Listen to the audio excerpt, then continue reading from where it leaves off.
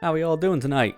We're back with some more Metroid Zero Mission. As I have one more mode I need to work through to get some more bonus footage for an eventual bonus video for the said Metroid Zero Mission series of mine. We're going to be playing the game one more time, but using a hidden mode in the game that some people just may not even know about. I didn't know about this mode until doing research on the series. We're going to be playing through the game via its time attack mode.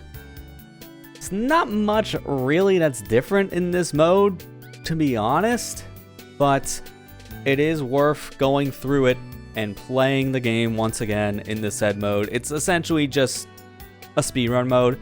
See how fast you can beat the game. It will record your overall time like it normally does, but this time it'll make an actual record of the time and tell you if you beat the time later on, if it's a new record or not. So it is technically a different way of playing the game in the most minor way possible, but it is a different mode, and I am wanting to look at all the modes for Zero Mission. So that is what we're going to be doing tonight. So let's just go ahead and get things started.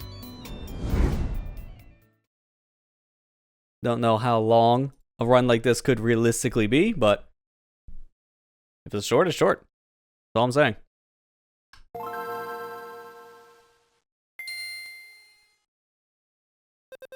I'm gonna get the volume adjusted on my side now. Intro's gonna be a little bit loud because this game is just loud in the intro. In fact, I think I'm gonna turn it down like one more decibel here.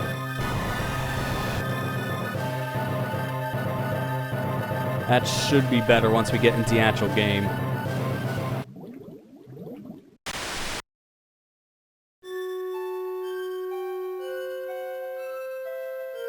Sorry, it sounded a tiny bit better, but again, this is going to sound different once we get into the menus itself, because Metroid Zero Mission has two different sound settings, and I have it set to stereo, so as soon as I hit the start button, volume drops like a rock. That is the nature of the stereo mode. So, here's the weird thing about Time Attack. This is just like hard mode, where it's a New Game Plus exclusive thing. So if I go and say delete my first file here, this is not going to give me any other options besides playing on easy or normal difficulty. There is a cheat code you need to use to unlock this mode, which is why a lot of people don't know about this. It's very obscure. On this screen, when you have start game selected, you need to press up, left, right, and down. And if you do it correctly, a new window will pop up asking you if you want to play a new game with time attack and so on, but it doesn't work on a fresh file. Instead, you need to have a completed file, which you'll tell by seeing the Metroid Screw Attack logo on the right side. So you can tell when you have a file completed by looking at that specific icon or not. And now, if we hit start game, we see our continue or our new option just like before. But if I hover over the start game on this completed file, and once again, press up, left, right, and down, the window pops up, just like before for continue and new, but there's a new option below new time attack. This is how we're playing the game tonight, where we're going to run through the game and try to beat it as fast as possible. There are two different stipulations for this, 100% and non-100% completion. So we're going to just get this one started. I'm going to see how fast we can run through the game and have that recorded as our overall time. So I'm going to want to try to do a standard run through here tonight, just trying to play through it as fast as possible. And because there's two different stipulations, I'm going to start with 100% first to give me some practice. And if I have enough time, we will do this once again, but any percent. I still have a map open. If you're here last week for the hard mode playthrough, I have to have maps open on my side just to make sure I don't miss anything, but this is just to make sure the pacing of this goes well. If I actually can move fast enough here, it wouldn't really matter too much to have a map or not. It's just nice to have that kind of stuff, just for reference sake. And I'm going to take the same route as I have been for my actual playthroughs of Metroid's the only mission I've done so far for the series, so like YouTube series stuff, hard mode stuff. But I will start doing certain skips here and there to save some time. Because this is a time attack after all, so if I can do things out of order early, then I might as well.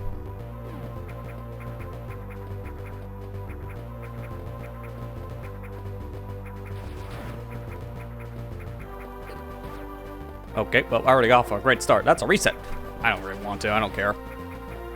If I was a speedrunner, this is a horrible set of jumps for the room, so I actually already am kind of behind.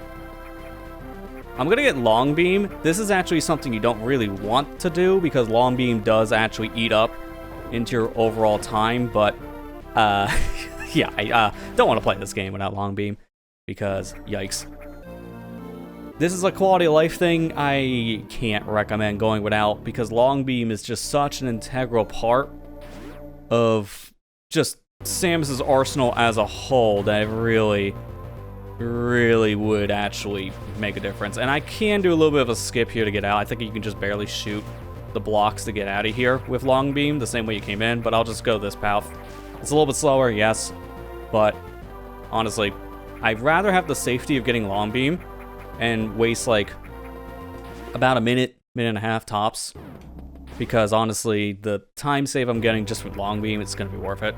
Now if I'm actually trying to speedrun this game correctly, this is the stuff you wouldn't really bother with, because it's worth actually not picking up Long Beam and just going without it in the whole game.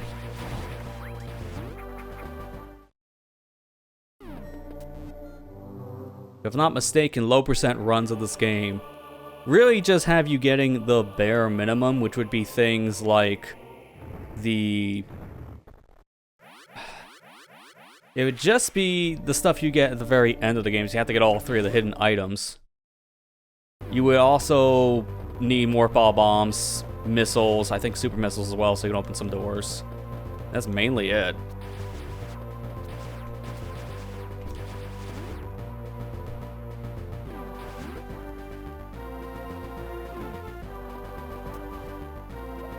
It's nice, though, that I can make a lot of mistakes in this one and not have to worry, because last week playing on hard mode was not fun. There's a lot of problems with hard mode. Mainly when it came to the ammo consumption issues. I just never had enough ammo for almost anything.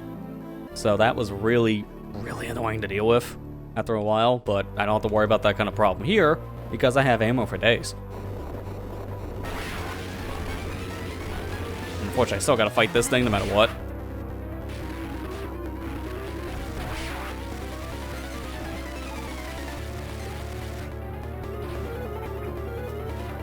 This time I'm wanting to kill you here. Every other run has been horrible. You keep on missing this dude. He keeps on leaving, but not this time. Give me the charge beam.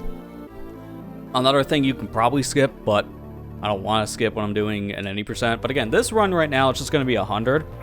100% is way easier in this game, minus the final boss, than doing things without getting all the stuff. It's just a lot more tedious due to the final trek of items at the very end of the game. That's the only part that's really terrible. But the rest of this is really not that bad, because I just get stuff along the way.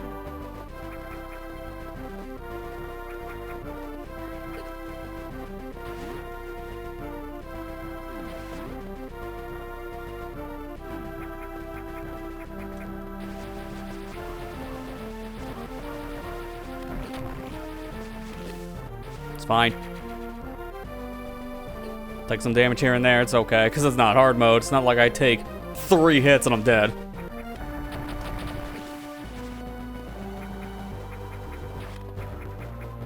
Not mean to fall. Okay, now it's getting real sloppy.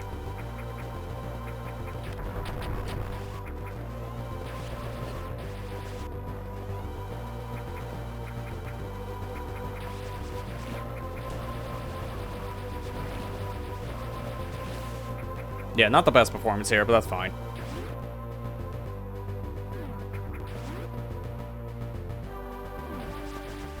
Give me the missiles. E-tank. Thankfully, this is all in real time that I'm doing this stuff, but every time the game pauses, it's also pausing the in-game timer, which is really helpful. So I don't have to worry too much if I just take too long, I gotta look at something. It's okay. When you pause the game, it's okay. Don't really worry about making any major mistakes here. He says as he falls, because I don't want the map room. I don't really need it. Map rooms are not required for 100%. It's not like a Castlevania Metroidvania style game where yes it is.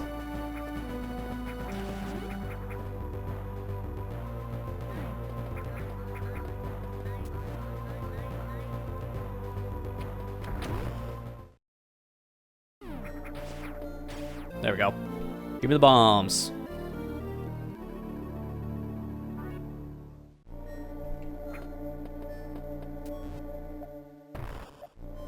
I'll get that on the way out, actually. Refill really doesn't matter right now, because I only have 20 missiles. So I'm only down 11 missiles. I could probably even get missile drops, but it would make more sense to grab these now than I'm here. So I might as well.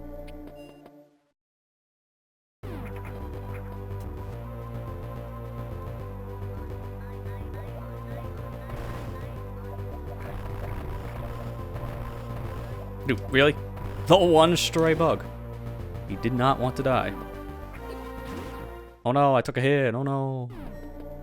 I don't care about losing 13 HP. I'll get it back with like one big drop. Alright, now we're gonna do a sequence break here.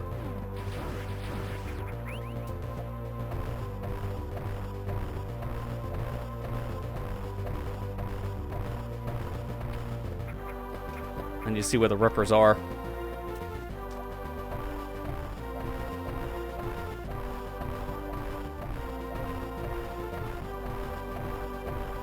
Nope, I had a feeling. Based on where this one is.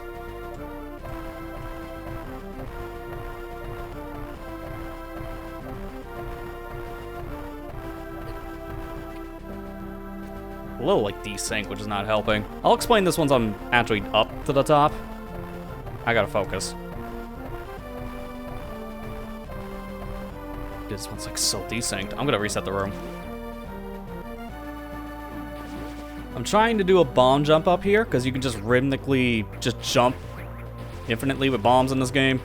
It's not that hard, but the problem here is timing with the rippers, the little flying creatures. That's not really helping in this case.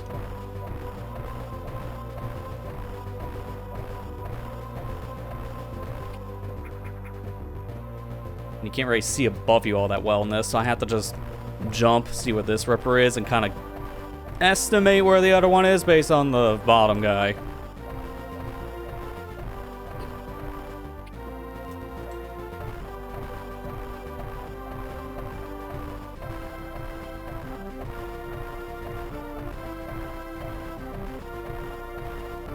There we go, we cleared them. Got it. Not out of the woods yet, though. That was not even the hard part.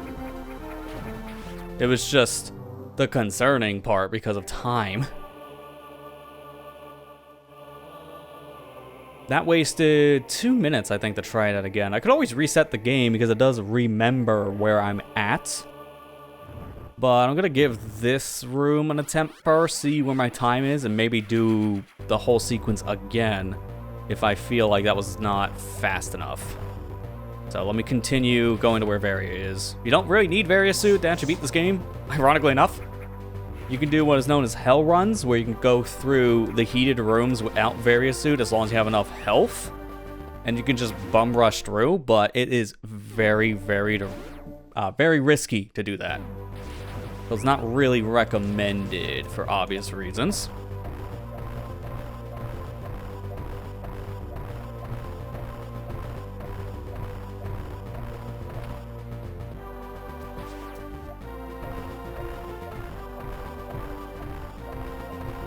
Nice. Might actually be worth it. What's my time? 8 minutes. If I get up here a little bit faster, it might be 7. I think I might just continue with this attempt. I don't think it's actually worth resetting. It just depends on how this room goes, because you're supposed to have power grip for this and high jump, and I don't have either. That's gonna make this a little bit more risky.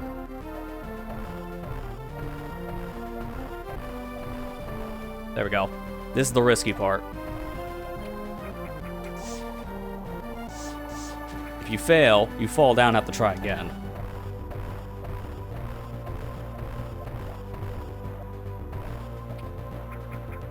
Yep. See, the problem is I haven't done this in a while. The timing here is you need the bomb jump right on the very edge here, and don't fall down like that.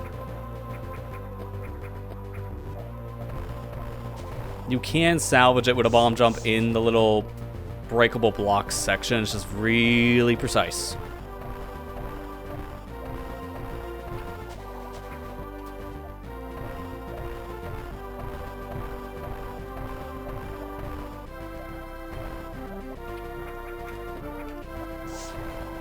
Okay, and that's why we made the save before. I'm going to just take the reset because I'm actually not doing that great there. So I'll try it again. Hey there, Matt. How you doing? This is also a good showing of, here's how your file looks when you're in time attack mode. It's the same, but now yellow. Why yellow? Great question. It's not very looking that appealing. Looks like someone peed on my file.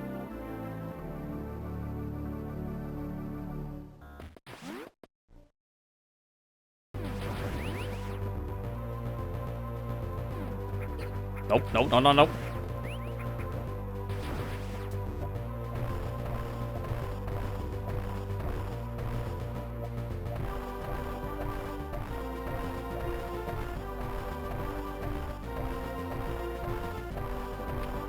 I'm gonna have to wait for the Ripper. Sorry to hear that, Matt. Hopefully it's just like a fluke thing. Hopefully tomorrow's a better day. Okay, well there goes my timing. I'm gonna have to wait here again. You can't really bomb jump from wall jumping. You just don't have enough time, so I have to wait this out. If I could, I would wall jump into a bomb jump, but that's just not very feasible.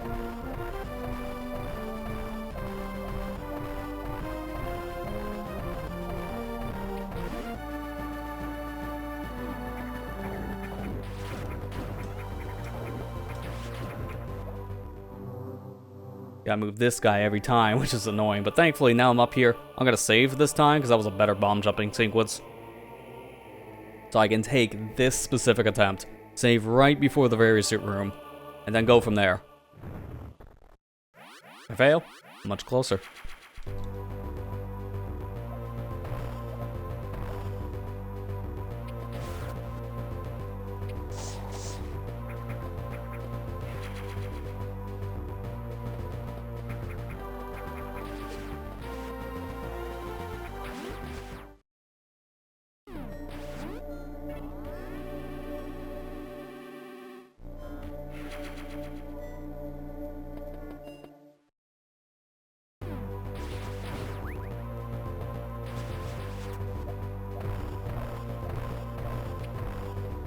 Kind of wait now. For whatever reason, I always have a hard time starting a bomb jump, but the second I get it, it's like, alright, that's the timing, do that. I don't know why, but as soon as I get the timing, it's no problem anymore. Look, I can talk while I'm doing it. That's how easy it is once you start. It's just starting the bomb jump I always struggle with. I don't know why. I was too close to the wall, so that wasn't gonna work. To be fair, if you don't want to try,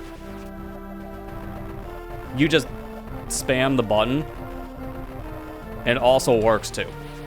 So if you don't really know the timing in this game, you literally just mash and it will work.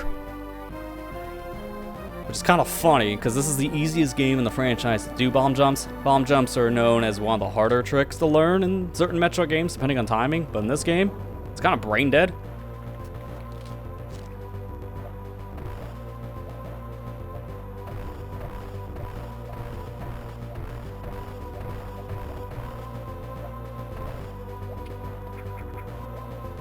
There we go. Now I got a bomb jump from here. Oh, you gotta be kidding me. I barely missed. I was off by like pixels from my bomb.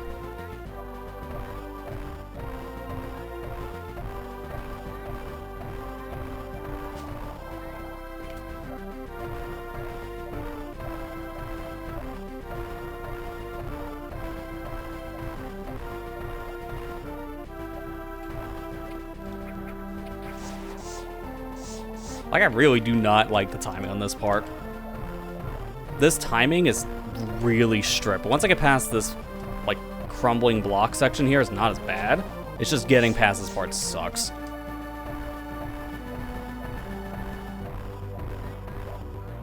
Okay, literally didn't think I was up there. That's user error.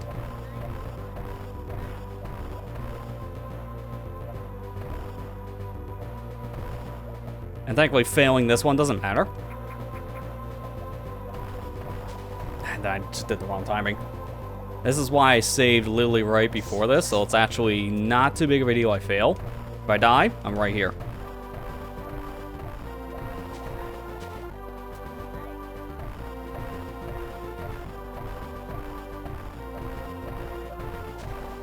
And in fact, I'm just gonna take that L now because I have basically no health. If I fail one more time, I can't make it. I'll have just 2 HP or something like that.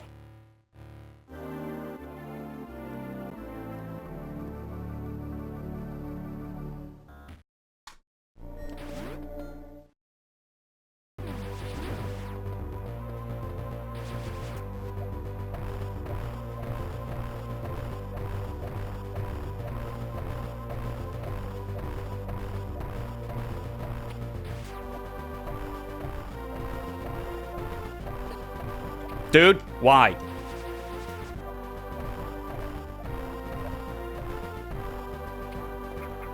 That legitimately was the worst timing for that enemy to just swoop by. That's never happened. I've never experienced that before.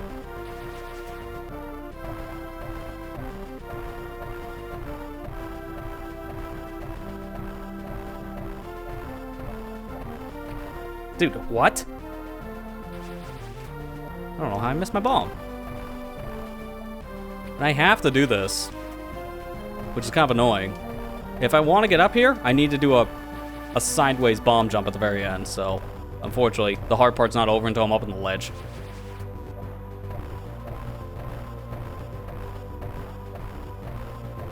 Oh, come the...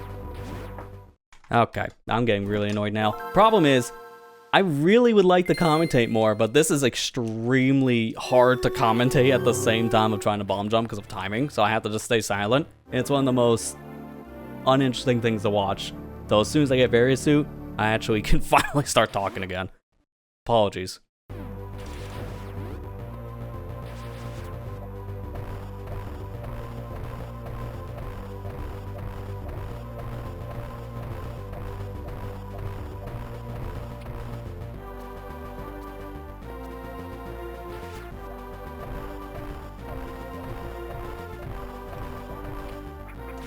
Alright, well, at least I timed the Ripper perfectly that time, excuse me. He was out of the way. I just gotta wait for all the little bugs. Well, not Ripper, I don't know what those things are called. I'm trying to remember. Metroid names are, like, kind of weird, so it's hard to remember certain ones.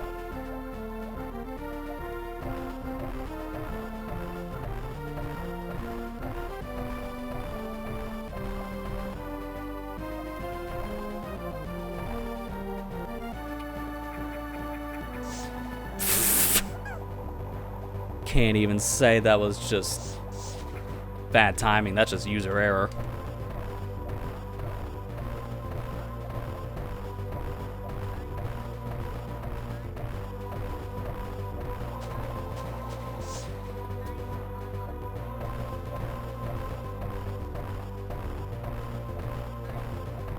Dude, okay. What is this? 8 or 7?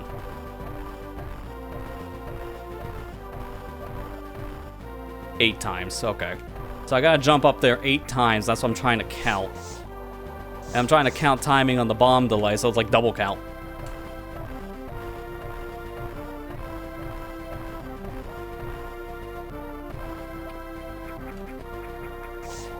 And people wonder why I'm not a speedrunner. Exhibit A, B, and C all here at once. Timing sucks, I'm not great at tricks. And you get to some parts like this, I just kind of want to reset to try again.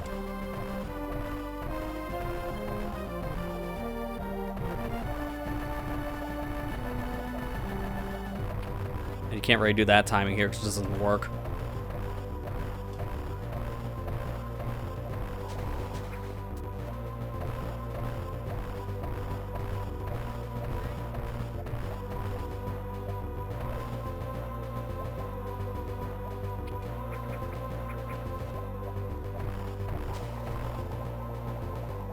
could have swore that was the timing. I only have one more attempt at me, and then I'm dead again. So I'll have to reset.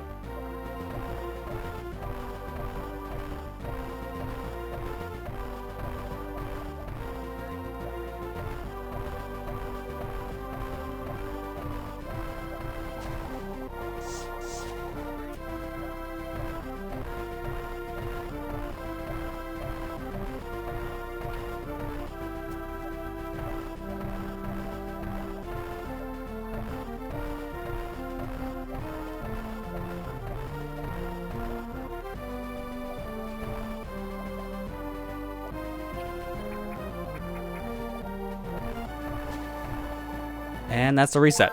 Okay. I had a feeling, like, something about that timing feels off. I don't know what it is, but I can't do the bomb timing there on the crumble block, but I can on flat surface. The same timing, but I don't know why, I just flat out can't.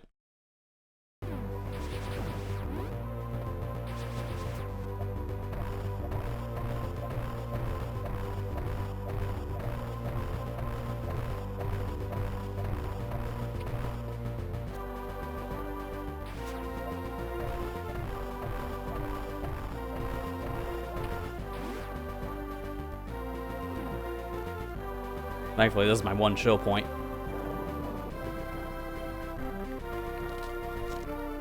And after this, the fun begins.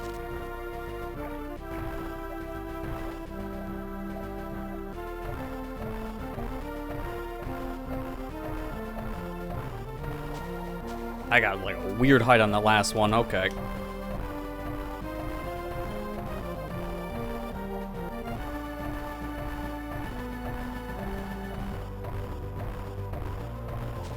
What? Sometimes I'm just not getting the height, which is really weird. Like, I'm off by like, what, maybe a quarter second, tops?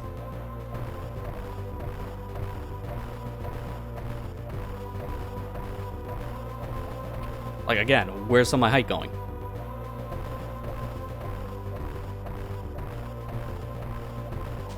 And then I got too much height, what?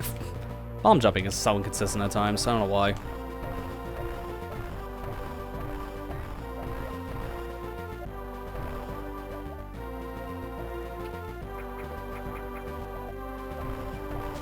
I laid it too early.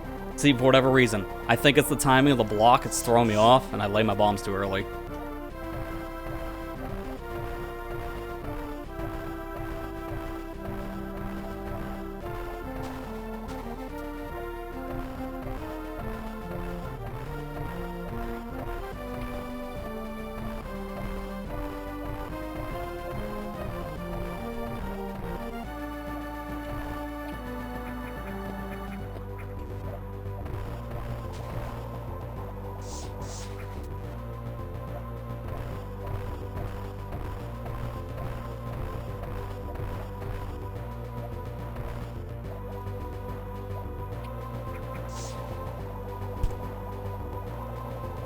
Really, man. No one to blame there but myself with the bad jump.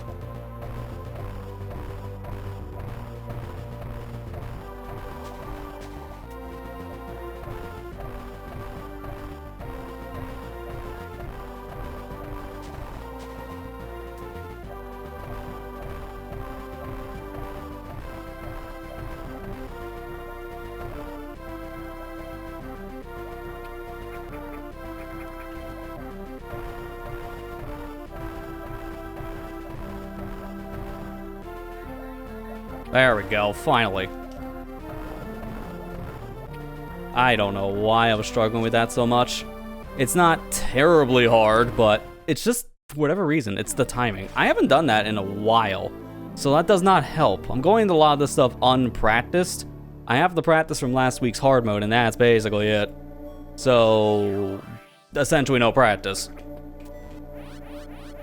It shows. It really does show, but hey, that's time saved for next run, I guess.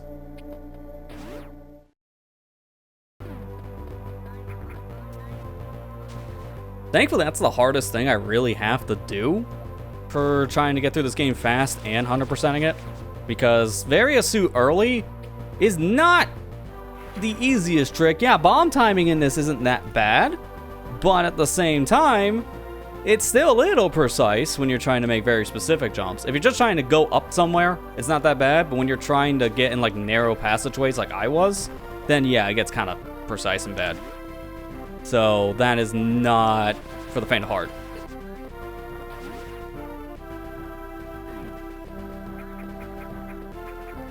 Yeah, this makes Kraid easier. It also helps go through Norfair a little bit early too. I can go through certain sections that I'm normally not able to get into.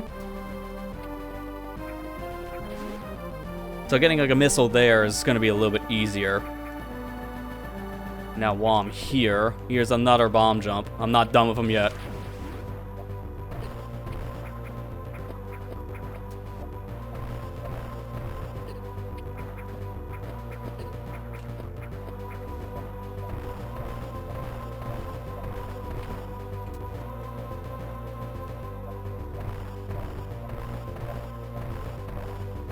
I'm gonna wait for the Zoomer, I think? I always confuse Rippers and Zoomers, I don't know why.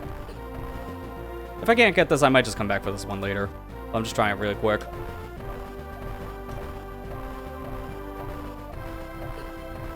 One more time.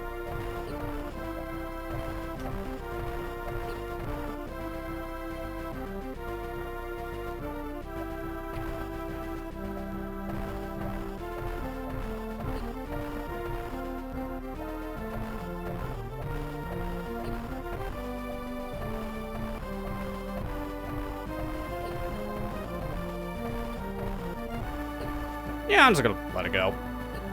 I just wasted a minute by doing that too. But you can get that missile pack early, and it is a shortcut over here, which is why I was trying to do what I was doing. Actually, I don't know where to go next, actually. I legit don't know. I'm gonna just go normal. I was thinking, wait, do I do this or that? I can get some extra things in Norfair now, and I think I should just do that. Because once I'm sequence breaking like this, I can go anywhere. I can technically go to Kraid if I really wanted to, but I probably shouldn't and just go right to Norfair, do some stuff down there, and that could be a good checkpoint. I need Speed Booster to go further in, but I can get some of the stuff now and peace out.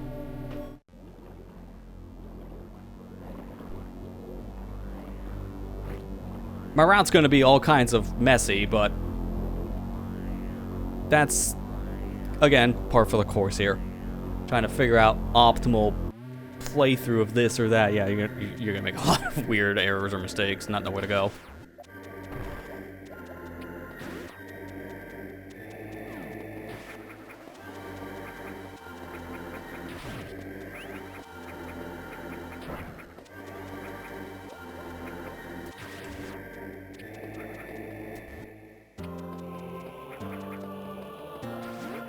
I'm gonna play this until I get the high jump, at the very least, and then go from there. I know I can technically do like a reverse boss order thing, because there is an intentional sequence break that you can do in Metroid Zero Mission that was put in from the devs.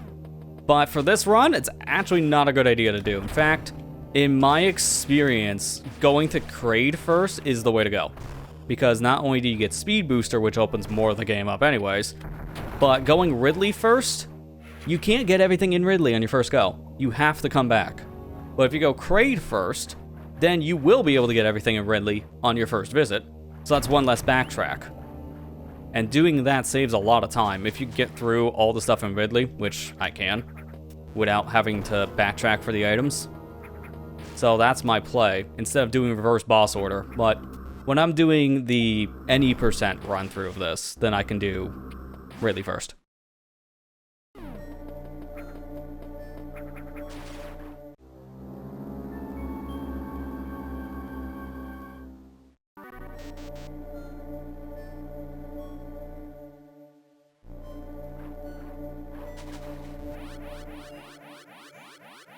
Might as well just get the heal while I'm here. And then it's like, what, 5 missiles? Give me those 5.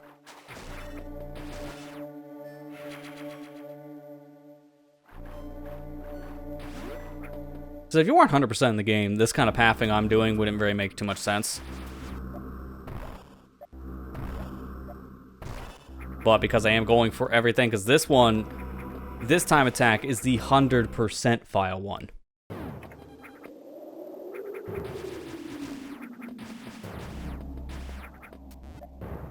Which is really just, at this point, I can just have like a nice chill time after getting the hard thing, which is nice, because now it's just normal Metroid Zero mission for me.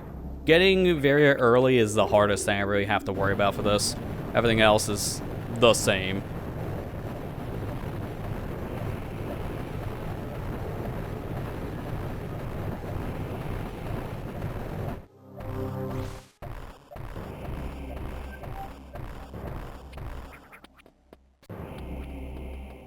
And after getting the very early, my time is getting better on the bomb jump, so that helps.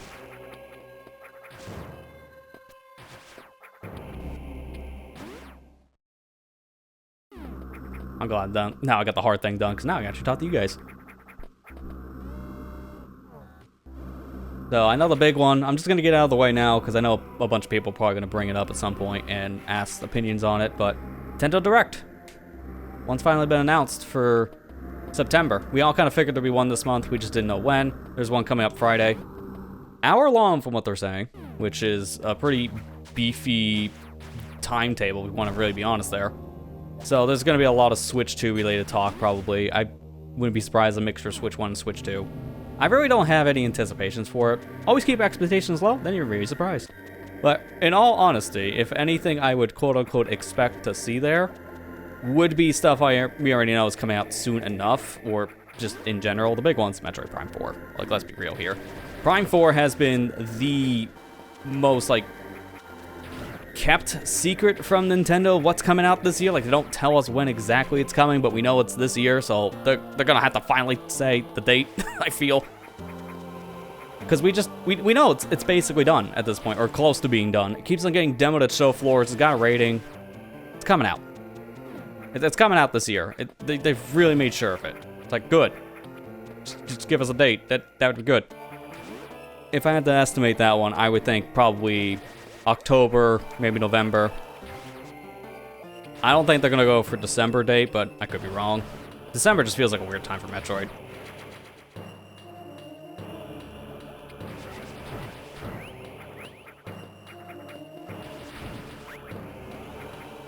Yeah, it's weird that they're doing this direct thing on a Friday. I agree, because Nintendo's normally not one for doing their presentations on Fridays of all days.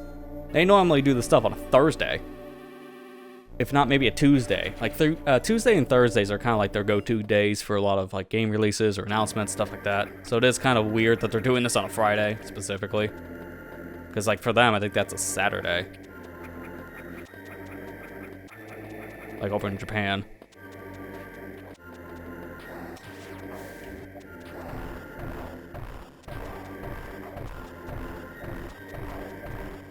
Might be November. I wouldn't be surprised. November sounds like a good time for Metroid Prime 4 to come out. So, safe bets is probably November.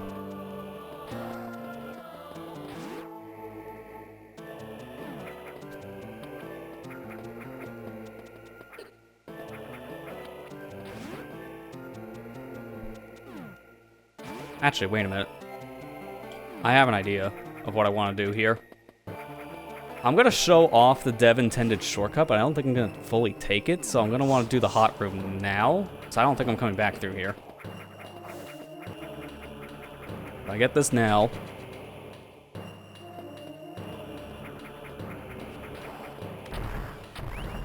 It's nice, I can just spam missiles whenever I feel like it and not have to worry about running out. It's just so nice.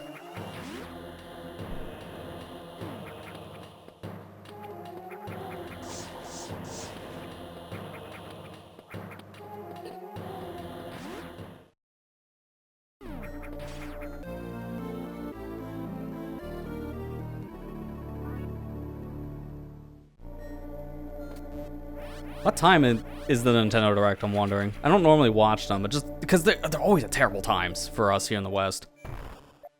I wouldn't be surprised if it's like 6 in the morning or something crazy, or like 9 a.m. Eastern. Like, they always have like the worst times for us because it's always nighttime for people over in Japan when it airs, which doing a global announcement is always hard with time zones. It just always sucks for us here in the West Side because we always have to just wake up super early for news. And nobody wants to do that.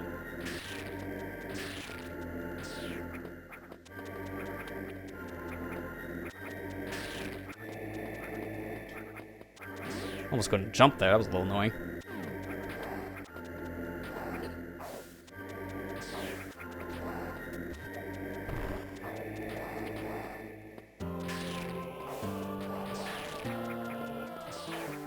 You know what? That's fine.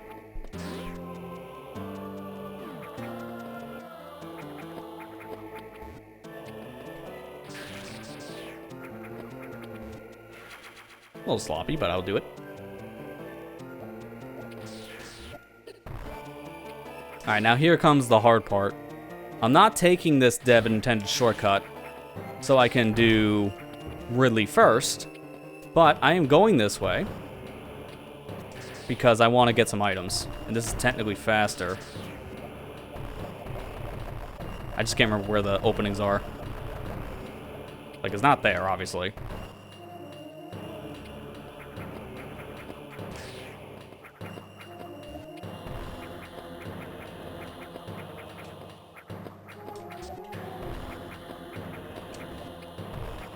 There we go.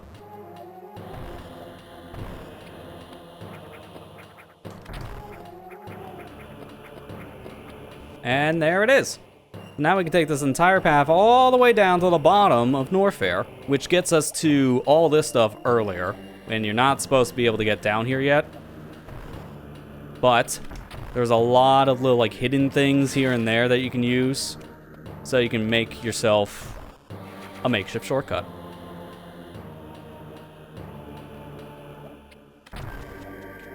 But I don't want to actually go through this area.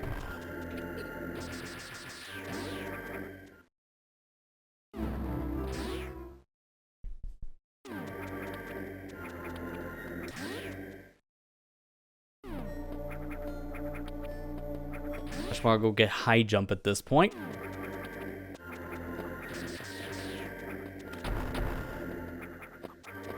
I'll grab this missile. Then I go grab high jump.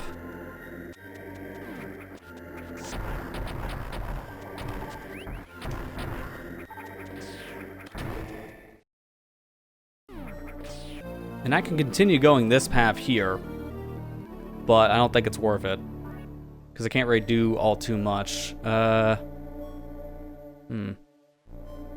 Yeah, no, it's not really worth it. I was gonna say, you can technically go get Screw Attack early right now, too, but going to get Screw Attack just to come back, there's a lot of extra work. You could technically go past this area. It does require Speed Booster, but nothing's really stopping you, because I think there's like an alternate way to get past this room without Speed Booster. But it's better to just avoid all this right now. Just get out of here. I got everything I wanted from Norfair to make my life a little bit easier. And I could go to Ridley, but it's actually slower to go to Ridley right now. But it is a strategy you can do, thanks to that one shortcut. And hey, now I can go get Various Suit. Oh, wait.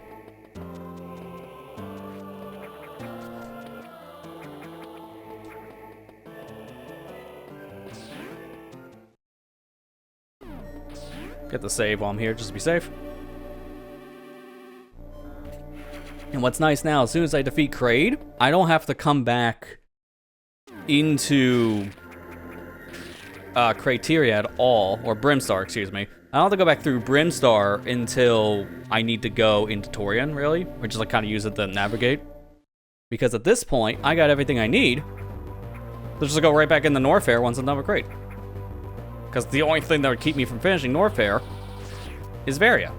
Guess what I'm wearing? So that part is all done.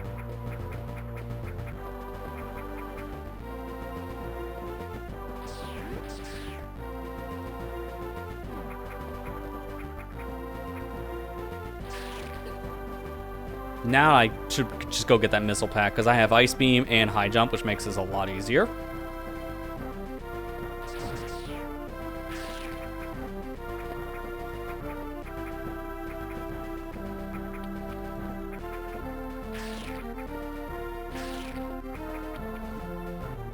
And here's my shortcut out of this section.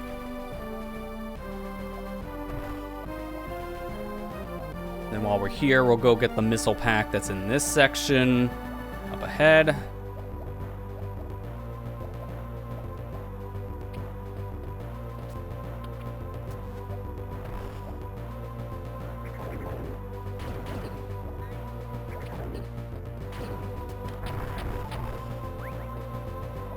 care. I'm just going.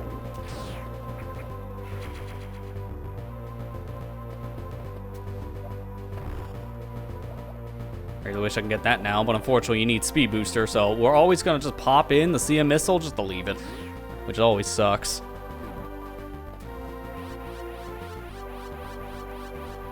Then there's this E-Tank, which is funny. They still say I can't get this with high jump. And also ice beams? Like, you gotta be kidding me. Like, you can just get that.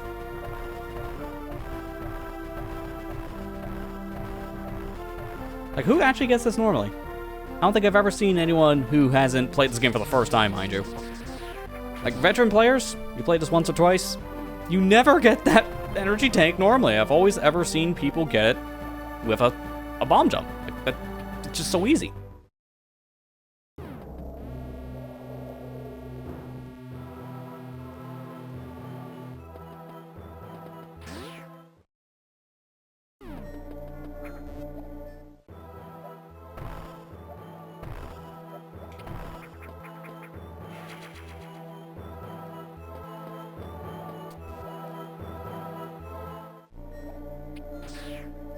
Okay, I'll just shoot the ceiling while I'm at it.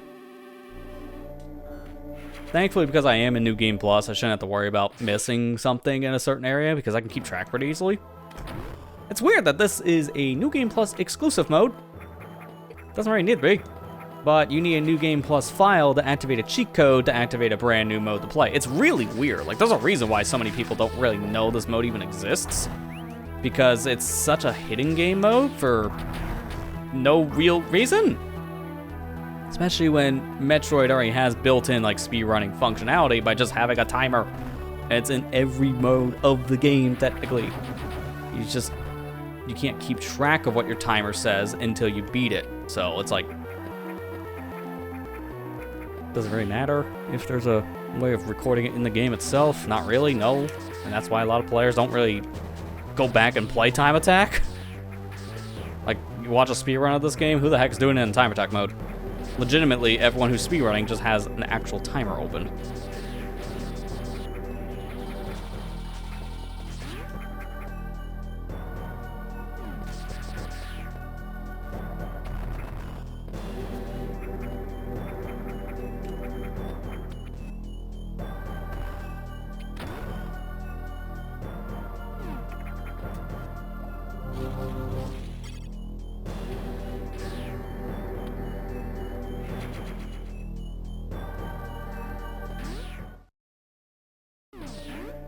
I take the save. Unfortunately, I have to go through this section here, but should be fine. If anything, the Warren boss is way easier this time compared to how I did in hard mode. Not just because I have more health and more ammo, but Various Soup. I'm immune to the acid. So I'm gonna want to wait for him to attack, fall down, get comboed in the process. I hate how that happens.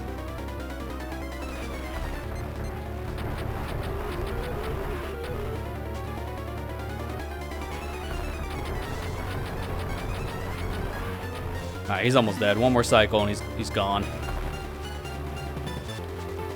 That's if I don't do that. I thought he was raising the lava or acid. I'm always like going back and forth between acid and lava. I don't know why. This is acid.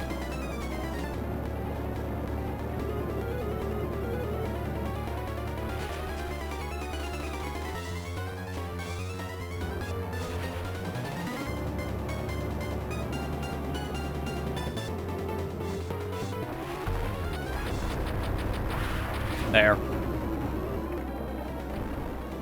Let's grab some of the missiles, because why not?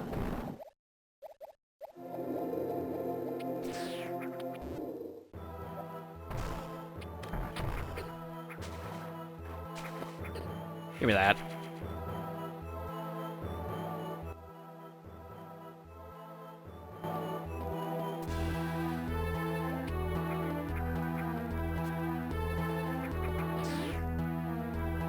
That's all I need out of this section is just the missile I avoided because it's literally on the way out. And we're done up here. Cool.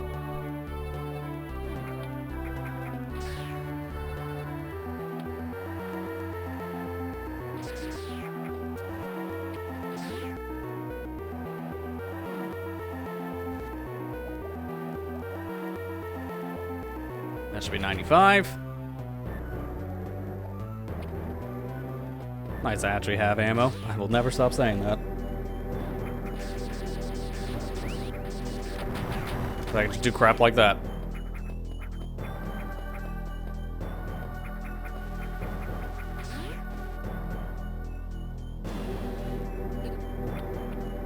I gotta go this way for actual, like, main progression. Hang on. I should probably do worst missile. Get that over with.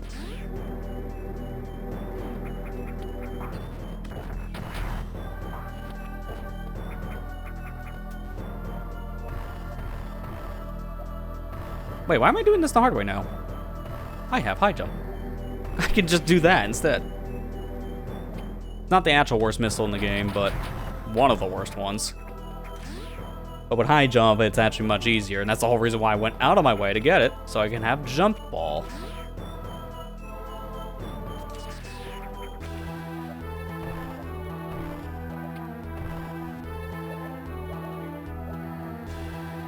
Makes sections like this way faster too.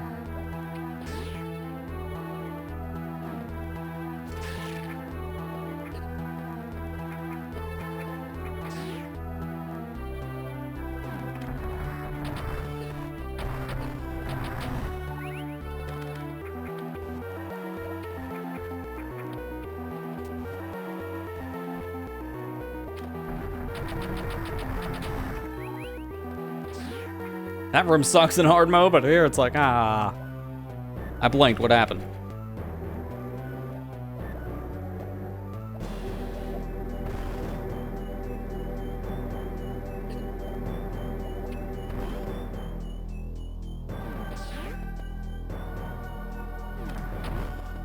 Yeah, I gotta take a detour to actual worst missile in the game.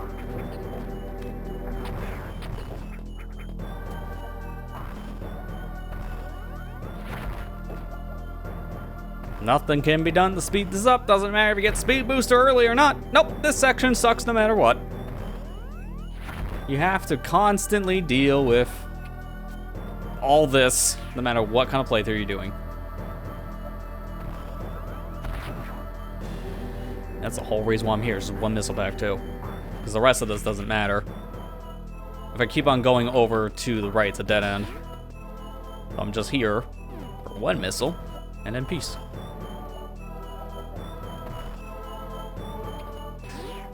I'm gonna save just to be safe here. We are coming up the crate after all, so I kind of just want that safety save. Shouldn't have to worry about health. I'm gonna get a refill here in just a second.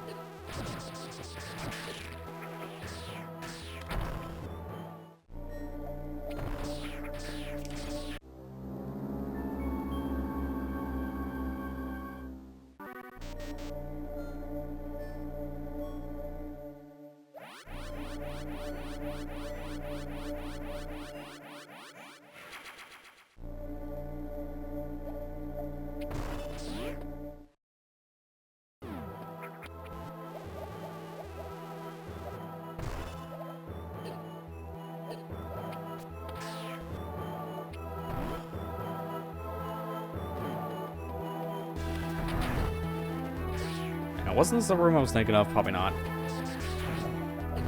I'm not thinking one of these rooms has a hidden floor and crate, but I don't think any of them really do. I don't know why I keep on gaslighting myself into thinking crate has a shortcut somewhere to just go under the floor. If it does, I just forget every time.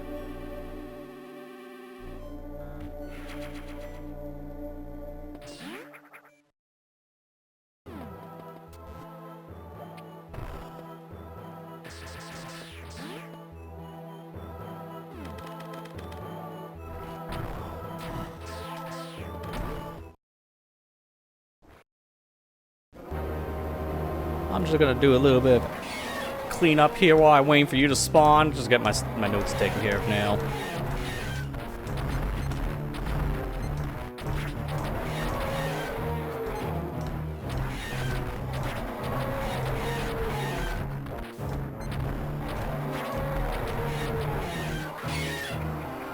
See ya. Joke of a boss, no matter how you play it. He wasn't even that bad in hard mode with limited inventory.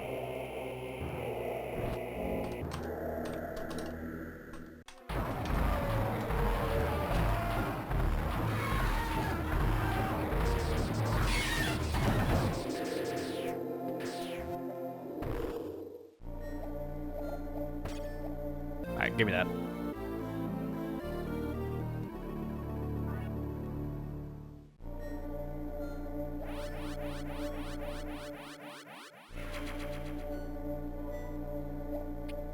And now we run.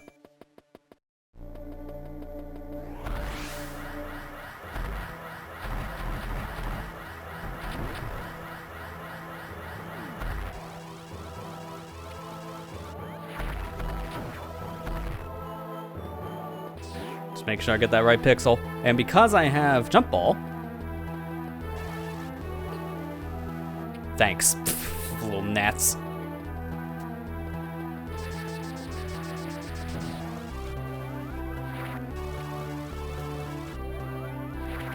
That just makes this way faster. You didn't need to do that. But it's fun to do it.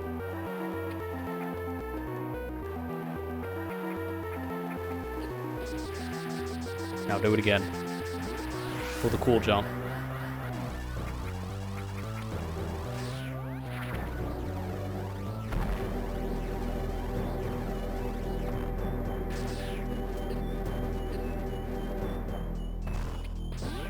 Never will I go through that in a room normally. You gotta do the shine spark through it. It's the best thing to do every single time. The only way I will never do that is if it's a low percent run where you literally can't because you don't have the item.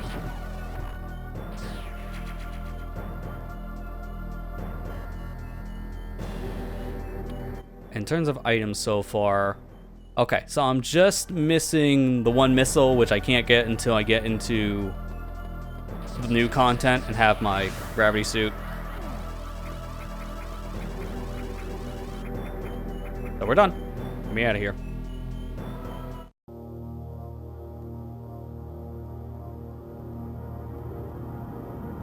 Speed booster is technically not mandatory because there are certain speed blocks that they do have a shortcut path around, if I'm not mistaken, in certain rooms. So the devs, I believe, put in alternate paths so you can get around speed booster.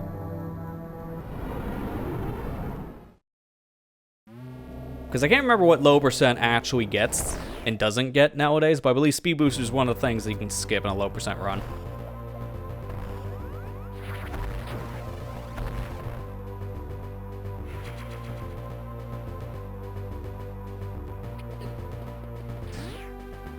Okay, so at this point now I get to do the hard thing. Because I'm getting my early super.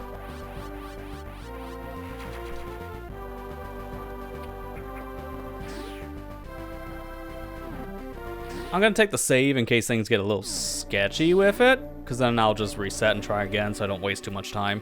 Because what is my file at right now? Was it like 30 something minutes? 32. That's what I thought. That's not bad. At this point, especially making some of the mistakes I've been making trying to get certain items early, it's really not as bad as it could be.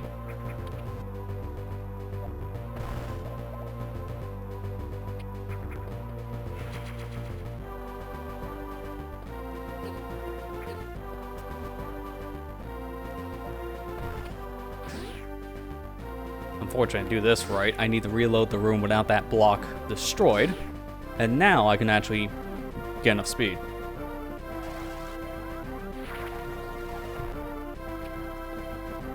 No, okay. I thought I can actually hit that ramp, that's why I did what I did.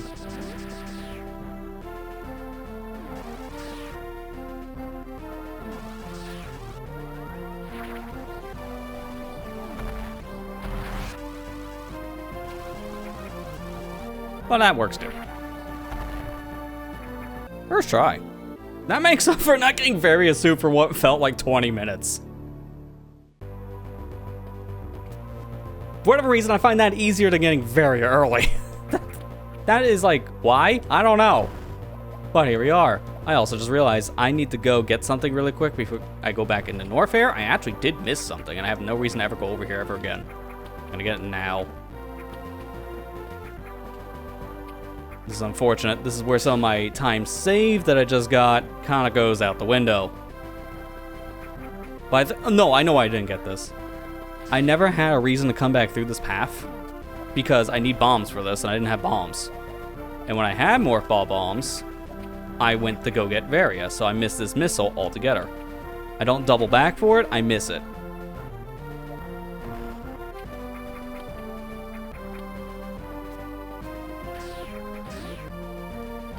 Not as much of a time loss, but you can't get that when you first get the bombs. As soon as you get Fairy Suit, just come back. But I forgot to do that, so my bad. Now I go to Norfair, because pretty much everything is cleared out here. Yeah, I have every item, so this area is completed at this point. No real worries about any other item. And since I never had to go to that section ever again, it's gonna be pretty streamlined now.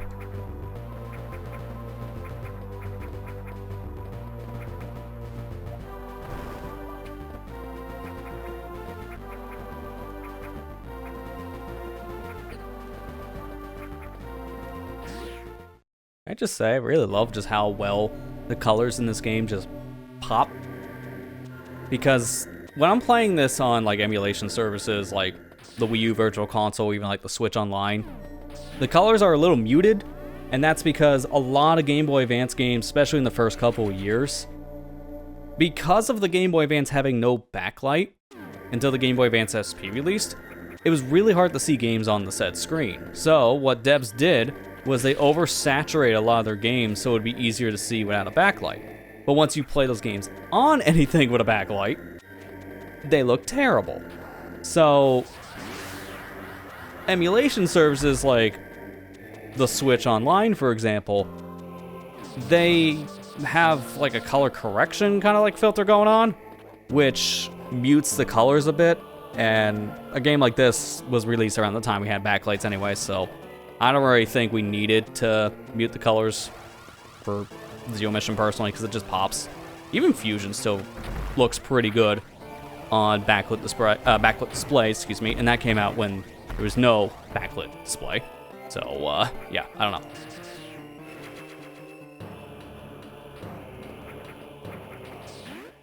I know, like, there's...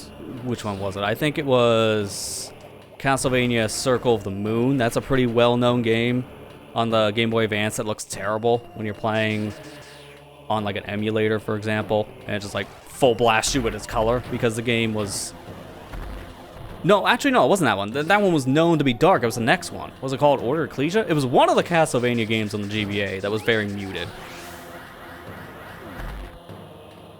And in order for obviously things to get fixed, it had to just get like really undersaturated.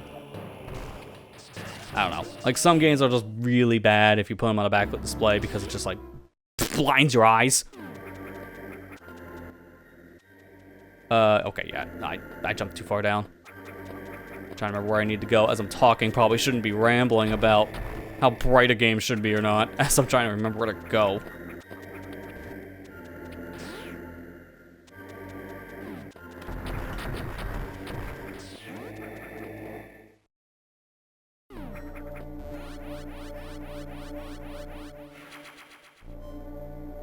I've heard some good things about the Game Boy Advance Castlevanias, though. Like, I'm a fan of Symphony of the Night, so I like that kind of style game. I've heard a lot of good things about... It was mainly Aria Sorrow. I haven't heard anything about the other two, but Aria is the one I hear a lot about. Seems like that's the fan favorite on the system. And then, by extension, its sequel, Dawn of Sorrow, is pretty well liked.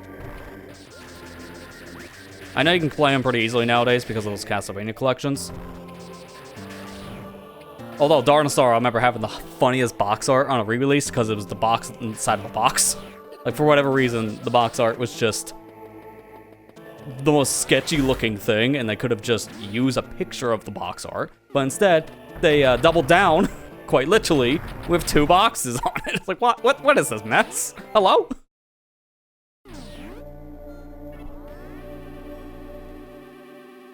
Circle Moon's your first Castlevania, you have soft spot. That's fair. Harmony of Dissonance. That's probably the one I was thinking of, the second game that was on the system.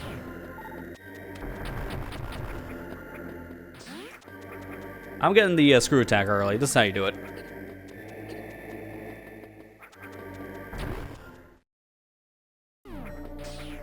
There we go.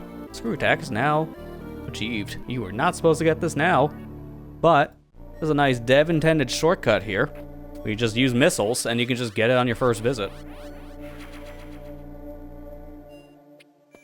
Do you own those Castlevania collections out of curiosity, Matt? Because if you do, then that's probably the best way of playing Harmony of Dissonance. I hear it's okay.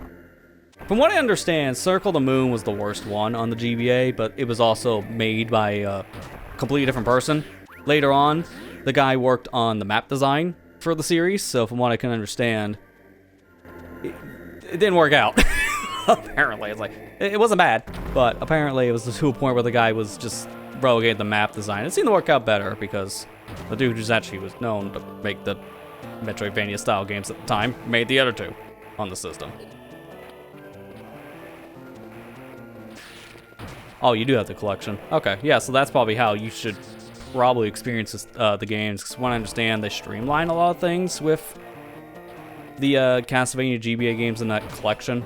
Like they give you, I know, like for at least Circle the Moon, I've heard they give you some better data about like the card system, so you can understand what you're actually getting and not getting, or like how it works. Like it's just a little bit of a better readout.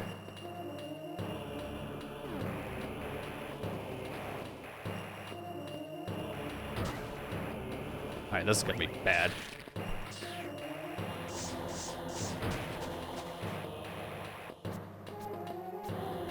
I hate doing this with Screw Attack. Sir? If you shoot this dude out of the sky, GG's. Puzzle becomes impossible. They have to reset it.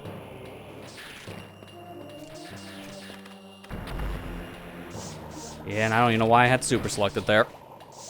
Well, on the plus side, I just opened up the path so I can go to my next objective here in this chain.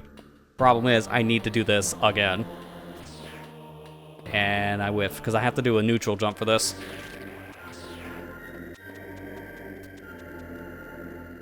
Because I have to shoot him from here, run off.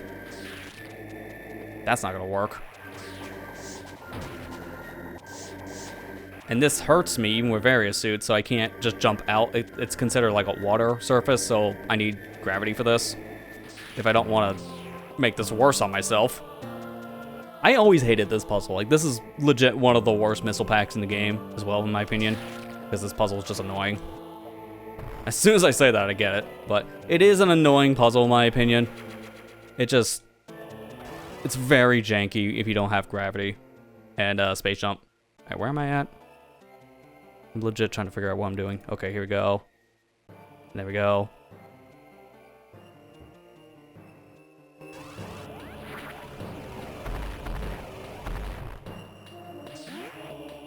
Now I'm going to start pausing and looking at the map a lot, because I'm trying to figure out where I'm at in relation to some items, because I can get a lot of stuff right now. And I don't want to miss things, especially given how... yeah, I wasted some time on my hard mode run, and I don't want to do that again.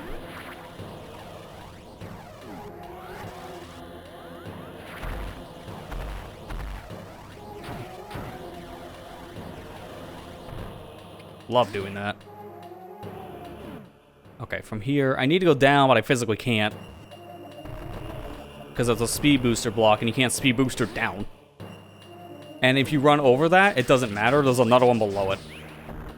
So even though I could break the first one, there's no point because I can't break the second one.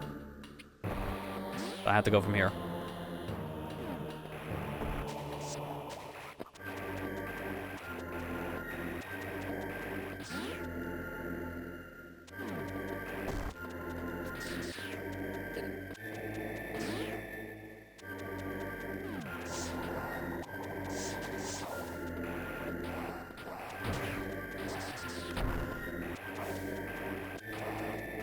I'll get on the way back.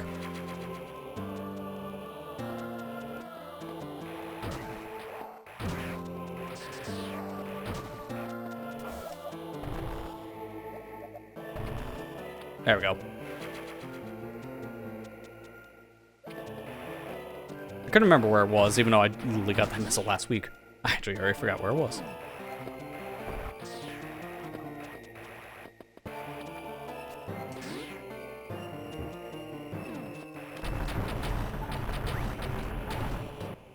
Wait a minute, let me see something. Okay, I'm going the right way. I was like, where do I need to go next for my certain thing? Because it's wave. It's like, yeah, right here.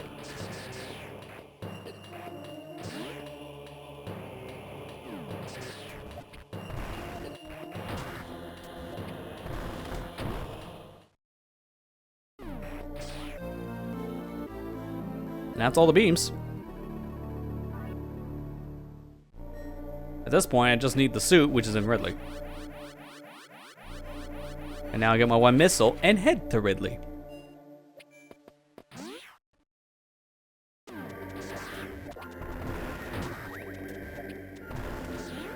It's so nice to just spin attack that guy. You're like, oh, here you go. Screw him. Quite literally. But not in a sexual way, I mean like literally an attack way. Get your mind on the gutter.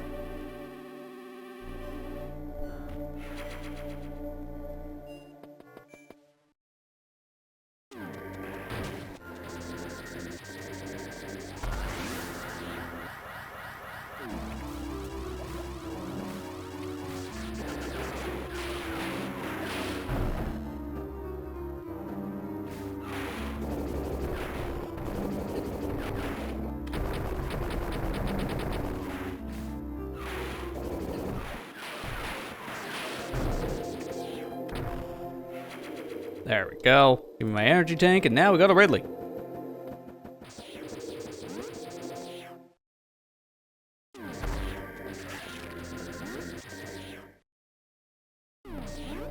Not gonna bother with the save here. Doesn't really matter.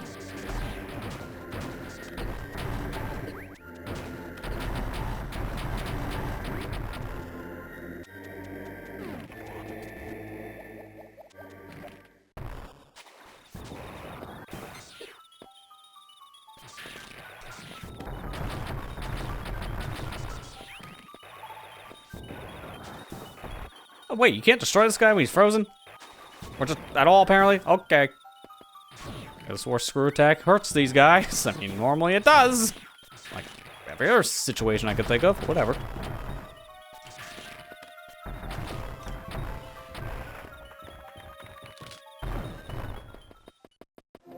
Let me leave. Let me leave.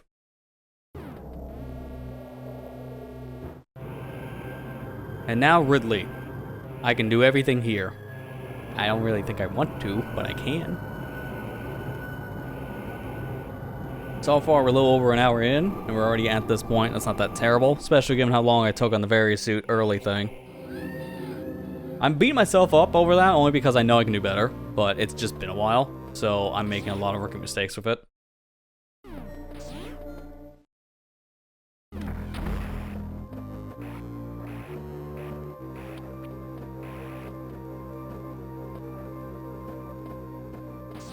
I'm gonna just take care of this first.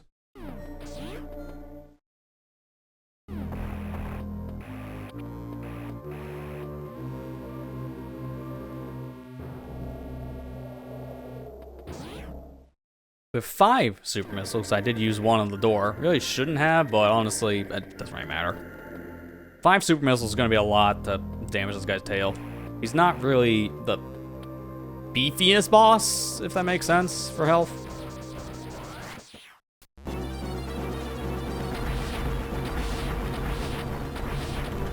Like, he's almost dead already, and all I did was just pump him full of, like, normal missiles after not having supers. Like, one more round, he's dead.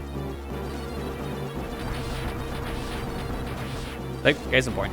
See ya. Like, this boss is just nothing. Especially if you get supers early. That's his weakness, ironically enough. It's like, alright, well. The thing you're guarding is the thing you're weak to. Convenient for me.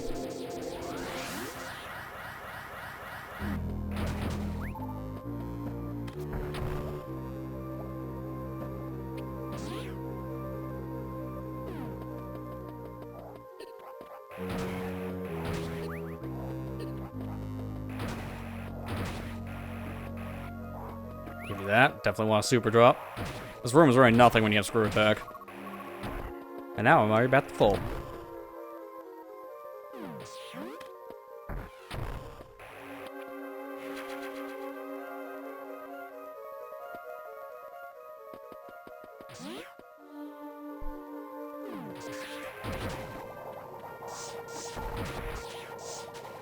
The only part in this room that sucks is when you destroy the platforms you're trying to jump over. Not fun.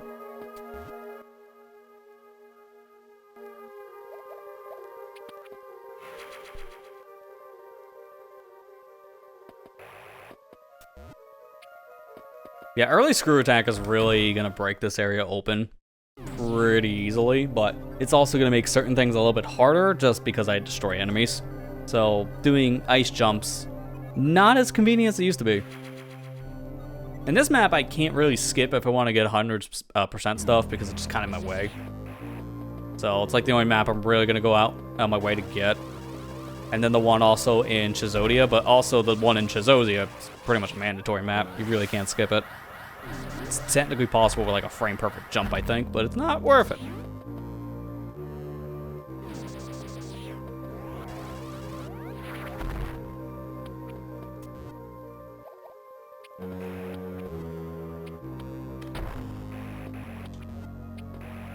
I don't know how that did not hit the block. Hello?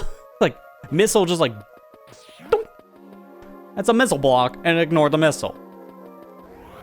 Explain.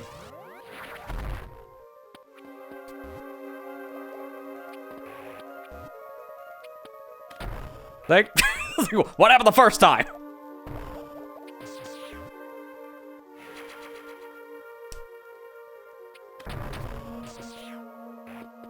Well, I was afraid of that. I swear that is like, every time I come in this room, 90% chance I just don't get back on that block and I fall. You just don't have enough time. You only have like a second. A second's really not enough.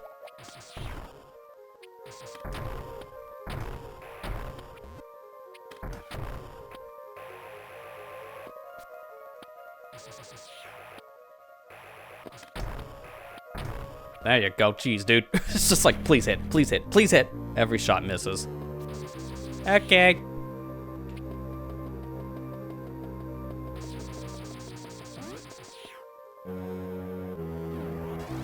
I just realized I have 7 E-tanks already. Jeez. Is that even 7? Or is that more? 1, 2, 3, 4, 5, 6. Yeah, no, it is 7. I think I counted 8 for some reason in my head. By the time we're done here, I believe it's going to be 8.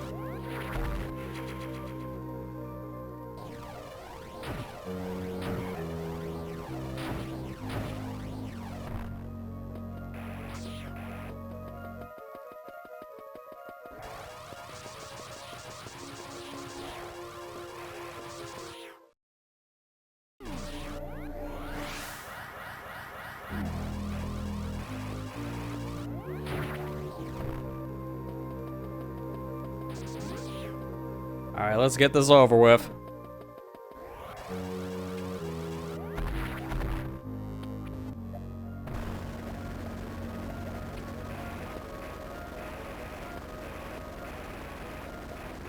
Knew it, knew it, knew it. It's like, I can get that first try, but I jumped a little late. One of these attempts, I'll just do that first try just so I can get the hype.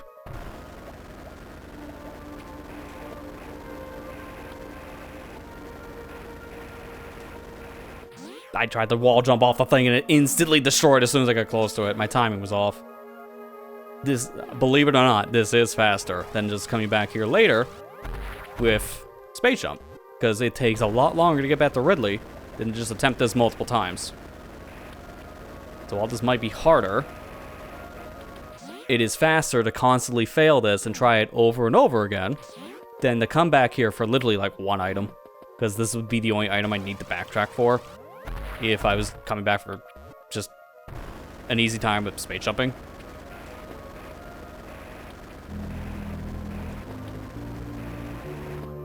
There we go. And see, that didn't take that long. Like, yeah, failed a couple attempts. Still faster than doing the backtrack. And then this next one does not matter. Like, no matter what I do here, this one sucks. No matter what. And there's no item that makes this easier. I have to just do it.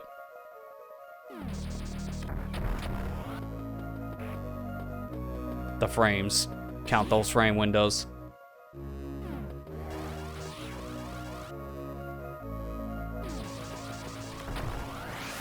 Oh my god, second try. I don't think I've ever gotten this missile that fast before. This is really making up for bad very early. Because I'm doing all the other things I would normally struggle on. No, don't come in here yet. That's the way out.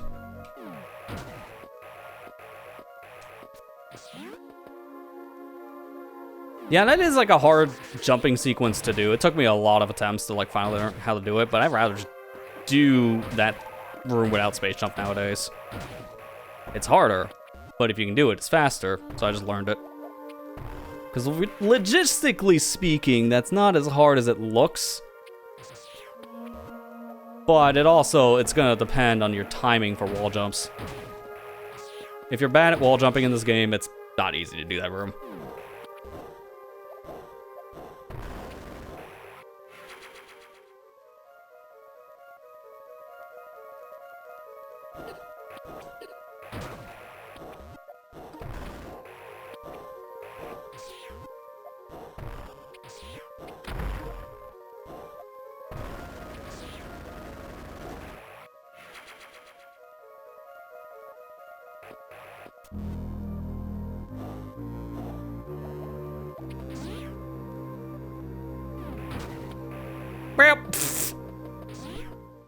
I don't want it that. Then just like, phew. Ah, well. Get on the way out.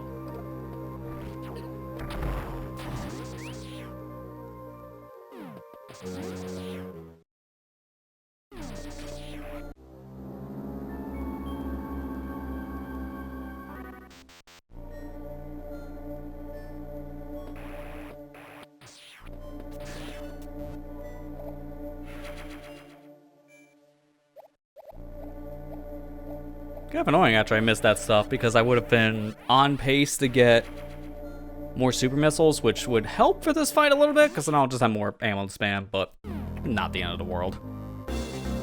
Alright, don't blink. Let's count it.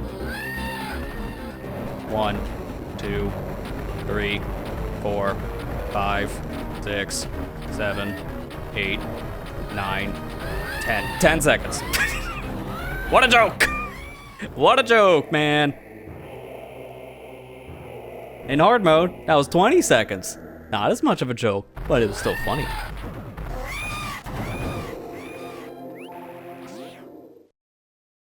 You gotta feel bad for Ridley in this game. He's made with paper mache essentially because the missiles just chew through his health way too fast. Yeah, in low percent, Ridley's probably one of the hardest bosses. Not the hardest because that goes to Mother Brain. But Ridley puts up a pretty nasty fight in low percent from what I understand.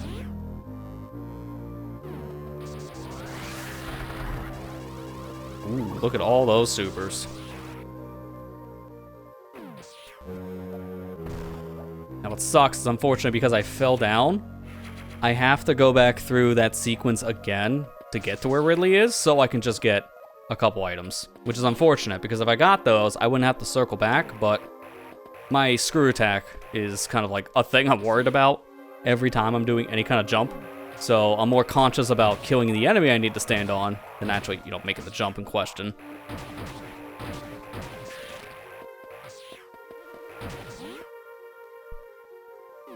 Because this is really not hard. Like, just getting this missile, not hard. Because you do that, and then you're good.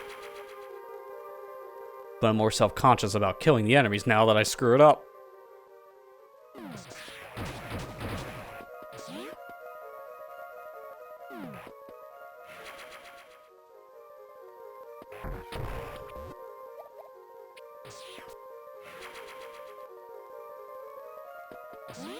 And after this, we'll just have one more missile pack, too, to get in Ridley. And then we're done. Never have to see this ugly mug ever again. Refers to streamer's face. Now, if that's the case, I'd literally just turn the face cam off. That would save everybody now.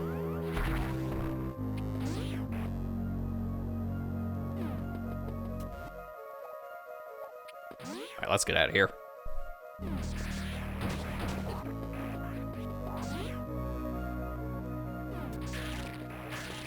Oh no, I fell. What do you mean that doesn't matter? I'm gonna just get the same halving out of here.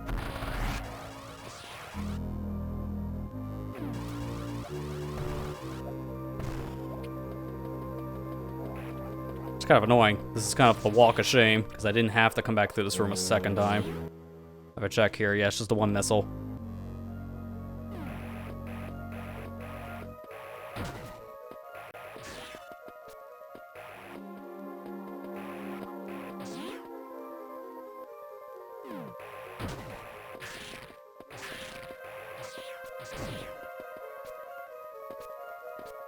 Come on.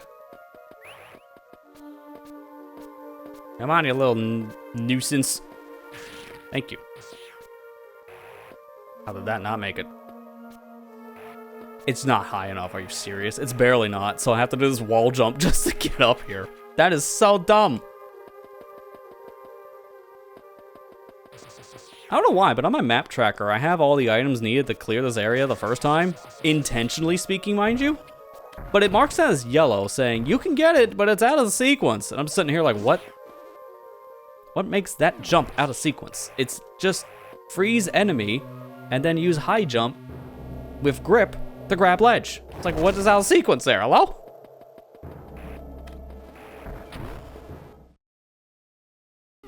I think if I don't need to do anything here, so I'm going to take the shortcut out of here.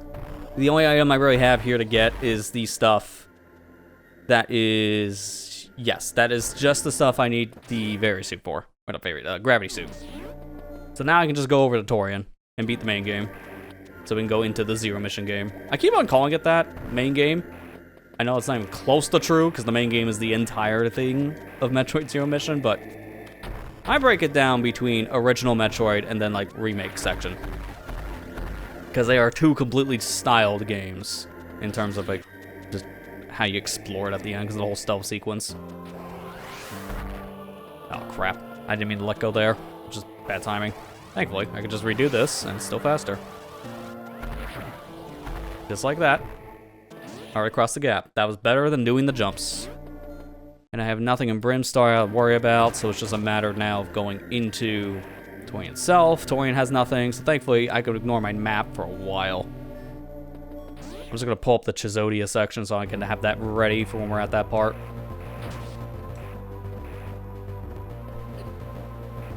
It really helps to have just notes on standby, just to streamline everything. Alright, hang on. Gotta have a quick flex. Because this is ironically faster, so. Half flex, half actual time save. I just don't need to finish.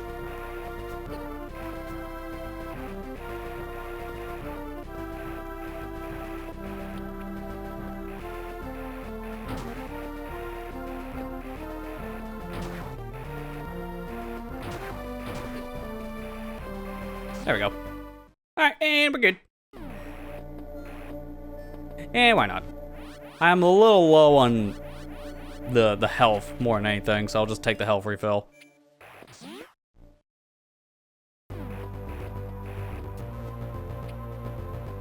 What's my time? 55 minutes? That's pretty good.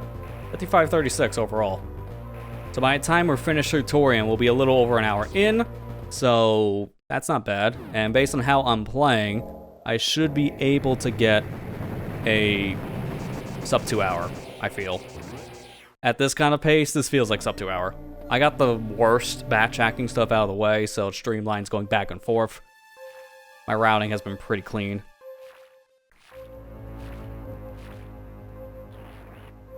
You know what bugs me blowing this scene up to like modern resolutions, and you won't be able to unsee as soon as I point it out. There are 2 blank pixels on the screen entirely. There's like a pinkish one, and then there's like a dark purple one.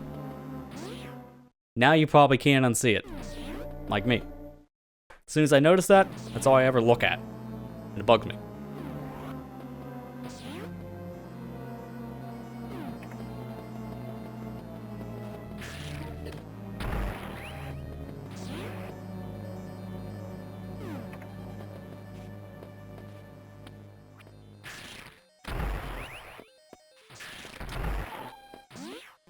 Thankfully, this is not hard mode, so there's not as many Metroids here.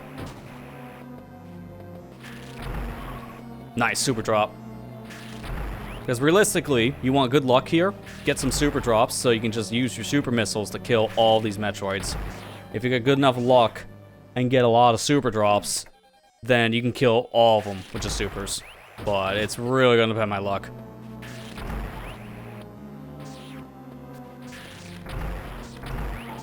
So far, it stopped after room number 1.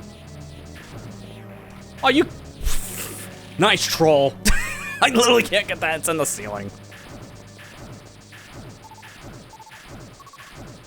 I'm gonna grind a little bit here because this is like the best spot in the entire game to grind for super missiles. And it takes almost no time. I have 12, so I'm basically there. Alright, that's good enough. I can't get any more super drops, and it's not gonna give me a super drop.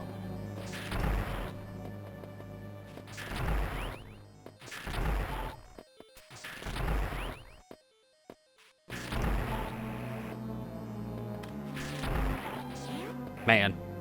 No more drops. This is the last room I gotta worry about.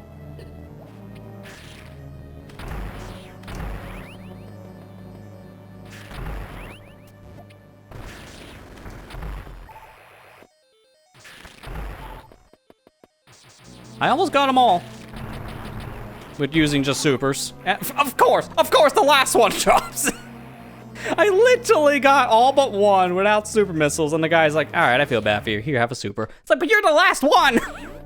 I can't kill you with a super missile if you're the one giving me the super. That's like the most screw you moment. Literally got a slap in the face with that kind of RNG. God, man.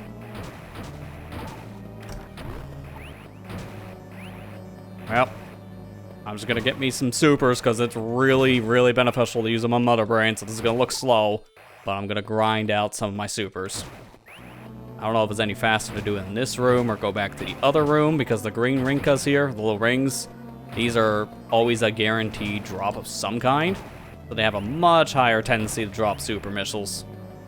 But it's still not a guaranteed drop, so I'm just gonna be sitting here grinding off these things for who knows how long.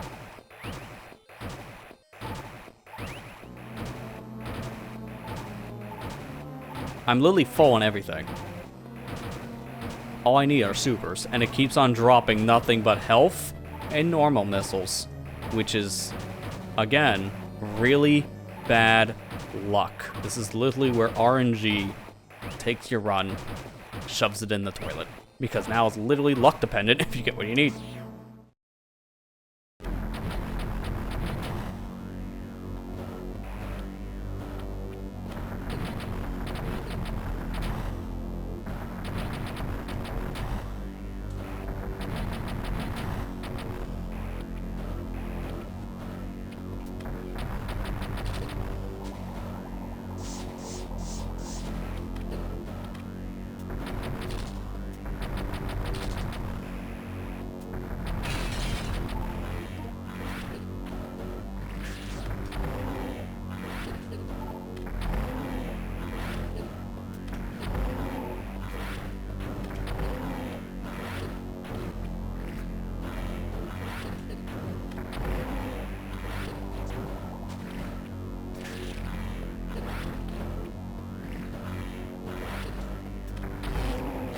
Cool. Can I get a Shine Spark out? That'd be hilarious. Nope, I actually just barely missed the timing because I saw Samus speed up through the door. I held down, but it didn't work. I don't even know if there's a good spot here to do a Shine Spark because this room is so cluttered with blocks. And I don't think any of them can get destroyed with a speed booster, so I don't know if that's even a viable strat here or not. It would just be a flex to be able to charge it, and that's it. A flex doesn't matter. Speaking of not mattering, that doesn't matter either. I can go back there if I want, but it's just not feasible. Like, by the time I come back here, that door's gonna be locked again, so I just wasted the super. But since I'm gonna lose my supers here in a minute, it doesn't matter. It's funny to think, actually, that a human can't do this, but in a task, so a tool-assisted speedrun, it's possible, actually, to not leave from Torian through the elevator section there in the back to get to your ship. It's actually possible for a tool-assisted speedrun to kill Mother Brain and then turn around and leave from the way you came in. It's like you do like a whole lap around the planet. It's insane because I think you watch like a tool-assisted run of that. They run all around the entire planet and they just barely have enough time to make it back to the ship, but you still do it. A human's never gonna do that. Probably something you can never do outside of normal mode or even easy.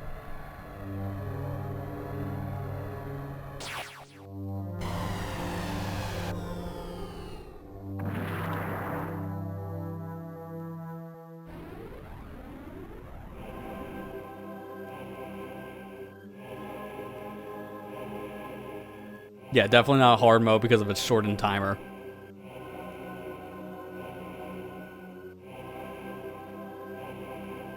If I can find the video for that, I might actually show it on the stream itself, just for people to see what I'm talking about, but I don't remember where it is. I can't remember what it's called on YouTube, that's why I'm saying that.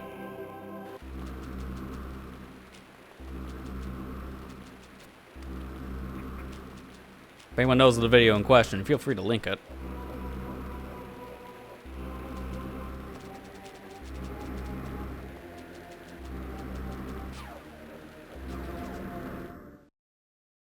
Alright, now we're into the fun part. Last time I got screwed over here really bad because of very, very dumb luck with some of these pirates, but also, anything that touched me took away like 2 E-tanks. So, normally this section isn't as threatening when you have a bunch of E-tanks like I do, because you can take a lot of hits from these pirates and be perfectly fine. But in hard mode, it sucked, because I had barely any health and was only allowed 2 mistakes. So now I'm going to be a lot more reckless, which is good, because I am trying to do a little bit of a speed run here.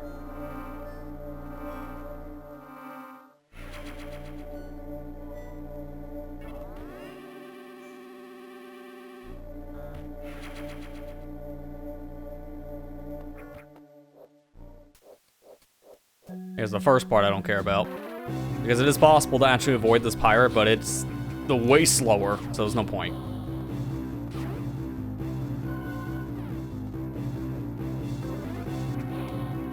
Let me see what that video is. It might be it. I have to just open it into my browser so I can see.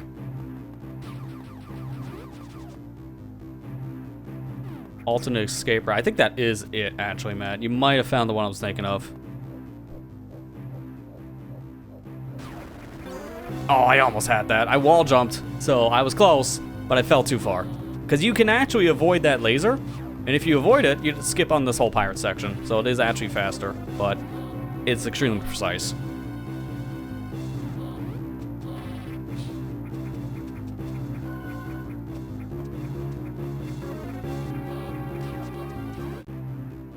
Did they just lose me? Sure, I don't even know what I did. But alright. Pirates get a little blind halfway through. I think the guy who's chasing me was the one that needs contact lenses in. He forgot them at home because there's no way. There is literally no way that I was able to avoid that pirate. How? The guy was literally next to me on the screen to the right. I take the free win because I'm back into another chase sequence not too long after.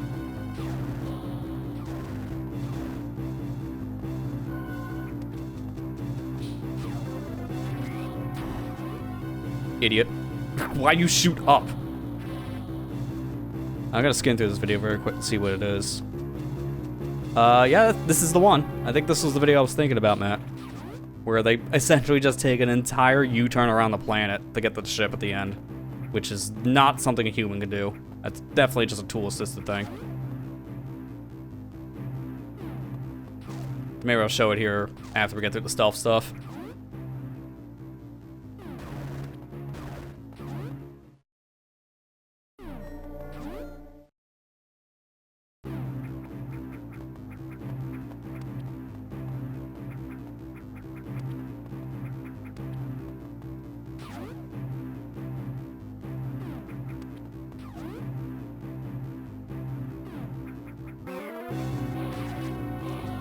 See you later, sucker.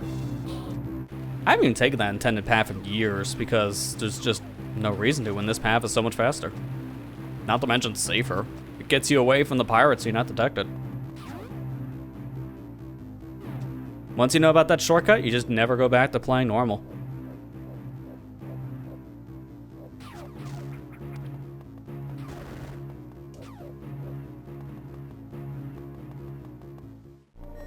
I'll take the save now. This is probably my only last save I'll do before I get to the actual boss fight at the end of this.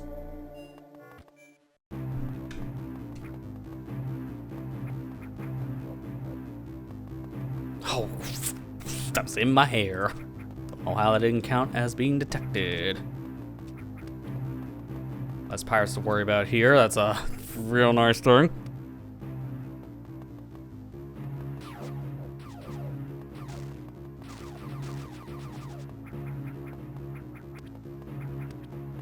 Oh nice, I can just breathe and not have to worry about any little thing going wrong in this chase sequence. Don't have to be extremely perfect and precise anymore. I can just make mistakes and oh no, I got caught. I don't care because it actually doesn't matter now.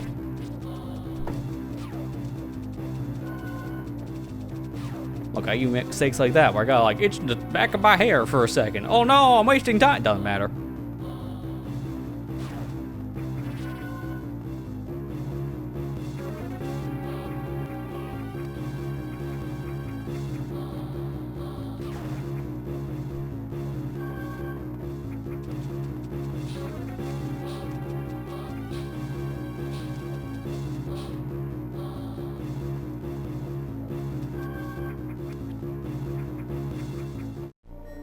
There we go. That gets rid of the pirates faster. And that does not exist. That save room is completely like plastered up for hard mode. One of the pirates got smart. So they got like a slab of concrete, just like painted over the wall of it. Because there's no way you can go in that save room in hard, it's just not even there. Such a weird thing that some of the save rooms in this section just don't exist in hard. Especially given how it just randomly disappears. It's like, wait. Did someone fill the hole? Like, how is this not a thing now?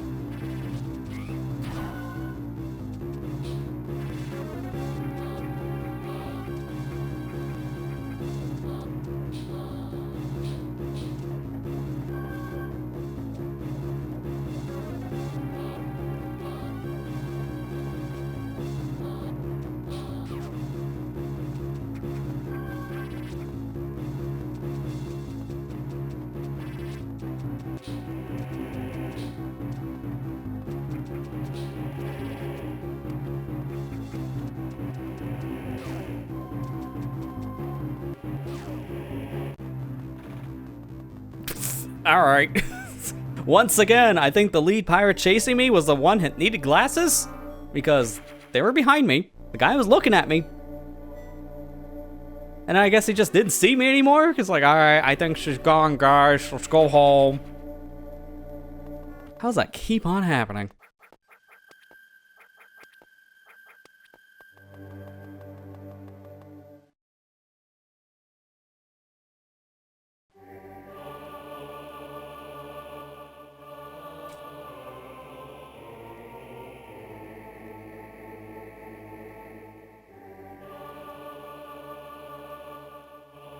I wonder if this is like in the perfect, oh my god, I just realized that video you linked, Matt, is in 144p. I didn't even know a video was only 144p on this platform, whoa! That's gonna be blurry as heck. I wonder if it's possible for me just to show it in this feed and still have like the right cropping. It might not be the right cropping, but I'll play around with it once we get this little section done.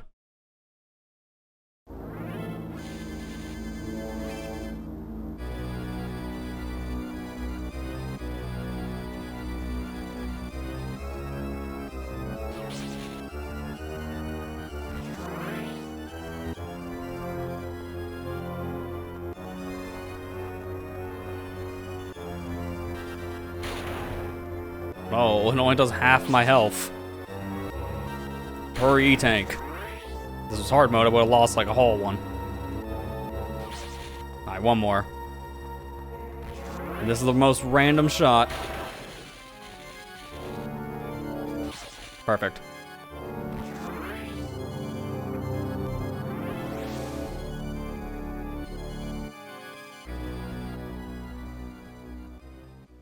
I love how you can just keep on spazzing like that and she won't look at the suit. It's like, ah, that's neat. Whee! Like, Samus, please stop. You're gonna make me hurl.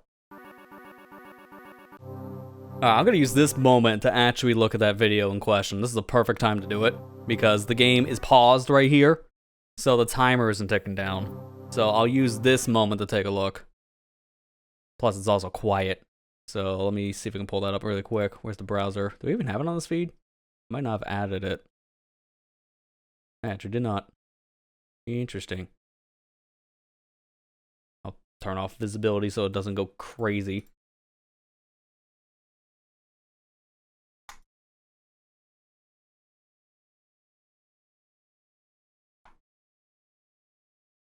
Alright, let's see if this works. Oh. eh, it's close enough. It's close enough to the actual resolution in question here. Turn that way down because this game is very loud at its max volume. So, nice crunchy 144p here aside. This is a task. So, this is something a human can't do. You have 10 minutes to get out of this entire planet before it explodes. Video is about 4 minutes. I think that tells you right there that they're not going the normal way. In fact, this dude's going around. And turns down one more tick just to be safe. Again, game loud. So instead of just going the normal elevator, we're going back the same way we came in, but not just that. Because you could just, from here, go straight over into Norfair so you can get to your ship over in Criteria, but I think they take a long way around even from that point. I don't even think they just go straight to the ship from here. Like, this is just an overachiever moment. Like, you don't need to do all this, but Tool Assisted Speedrun says I'm going to flex as hard as possible and show just how much we can do in such a short amount of time. It is insane of just how much you can do. But again, a human's not doing this. That's just not happening. You can tell, watching this movement, that is not a human playing. They're getting, like, frame-perfect jumps and everything. It's also very glitchy artifacts for the much you can see in this 144p video, which, yes, somehow there are videos that exist on YouTube that are just 144p. Don't ask.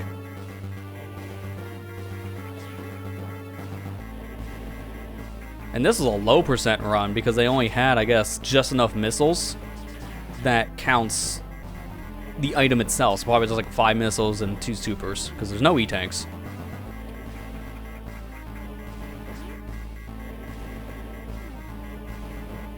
They didn't even get charge beam, it's just chilling there. Because you can skip charge beam in this game. They don't care about taking damage because they just want to go fast.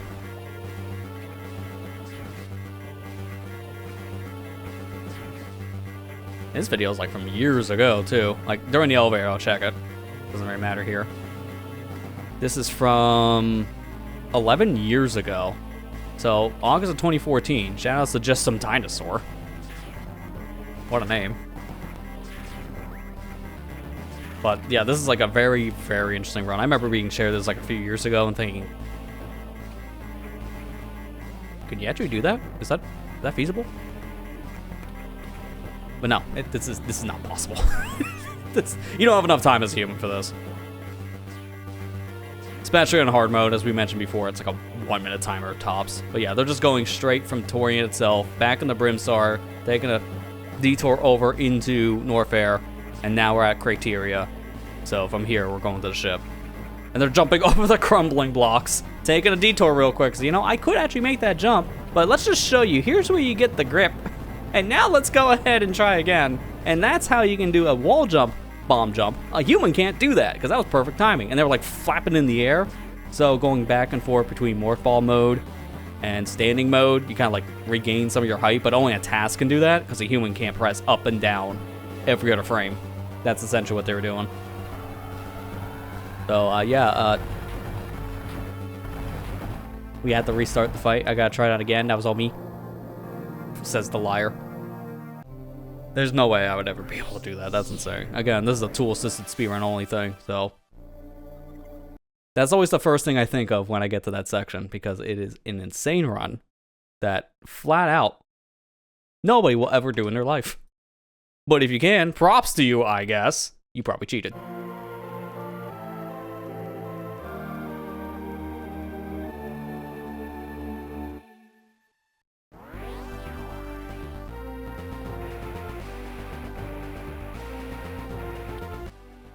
I'm waiting there, 107. I didn't lose any time because that counts as a pause. When you're in the inventory like that, the game's paused.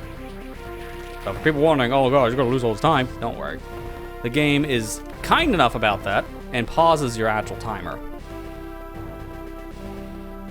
Yeah, we know you cheated because that is tasks only. Yep, exactly. When you can call out a cheater, why? You know that's physically impossible for a human to do. Okay.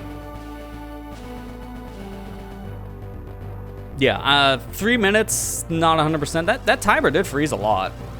What was the... I gotta look at the video again. What was the actual time it stopped? Because they used a cheat to up that timer to 9 minutes. Because, yeah, you can't have a 9-minute timer. That is impossible. But I am curious, what was their final time? So I'll look really quick while I'm doing this. The final time, being able to read in the 144p. Oh, it kept on resetting, so I can't even say. Because it's like a 940 something, which is impossible as well, so it might have been like a little over 3 minutes, maybe. Because the timer for the video is 340, but we can't really count the overall video time because of how... Overall video time doesn't really matter in this argument, based on how the game timer keeps on pausing, so I can't really compare, unfortunately. Okay, so I got one. Trying to figure out where the heck am I. I got you.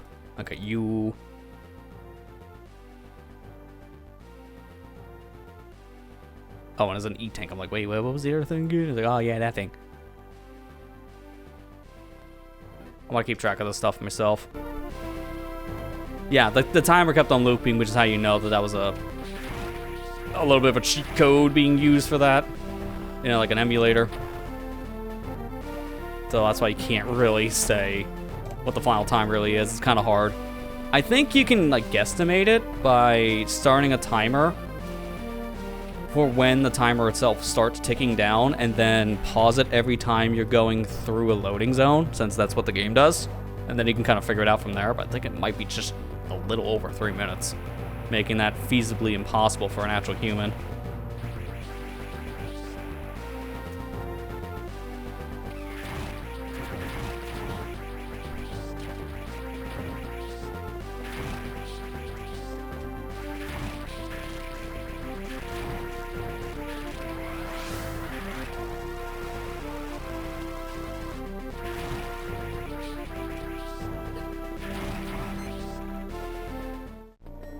Alright, let me take my save here.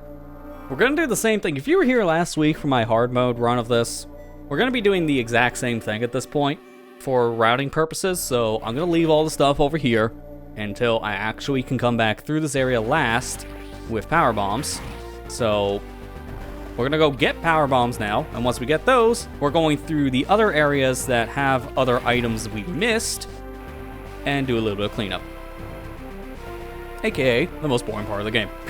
It's just, it's a thing that people bash on a lot, but nowadays, I don't really think Zero Missions 100% is as bad as later Metroid games, because this was the worst of it at the time it came out, but now we have other Metroid games that are more egregious about the backtracking, mainly with things like Samus Returns and with Metroid Dread. Mercury Steam, in general, their Metroid games or Metroidvania-esque games, they are very, very bad about their backtracking because you always need to get items from like the end of the game before you can get all the things all around the areas that you've already explored. Mercury Steam Metroidvania style games are just known for having such bad backtracking that you're better off waiting until you actually are like one step away from the final boss to turn around and just get everything. So, I think the most egregious on that one for the Metroid game specifically would be Samus Returns, though, the 3DS remake of Metroid 2. Because, without really spoiling it, you are literally done with the final boss, and there is a new one they made at the very end of the game. Again, without spoiling anything. I don't want to spoil it for people who haven't played it. But there is one extra thing you grab right before the true final boss, and that one extra thing locks the whole rest of the game for 100%. It's terrible. I've never 100%ed that game because of that. Because you have to essentially play 99% of the game before you're allowed to get everything. It's too much, dude. They went overboard on it. Like, I thought Dread was pretty bad when you were just like one elevator ride away from the final boss there. So by that point, you're right in front of the final boss's front door, but then you have to turn around and get all the items, but it's not as bad in Dread, because in Metroid Dread, you already can get a lot of the stuff along the way. There's just certain things that you wish you could get earlier that you have to backtrack for, which is just a problem no matter what.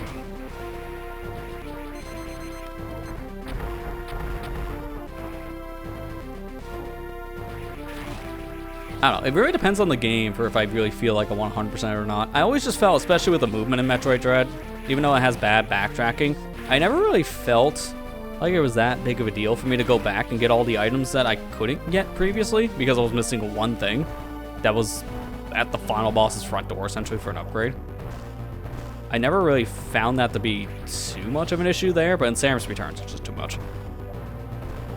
It's not even, like, a true item, per se. It's like an unlock that happens at the very end. It's weird, man. If you played the game, you probably know what I'm talking about. And I don't want to really spoil what it is because it is story significant, so I'm just leaving it at that.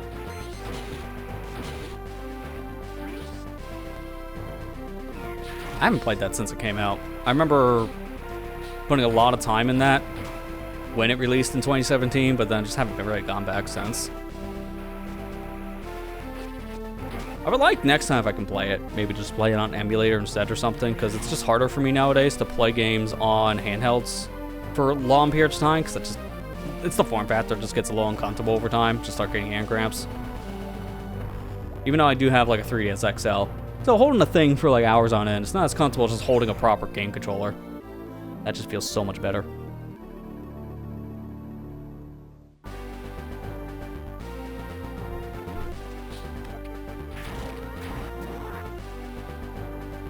I don't know how well the game runs on emulator because Nintendo's kind of taken the ban hammer to a lot of those kind of projects over the years, which is just not ideal. But here we are. There's like a stream idea I have where it's relating to like a Switch game that's modded, and I had to go places.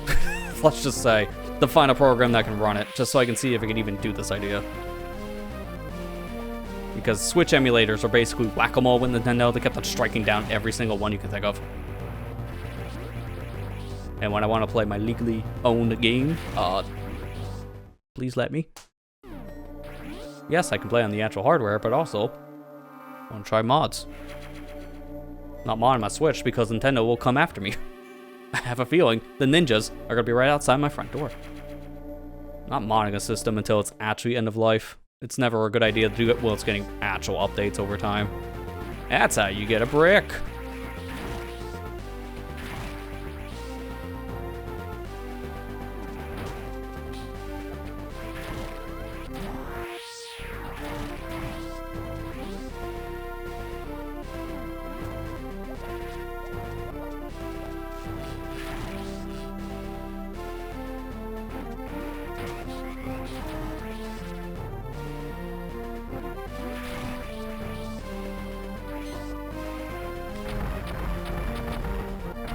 I didn't mean for Supers to still be active on that, but honestly, that's kind of for the better.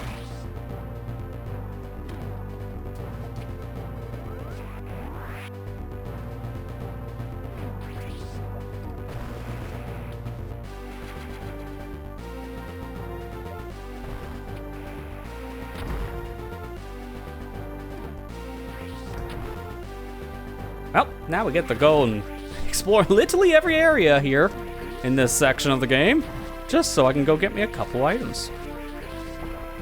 It's like, please let me fall. Dude, this one's very aggressive right now. All right, where am I wanting to go to make this easier? Okay, yeah, I go down from here.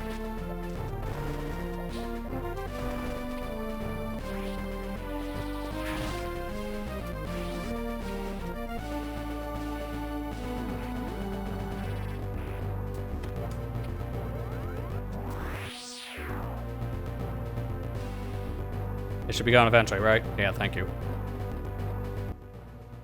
And from here, I always forget where I go here just to leave the area in general, because it's just a little confusing, not gonna lie.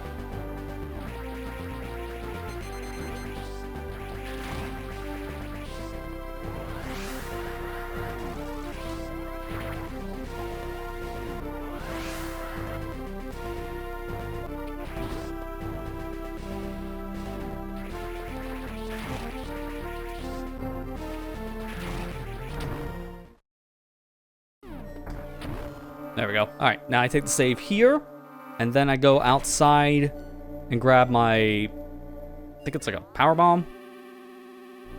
Grab that, then come back inside so I can leave here. And then from that point, I do my backtracking and then clean up on the other side of criteria later.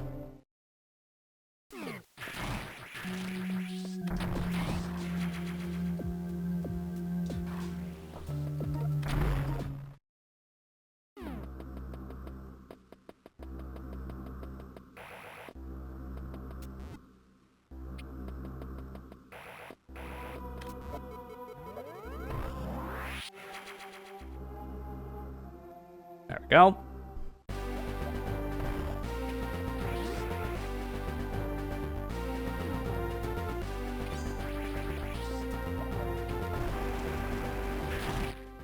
Now the fastest way from here is just to go this path. Okay.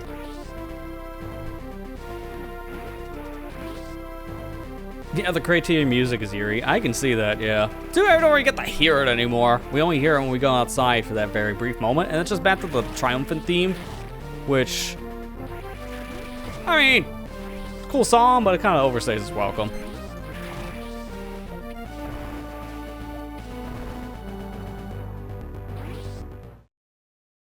I'm gonna take another save so I can get the refill.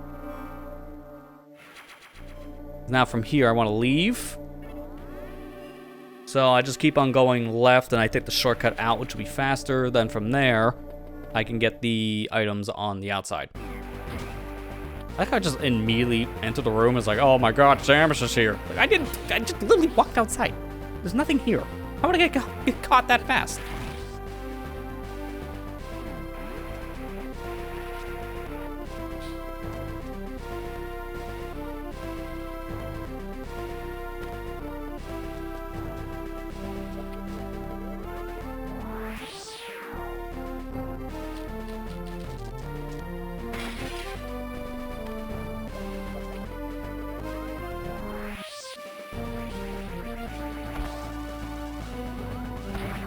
Get wrecked, idiots. They all fell on my head.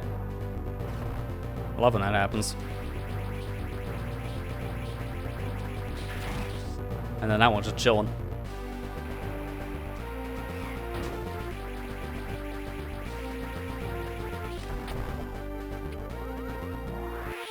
I wonder, do I have enough space here to even charge? Yeah, that's what I thought.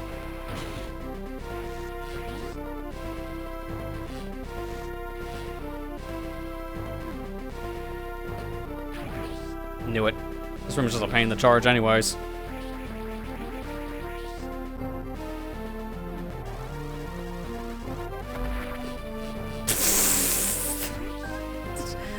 That's a big nope. Big nope shot just coming out of nowhere. In the form of an electric shot. Why, man? Why? I literally was in the air. Just let me leave. I don't know why. Sometimes I just get clipped in this room, which is just like a funny. Not funny to me. Aggravating, actually. It's just like, please don't do that. I'm trying to leave here.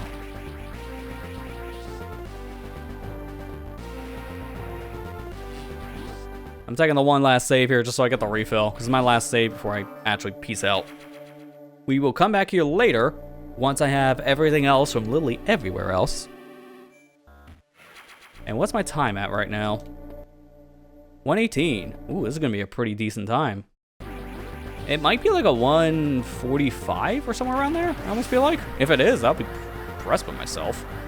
Especially given how I made some mistakes early on.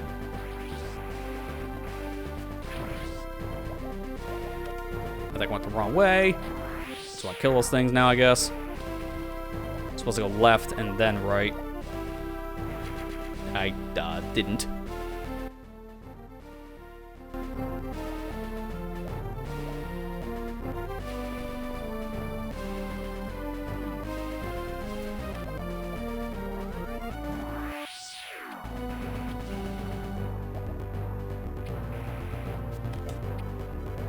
Thank God we have an excess of power bombs. Not like Metroid Fusion. Nothing will ever be as excessive as Metroid Fusion's power bomb limit. I don't know who thought over 70 was needed in that game, but someone just really liked using them in Fusion. So they would just code in as many as possible. Just because, why not? It's funny.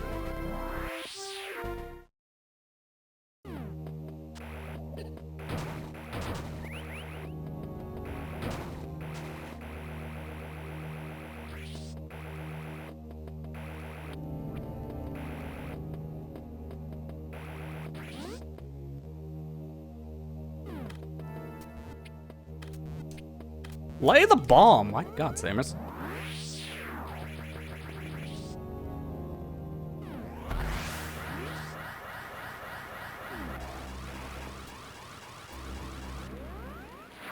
Almost missed that because Samus just was not crouching there for me.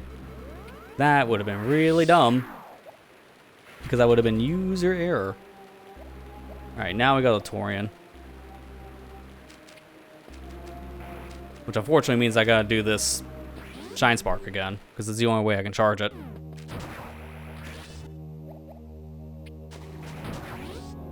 I just saw that as soon as it dropped too. Like, man, would've liked that power bomb.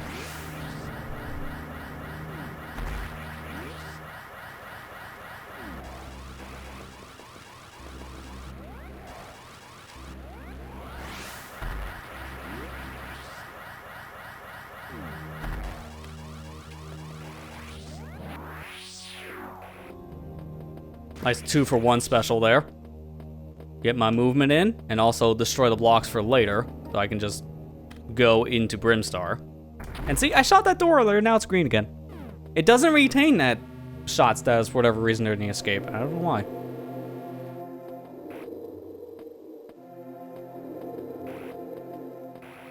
They didn't separate the super from regular missiles in the game. That could be why they gave you so many power bombs. That makes up for not having super missiles to collect. That would make sense. It is still like extremely ludicrous for how many to give you.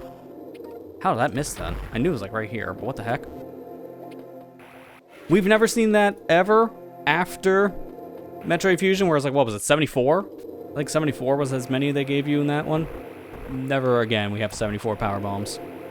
You never have to worry about running out in that game, which was nice, but it was a little excessive for whatever reason. And again, it might be because they're one less collectible type with super missiles being fused into the standard missiles. I think I'm too low. No, just enough, because when I go through the loading zone, it corrects it.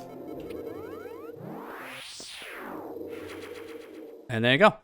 Torian done. Always pause and check, because you never know.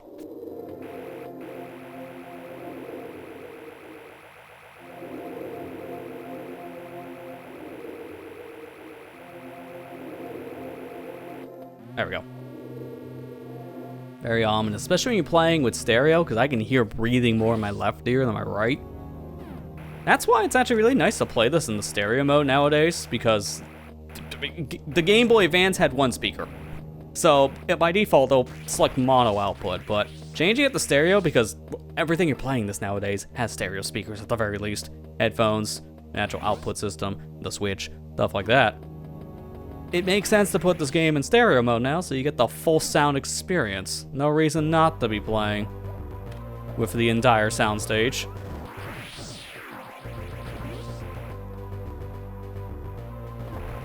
Super Metroid 59 or 50. I think it was around 50, maybe right on that number, the second guess. I remember Super Metroid had a decent amount. This game has the lowest, I think.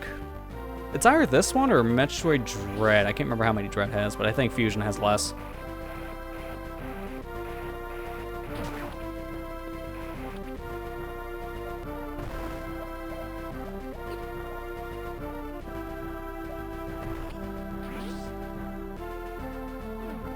At this point, it's just, if I remember correctly now, it's two little things I'm backtracking for. One area in Kraid for like a missile.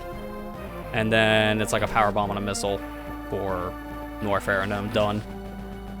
Then from there, I go back to Criteria to clean that up, which will lead me back to Chizodia, and I get the things there that I couldn't have gotten until I got power bombs. Wait, why am I here? I just realized, wait. I took the wrong turn! When did I last save? It might be faster just to redo all that. I can't believe I just realized. I'm like mid-speech. I'm like, wait, why am I here? It's like, because I'm so distracted. I'm supposed to go to Kraid. I took the wrong turn. I'm like, suddenly Norfair. I'm not doing that, dude. I'll just get the things again, which is like, yeah, real-time time loss, but in-game time is all we care about in this house. I took the wrong turn and landed up in Missouri. I don't mean the state. I mean the Sonic Unleashed continent again. Why am I back here?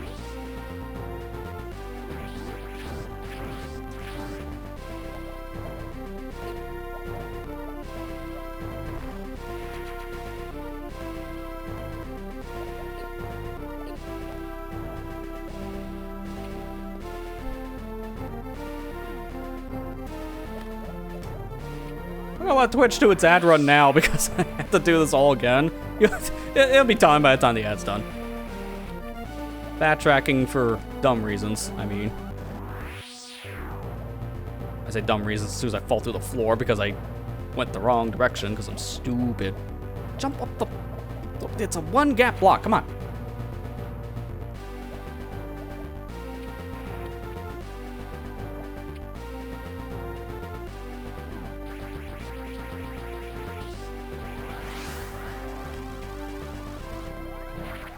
Just in time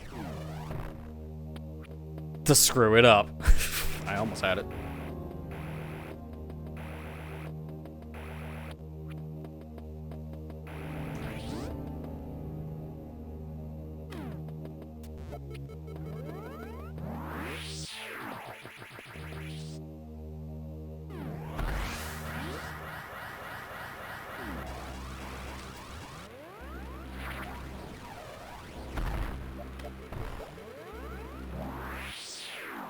I really wish there was just enough distance here so I can actually get a running start so I can break through this wall. Because there's not. Just barely not.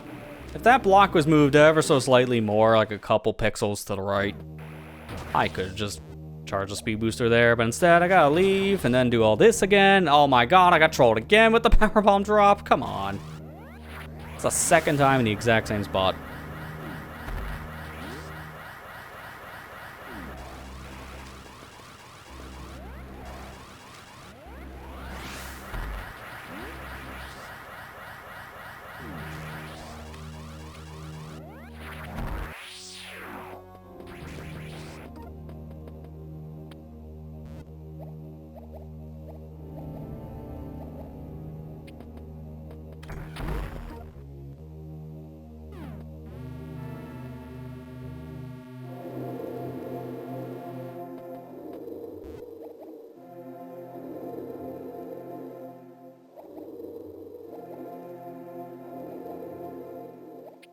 There we go. Decent fall.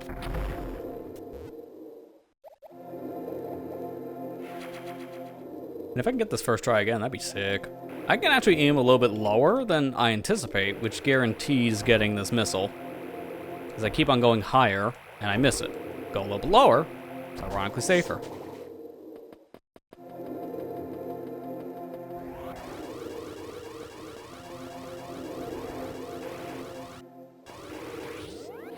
That should be low enough. Yep, just barely.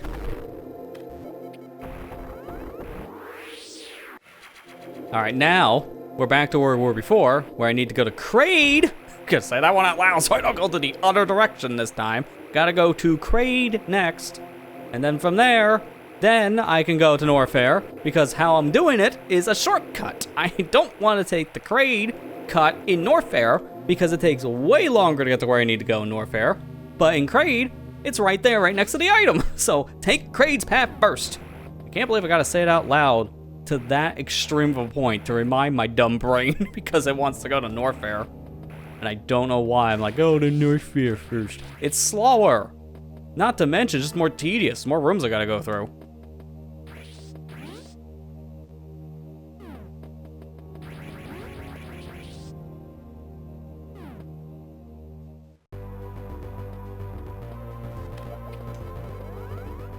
Just make sure that breaks. This next time I come in here, I'm gonna go there, right into the launcher. Now go down instantly. Do not even hesitate. And now we're out of here. One more thing here, get the missile, then I go to Norfair, then we go back to Criteria, that takes shows you GG. Okay, why am I here? One more down.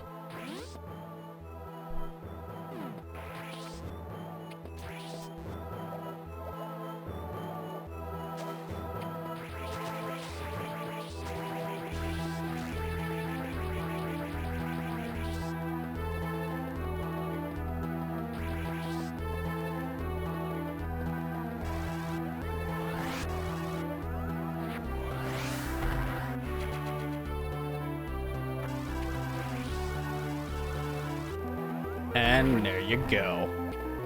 Cool. Now, we're we're gonna want to take the crate cut, which fall down here. I read that right for the items? Yes. All right, and if I change area, select North Air, 2 items left, which we're getting now. Ridley's cleared. This is Torian that's cleared. Obviously nothing to show you yet. Criteria, just the 2 things I have left on the way. Okay. We're all good. We're all good, because even Brimstar, all cleared.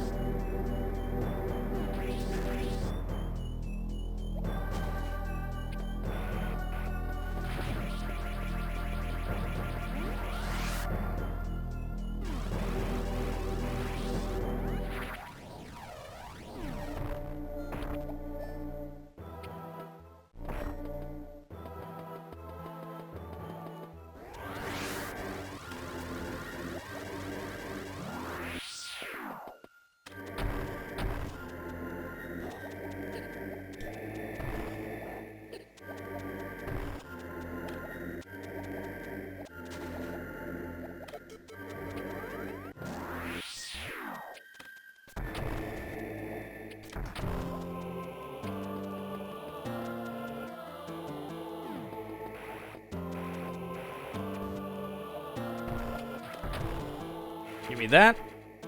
Which means now, just give me 1 second here. There we go. I wanted to get my map up so I can just get all the things checked off at once. At this point, I don't really need to do that anymore, but I'm good. I'm good. Got all the things here. We're done. Which is good to have visual aid. All right, now I gotta get back to criteria. So back the way we came.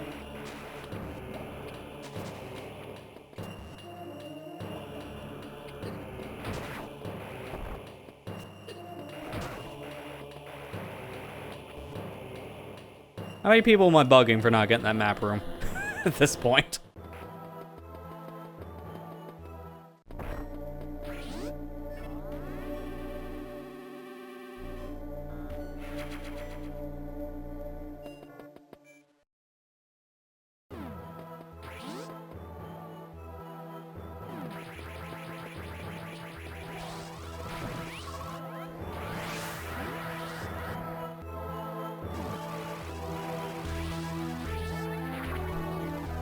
Still faster to do this whole sequence instead of taking the little elevator platform thing.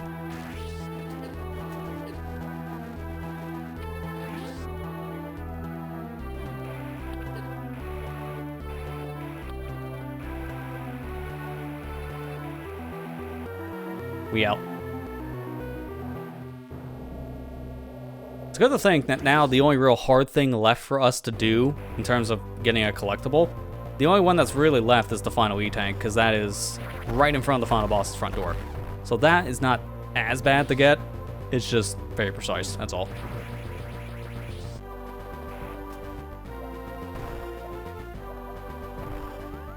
And it's so nice they put this little rocket booster cannon thing right where you start the game. Literally on the exact same block where Samus is standing for the intro sequence. Extremely convenient that's just there. Because then we could just leave the same way we enter Brimstar, which is a massive shortcut. And then take the one way out of this portion.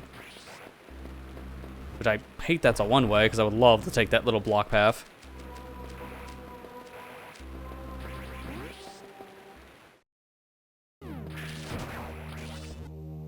Because now from here, we only have... I actually forgot to click something earlier while I'm here, but I only have the 2 things left, one near the bird head and one near the way into Chizodia.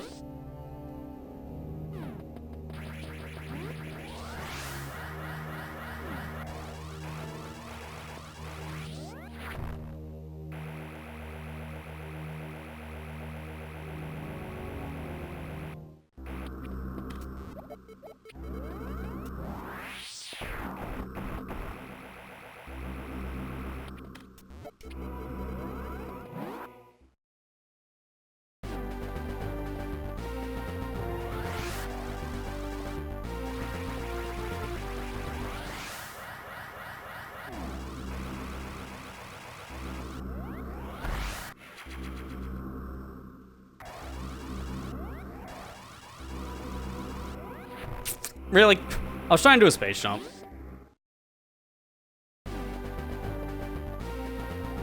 Shouldn't have done that, because I probably could have just landed down on the platform and been fine, but I was trying to recorrect myself, because I felt like I was on, like, a weird angle.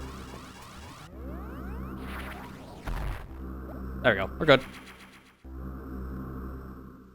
Last missile pack in the game, so that should be 250. And now, to this crap. I have 3 items I gotta get over here.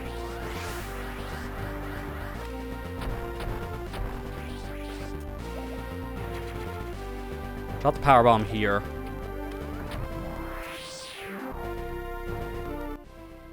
And while I'm here, mark that, because that was the one item I'm missing. Fall down here. Keep on going right. Oh! Hi. Ha! Stop that!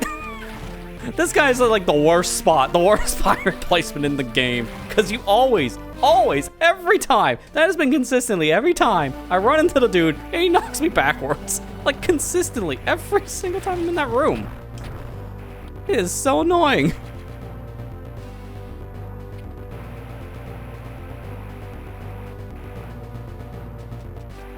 Best time's 148. I might beat that, yeah. I know I'm beating my Let's Play time, because for the main series, that was a 155, I think? Somewhere around there, or 158. I think it was a 158 now thinking about it. So, this is obviously better than that run, I know that much. How much better, we'll find out. Because right now, it's a 127. Unfortunately, we gotta go like the long way just to go get like one item, which is really annoying. If it wasn't for 100%, this would not actually be worth going for, because this is the most out of the way collectible, and it's like, what, a power bomb? Doesn't even matter at this point in the game. I'm gonna save here.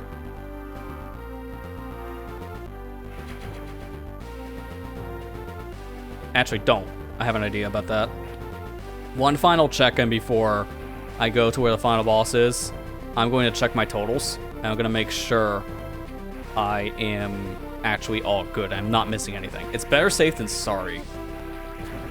So it doesn't hurt to not save there, because my actual last save is going to be right in front of where the final E-tank is.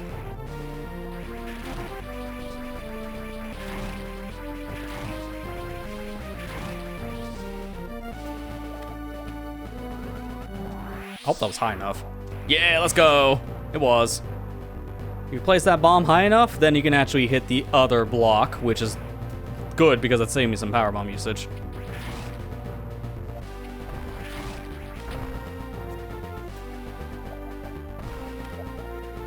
I'm like missing the corner. Yep, I was gonna say I'm missing the block because it's that easy. All right, that should be everything. Yeah, 18. So I got everything now, 250, 30, 18, and I'm missing one E-tank. And I know exactly which one that is. So we 100% in the game. All right, good. Now let's leave the same way we came in.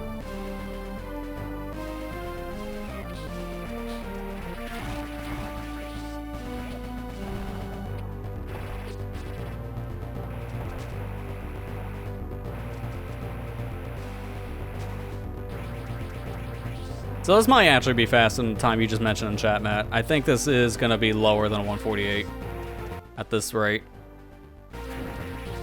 How much lower? That's going to be the fun part.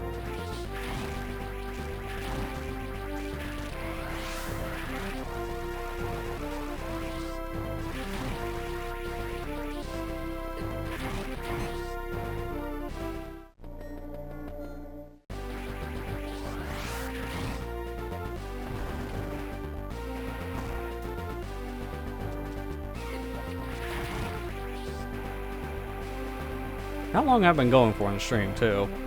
2.5 hours? So by the time I'm done, it's going to be less than 3 hours, real time. Which is not that bad either. I was hoping to maybe see if I can squeeze in one little, like, time attack, like any percent. I don't know about time. I'll consider it here when I'm done. Because I'm going to do the reverse boss order, but that is kind of difficult. So that's why I'm not 100% sure if I have enough time. Which, if that's the case, I'll just do that stuff off cast at that point. I need to get footage of that kind of stuff anyways, too. But this is the last Zero Mission stream I was really planning on doing, because of the nature of just how secret Time Attack is. It is something I'm covering in my video, and I figured it doesn't hurt to do the 100% run like this on the stream, because we keep on doing 100% runs, so I guess it's just par for the course. But also, I need to do 100 and a non-100% run here. I need to do them both.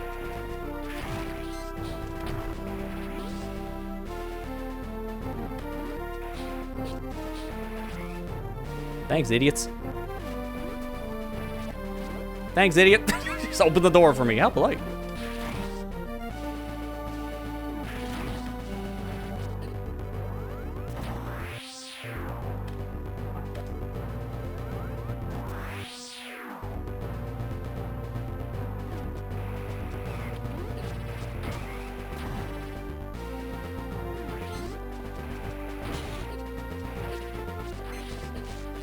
Just let me in.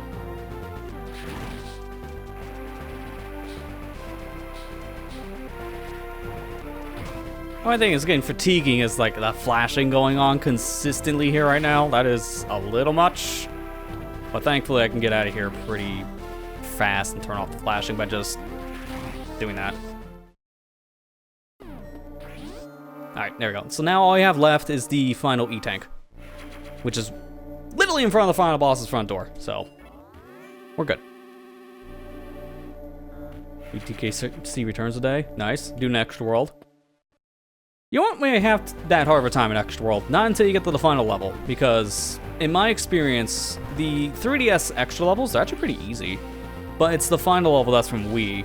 That's the one that will give you a hard time, because that is supposed to be like the ultimate challenge at the very end of your adventure, which unlocks the extra content at the very end. How'd you like it?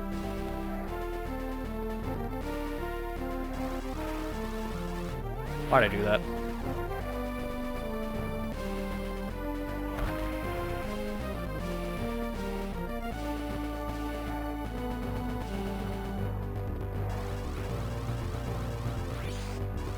Okay. Just press the button late.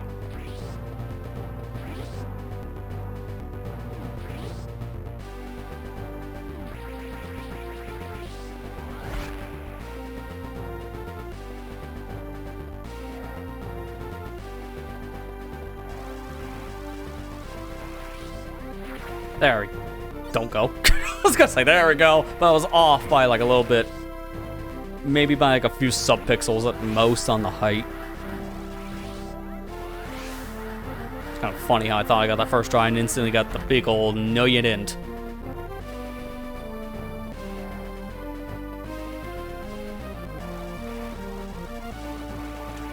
There we go. A lot of fun, challenging, prefer Tropical Freeze, we like it. Yeah, that is pretty much the consensus from what I understand on the community's front. It's a good game, but Tropical Freeze just does everything better. It was essentially just, I think, laying the groundwork, I would feel, for Tropical Freeze, because Donkey Kong Country Returns was a great return to form for Donkey Kong after not having a new game in many years up to that point, especially for the home console market. You know, we've had some handheld stuff here and there, but a home console game has been like years in the making for a Donkey Kong, especially for 2D. That was the renaissance of 2D. But Tropical Freeze fixed a lot of the issues that myself and many others had with Returns. You gonna do this? Or, yeah, I was gonna say, hello?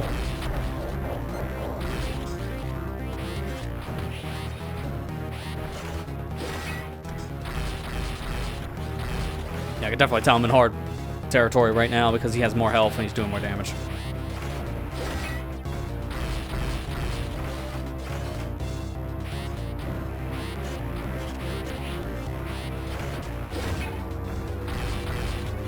Man, thought we'd get that out fast enough.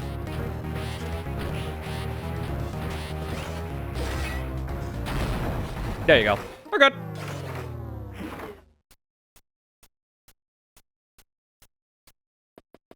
I'll just take this, thank you.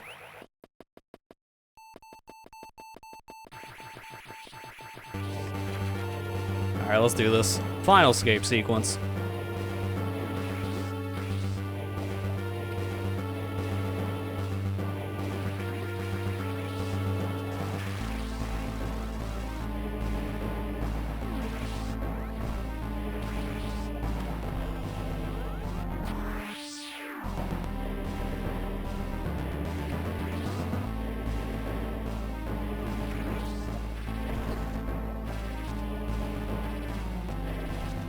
kidding me? Like, don't care. Don't care, buddy. I'll take the hit.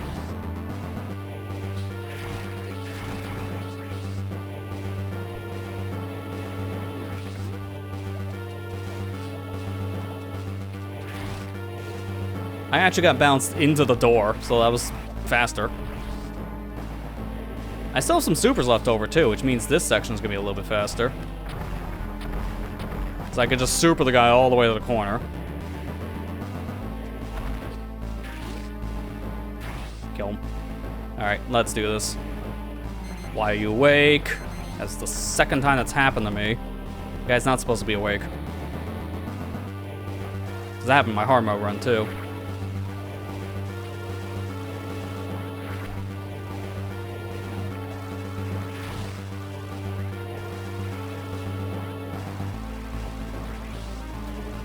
And out of here. I didn't even need to do the extra charge because I had just enough time. Let's go. Maybe I will have enough time to just do a run back, just for any percent. We'll see.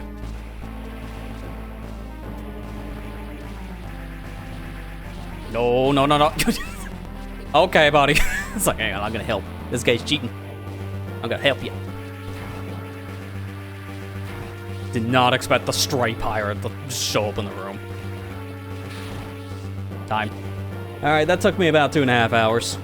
Just a little over 2 hours and 39 minutes exact when I look at how long I was streaming on OBS, but it's not exact because it'll take a couple minutes for me to set up, let the ads run, do an intro, all that kind of stuff.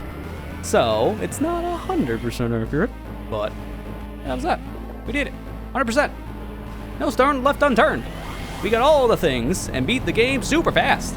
How fast? We'll see here in a second with my overall time. I didn't even pause and look at what the timer could have been by the time we got into the Mecha Ridley fight. So I have no idea what we got right now. I can't even estimate. But that was not terrible. I will say the worst part was getting the suit early. Because I was just really screwing up Varia early. Varia. I don't know, I hear tomato. I think it's actually pronounced Varia suit, since we've gotten games with official voice acting saying Varia. So that's what I go with, but I don't know why. I always sometimes flip off the Varia, because everyone else seems to say that. So, let's see. Any bets on what the time could be here? Based on where I was in the overall status near the end, it could be a 144, I would like to say, around that range. I was going into the end game around like an hour and a half mark. So, who knows?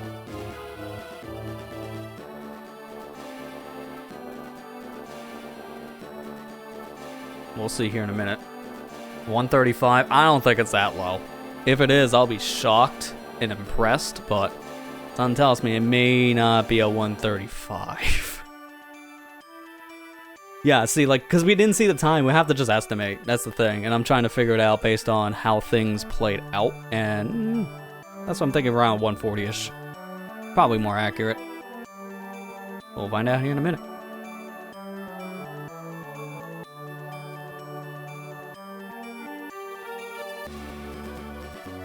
It's been fun doing these run-throughs, though, for the stream stuff. It's just been nice to do this kind of thing for streaming that I need to get footage for anyways, because I just have to play. I'm not actually doing a proper recording. I mean, I recorded my audio alongside the video, just in case I wanted to splice it in, but probably won't need to.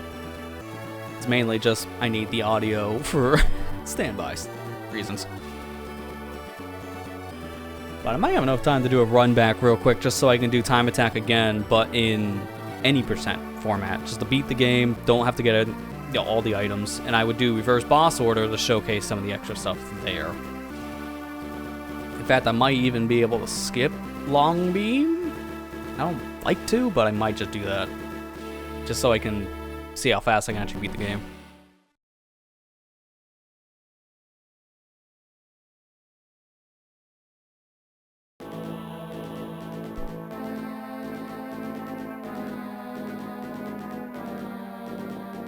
I'm trying to remember, where was the shortcut again in Ridley that gets you in early? Because it's on the right side, it's like a missile block. Can't remember exactly where it is. I think I might have an idea. 135! Okay. Someone give that man a sub because he earned it. September. Get a discount. New record. So, for finishing time attack, the game will record that said time for you. And if you beat this time, the game will reflect it once again.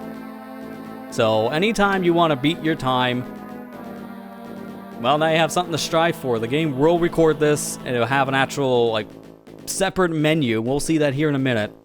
There's a separate menu now that will show up in the game when you beat this in time attack mode. And then that is where you can look at all your finished times for 100%, any percent, stuff like that. Because the game does count it between 2 different categories. Hence why I want to do one more run on any percent, so I can just see how fast I can beat this. So, yeah, good guess on the 135, man. I was not expecting a 135. I thought it was higher. That was like a 140 something. But no, 135.32. And it's 100%. I've never beaten the game this fast. That was perfect. Even though I made a lot of mistakes, that was still not terrible. So there you go. Time attack records has now been added to the options screen. So now, I can go back into the game, go look at options, and here it is, time attack records. And it even shows your ID, your ID and password. Oh no, I'm gonna get hacked. It shows specifically what the run was with this ID and password system. I don't know why it's recording a password, though. It's like it's the NES game with the password system, but this is not the NES game. This is the GBA game. It's kind of weird. So you can see beat time 100%, and you can see beat time standard. They are both separate. So now if I do another run in the standard time attack format with any percent, it'll be logged different from my 100% time. So you can compare the two back to back. But once you get an any percent time that's lower than 100%, then you have 2 different categories you can compare these times with, which is really neat. It is also kind of weird, I guess, in some ways, where my any percent and 100% are just the same thing right now, because I've only done one run. So I've gotten 2 different things in one attempt, which makes no sense. So there's that. Now, I want to do a run back of that, but again, any percent. I don't want to do 100, I want to do any. Where I saved was on hour 31 flat, which is interesting to note as well. So I need to, at this point, I gotta back up this file, because I'm making backups of all these files in case I gotta go back and forth between the saves, so that's important. So as I'm setting up for all this, I think this is a good time for me to... Actually, wait, it says... Yeah, I'll do this off-cast, because it's saying it's not saved yet, so I probably have to reboot the game for it to properly save the file on my computer, which is fair. So I'm actually going to take a quick break. We're going to do a quick run back of this. I'm just going to try to beat the game any percent style, so we can just get another time recorded. Hopefully it won't take, like maybe an hour and a half tops. We'll see. So I'm going to try a run back really quick, but we're going to take a quick break as I get set up for that. So stay tuned, just a few minutes. We're going to have the run back with time attack mode, but this time, just running through as fast as possible. So stay tuned, be back in just a few. Alright, we're back. We're going to be doing the run backs here for the time attack mode, but now we're going to be going towards our any percent completion time here, and not the 100%. So, gonna think at this point, I'm gonna copy... Oh, you can't copy time attack data. Interesting. So time attack, that is just a one-time thing. I guess I'll just use this file then. I was gonna say, we can copy that over and keep the time. Game won't let that happen though. So I guess it doesn't matter. Nuke it anyways, forehead. You want to have a slot here on the top slot. I can't really think. You want to have the top slot if you're gonna reset a bunch. So I'm gonna overwrite this one. So at this point now, let's just go ahead and overwrite this file, I guess. So I still have to do the same cheat code from before. No, it just works. So once you have a file set to time attack, you can just select new time attack. I don't need to do the cheat code. I can just select it and go. That is extremely convenient. So time for the runbacks, but this one is not 100%. We are going to be going for any percent. But specifically, this run through a Metroid Zero mission is going to be doing reverse boss order. This is not any faster, actually, to beat the game. but it is something we can do. I would prefer to get Speed Booster, because Speed Booster makes a massive difference in this game. So that's why I prefer going Kraid first, but you are allowed to go Ridley first, and that is very helpful to have Speed Booster first before you go to Ridley, but at this point I'm just a broken record repeating myself. When I'm trying to get my train of thought, I just sometimes repeat myself. I notice that a lot, especially since I've edited over 14 years worth of my voice, so I get used to my quirks.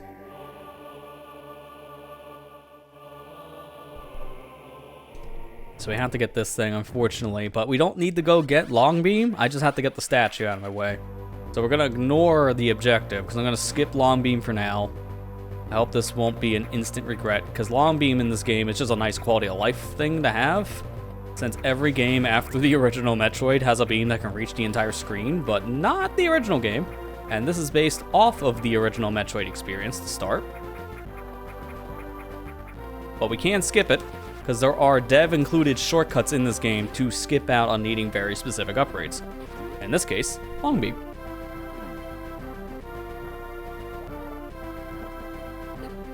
Now, I could go without Varia Suit and do some hell runs, but I think I'm better off getting Varia. So I'm going to just do that. I will have to kill this worm. No matter what, this boss you have to fight. It's a mandatory boss fight at some point. So get it over with as soon as possible.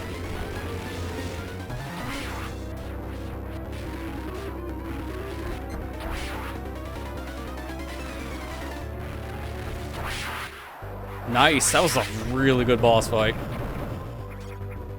And we're gonna get Charge Beam. That's more just for a safety thing. You don't need Charge Beam. That's another thing you can skip. It doesn't really waste too much time to grab it, so I might as well. And this is why I'm also going out of my way to get Varia now. So I'm gonna do Varia early again. So if you're here for the beginning of the stream, I'm sorry, but that sequence is having to happen again. I'm hoping I'm better at it now after suffering through it the first time. I should be.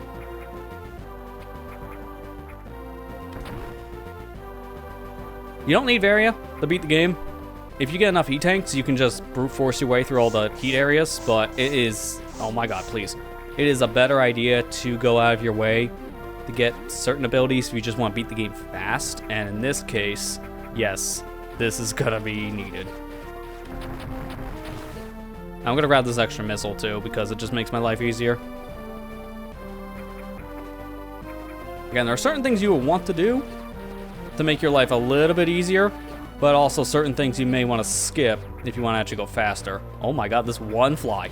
This one fly. Oh dear god, dude. I literally, I can't. Can't with this. Now, since I don't have Long Beam, this is the worst experience because you got to be almost right up against all the enemies to actually hit them. This is why I'm going on my way for some extra missiles, because that does fix some of the issues of your beam having no reach in this game.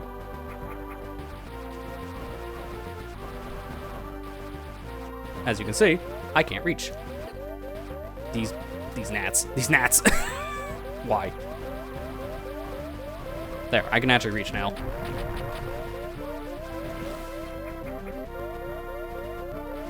I'm not worried about dying. There's a need tank up ahead. That'll fix my problems. I'm just a little mad. I kind of need it just so I can survive.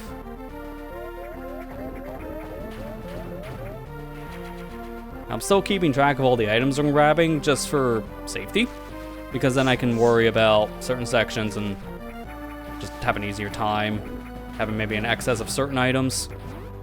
So if I can get something early, just a reminder I can get it early.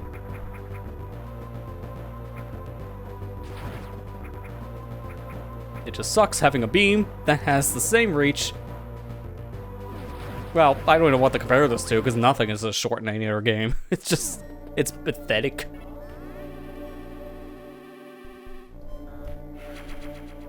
I guess this has the same reach as the Metroid what was it? Not Federation Force, the game came before. Blast Ball. It has the same amount of reach as Blast Ball did to the fan base. Nobody wanted. Get this out of my system. Get me something better. Why am I just trying to go for the bomb jump? I don't have bombs yet. I jumped the gun. I don't have the thing yet I'm going for the sequence break for. It's over here.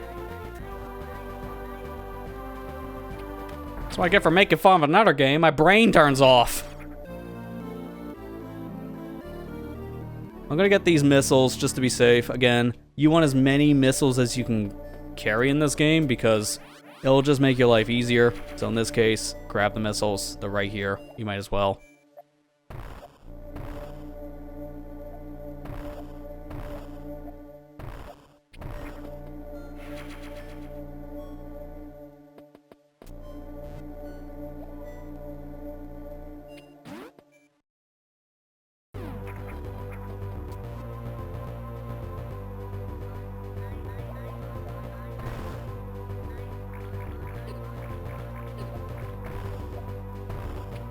What? Straight survivor. He didn't want to come out. Like, hey guys, what's going on? Oh my god, my brothers are dead. Like that one little bug survived genocide for all of 3 seconds.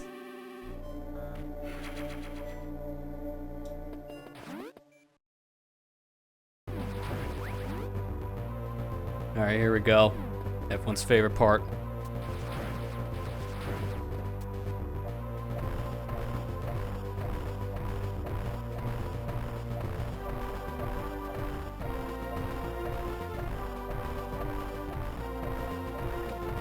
Alright, I'm gonna wait here a minute.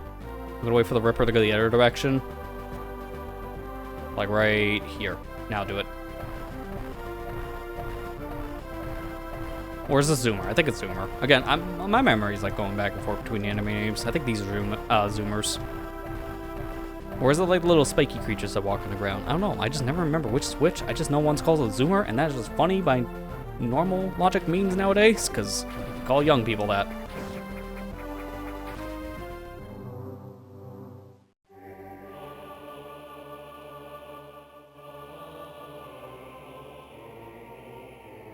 Spiky guy. See, I always flip-flop the thing flying, and the little spiky guys walking as Zoomers and Rippers, and I don't know why. Ripper is the one flying then.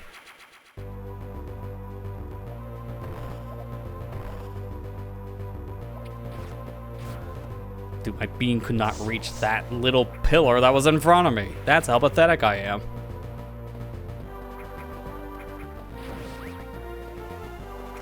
Listen to my charge beam too. It's not even going the full amount. It's just like instead of like it doesn't even have as much oomph because you do get a little more power, I think, with long beam as well.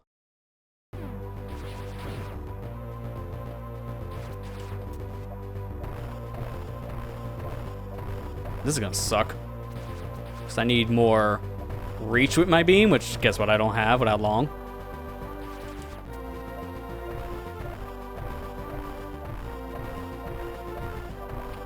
Well, just let them all come back.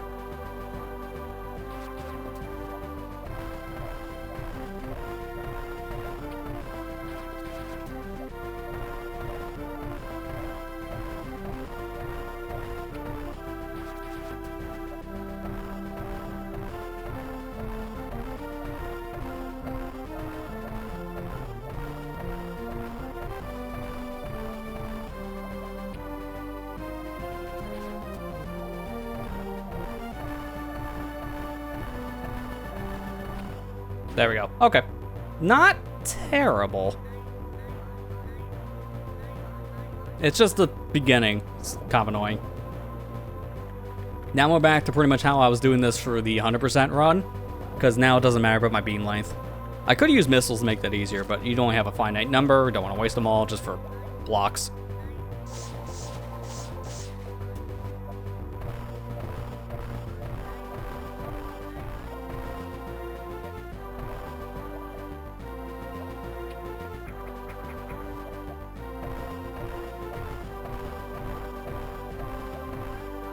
Wow. That feel when I was here for like 20 minutes on the 100% run. Got it first try. Like, really? That just shows I was out of practice. And if I practiced this before I streamed tonight, that wouldn't have been a problem. It really shows. If you want to do something without looking like a fool, practice it first. Hence how now you know Every playthrough I do, I'm not playing the game for the first time as I'm sitting down to record footage. No, I played it like a good couple days before I film myself playing the game because I want to make sure I'm not gonna do anything wrong.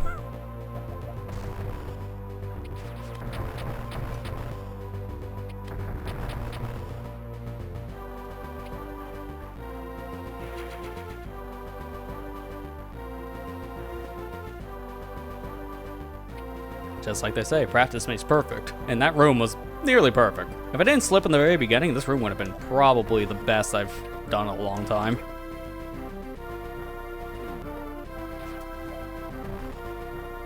And now I can just leave. Now I'm all set up, I can do whatever I want. Again, we could go to Kraid first, but I'm gonna do reverse boss order for this, so we're gonna go for Ridley first. Not as ideal to do this. It's slower, but also, depending on how you play, it could be a faster way of going through things. And I gotta remember, turn off that mindset of I'm not going for 100% now, so I don't have to go out of my way for all these different items. I can get some stuff here and there, but I can avoid a lot of other collectibles. So instead of going for the power grip immediately, I'm gonna avoid power grip in this one. There's no reason I need power grip. Yes, would it make things easier? I just answered the question before I even asked it. Would it make things easier? Yes. Do I need it? No. Power grip is not required to beat the game. So I can skip it altogether. I probably want to. At this point, I'm gonna go for Ice Beam so I can go into Ridley now. And also doing this skips certain cutscenes in the game too. Like, I'm not gonna see the cutscene of Ridley getting here because I will be going to Ridley first, so the game never has a reason to show me that cutscene. I Dinky Beam. Just every time I shoot it, I just feel dead inside. Like, oh, it has no power. Unfortunately, because I don't have power grip, I'm gonna have to do some more bomb jumping here and there.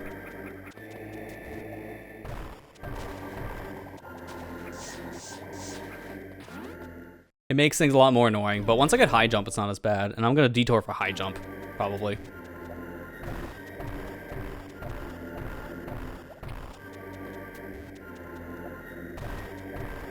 Well, okay, if I keep on failing this, I might detour for power grip just so I don't have to deal with this crap.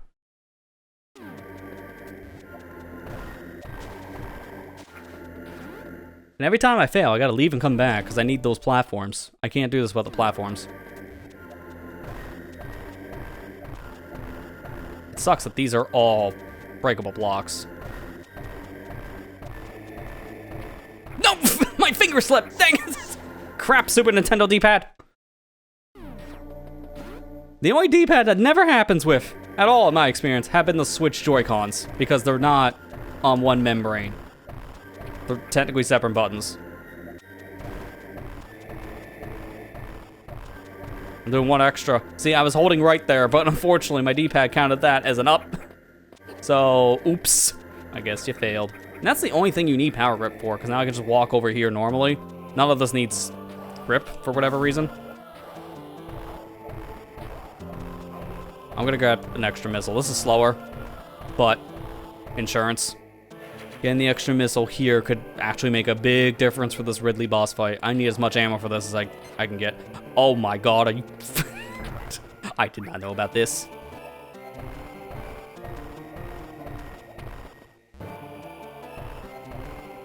This is the most why. Like, why is this here? Actually, I have a better idea. I'll go from here.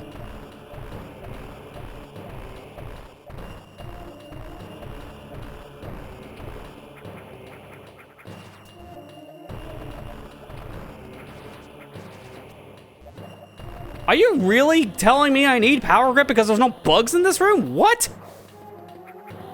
What?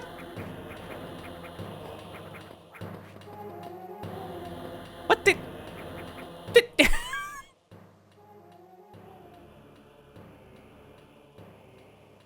I've never seen this before. Is there any way to get past this without power grip? Because I never thought that... What is this? I'm gonna just look at this really quick, because I've never experienced this in my life. I'm just like searching for power grip skip. Oh no, it's not possible. Wow, there's no bugs for this. That's good. That's good to know that for whatever reason the game just spawns one of those stupid things here, because funny. I did not realize that was gonna be a problem, so I just wasted what was 3 minutes exploring that for nothing. That's a failsafe, yeah. There's no bugs in the area, and there's no way to destroy those little blocks without bugs, so unfortunately, the game forces you to go get power grip. You can't skip it.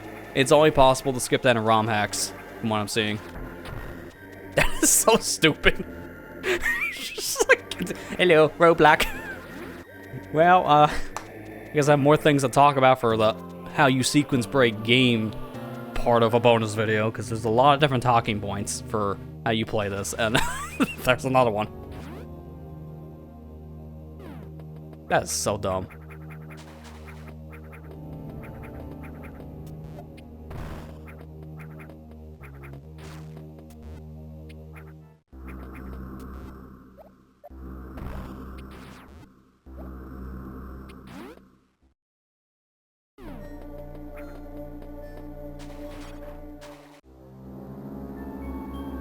This is one of the unknown items that we're forced to grab.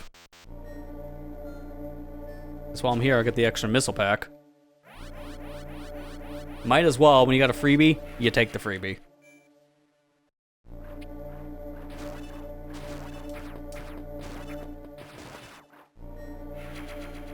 You only seen it once. I imagine because you've probably done the same thing once just to see yourself. Can you skip? Because with the right movement in this game, you can skip just about anything.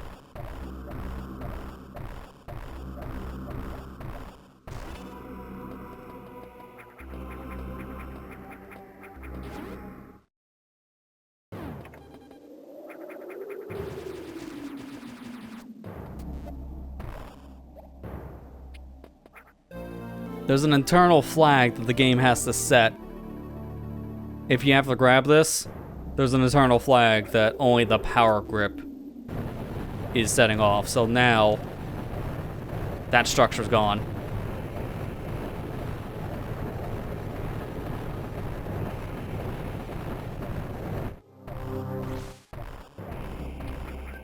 Well, that was actually slower because I fell.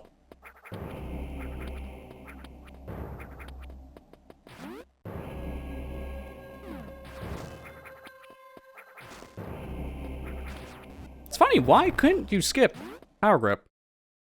Like, why did the devs think you needed it, specifically? Maybe no one figured out how the bomb jump timing worked by the time they were designing this part, so they figured we'll just put this arbitrary wall in the way that goes away once you grab power grip, because we don't think you can make any of these areas without having the said grip in question. But I just demonstrated you can, so that's not really the case. You can make it through all of Norfair without needing the grip. You can just bomb jump. So that's really bizarre. It's like a random roadblock because of reasons. I'm just thinking in testing they probably couldn't get past this part without power grip, because they were probably trying to sequence break their own game, seeing how much they can and can't do. Hence why there's some dev included shortcuts, but there are other things you just can't do due to game logic, and this is just one of them.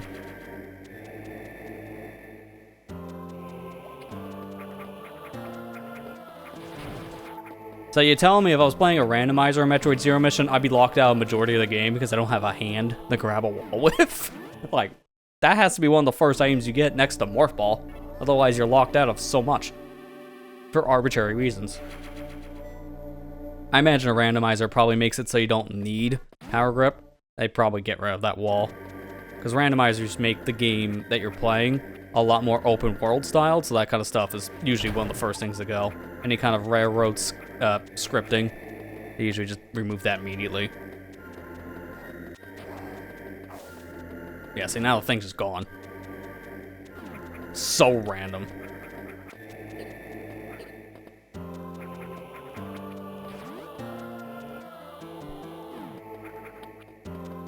Like, even this room you can get through without power grip.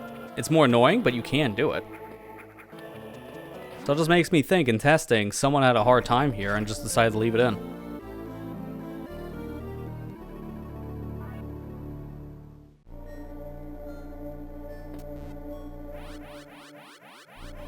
That's the only theory I can think of for why that whole random roadblock exists. Well, someone definitely got a good chuckle out of that, I can imagine. I know I did, and I'm the one dealing with the garbage.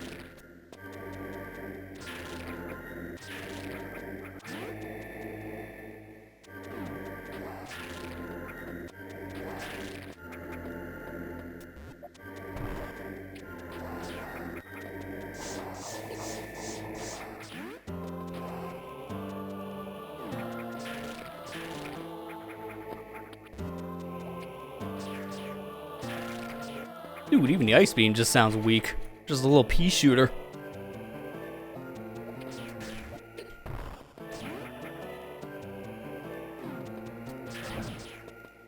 Okay. Sure. Let's take the long way around, huh?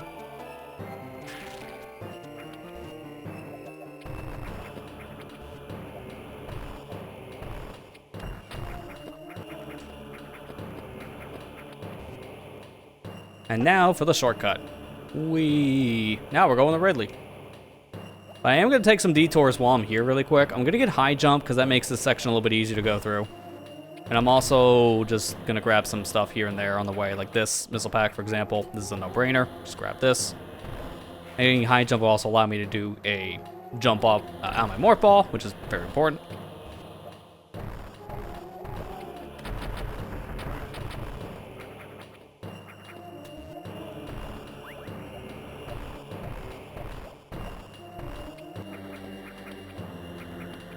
That's just convenient, it just works. And because I got things out of order, you can see that statue's down.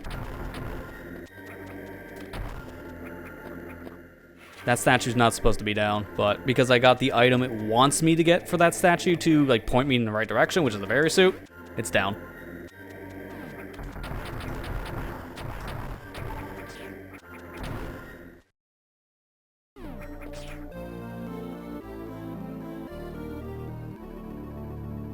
Is it also faster right now to go get Screw Attack while I'm here? Go from here. I don't know. Let me look into it really quick. It's gonna be kind of stupid, but I can get it technically right now, but I don't know how easy or hard it is to get this. I think it's like a bomb jump. It's like right here, this wall's in the way. Oh yeah, it's not that hard. So I'm already done, first try. They're supposed to have speed booster for that, but thankfully, the game is only putting that wall where you need speed booster in a very specific spot. They put a gap underneath it, so I can just go around the speed booster wall with a bomb jump, and then here I am. So this is why I'm wondering, why do they think Power Grip was required? Because everything I can use Power Grip for, I can just skip. It's not hard. I'm just so confused by that one I'm not gonna get over that, I'm not kidding. That one random, like, bug block doesn't need to be there.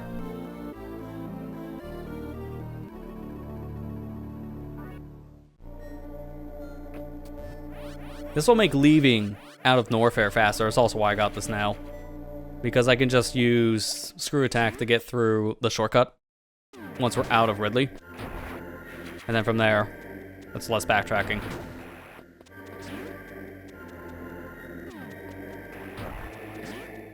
Then from here, I'm just gonna go right back the same way we came. I'm gonna save, just to be safe.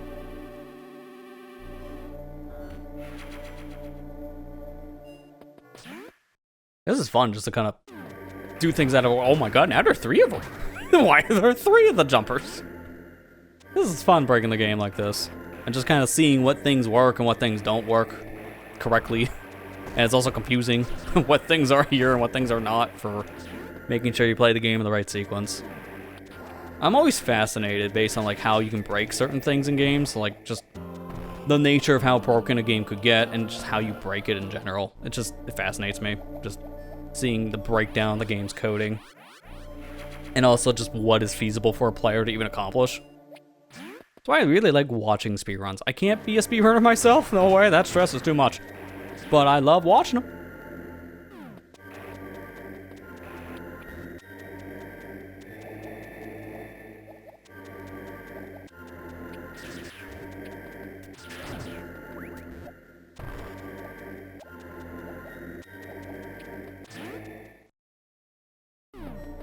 Alright, now we're gonna get to the part where I need to have super missiles to get into Ridley. But the game is also kind enough where there is a way to get into Ridley without the super missiles. Thought you can just screw attack that, guess not.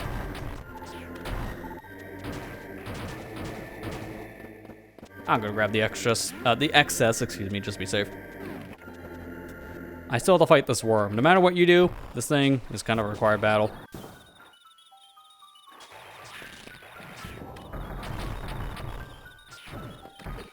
Oh, come on.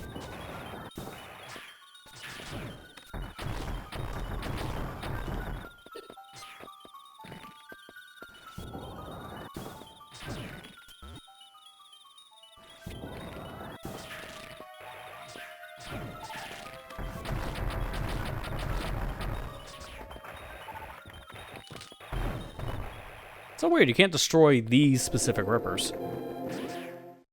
Alright, this is right here where I gotta remember. Where do I go for this? Because these blocks are a little obscure.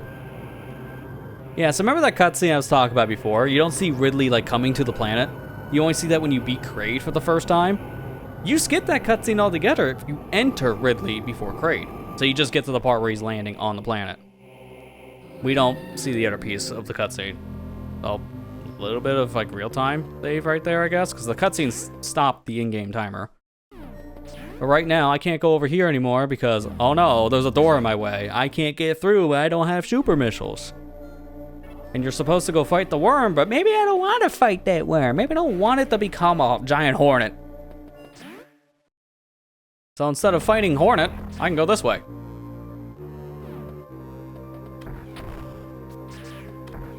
Now, the thing is, I don't remember exactly where I gotta go for this.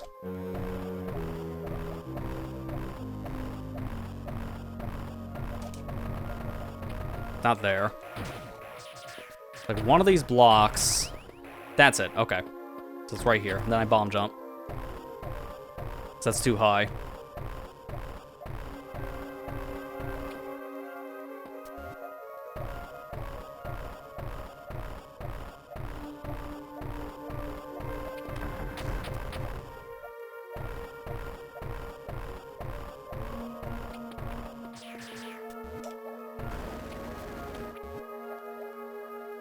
And there we go. Just took the back door to get into Ridley. Not supposed to get in this direction, but here we are. If you take the back door inside of Ridley, then that skips needing super missiles. Now I'm gonna beat the game without supers. That's also why I'm going on my way for all of the standard missile packs, because you gotta need them if you're not playing with super missiles. It makes this rough. And then there's this little path, thankfully, that you can just shoot. And it takes you into the other part of Ridley that you normally need the hidden item to get into, which you get in Ridley. I wasn't supposed to fall down here, that was a mistake. This is not the section, right? Yeah.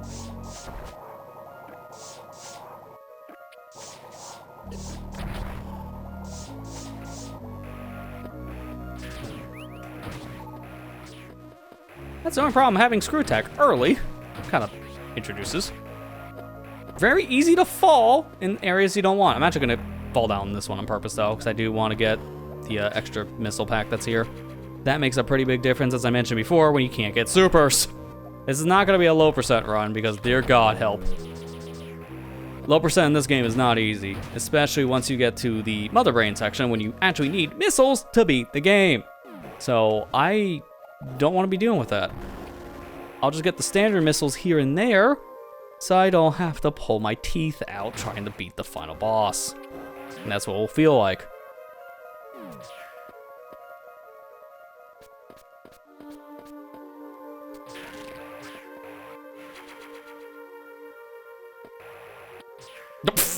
Okay, that was actually kind of funny.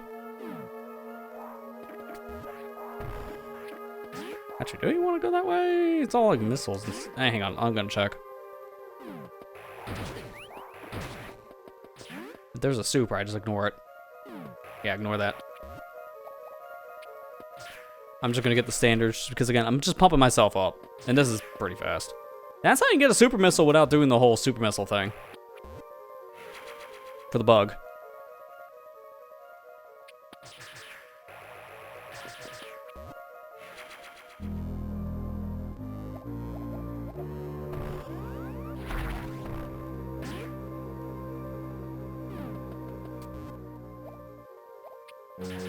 Nope.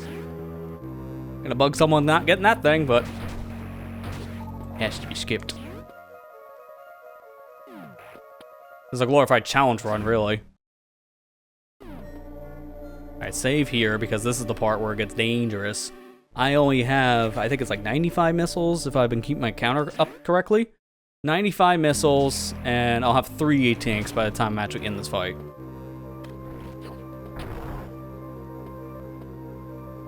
And normally one super kills this eye, but unfortunately with no supers, it's 3 missiles.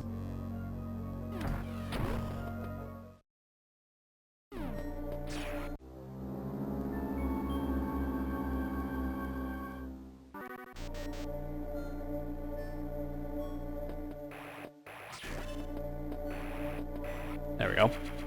And then if my math was correct, that should be 95 missiles. That should be enough to get through the Ridley fight, you know, comfortable enough. Like, it's gonna still take a while to get through this. Normally, super missiles can take away half of Ridley's health. I have enough here, but I'll just rely on standard old missiles. And keep in mind, I don't have long beam. So if I have to rely on my charge beam, I gotta get up close and personal.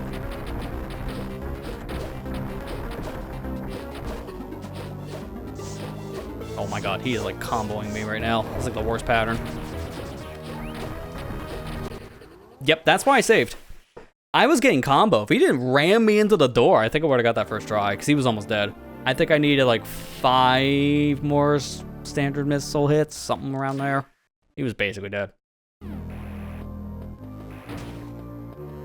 For safety.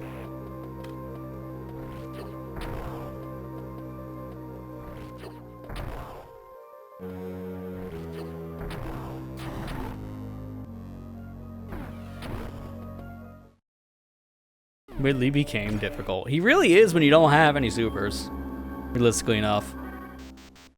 And keep in mind, I do have Airy Suit, so I am taking less damage overall, but that still doesn't matter. Especially if he just knocks me into the lava like that. Like, I'm just screwed.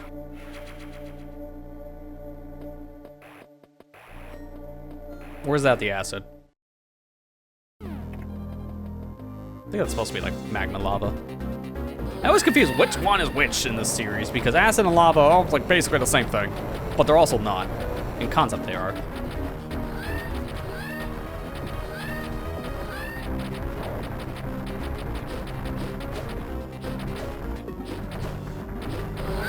Yeah, that was a better fight. I was getting really unlucky Ridley patterns there for that first time. So he was just decimating me in all the wrong ways.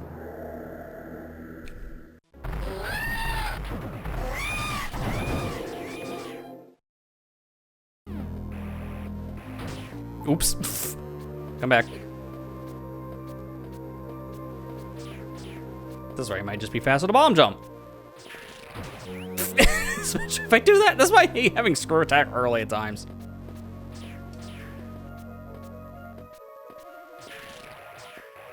Can't believe the hardest part about Ridley right now is not even the boss, it's trying to leave.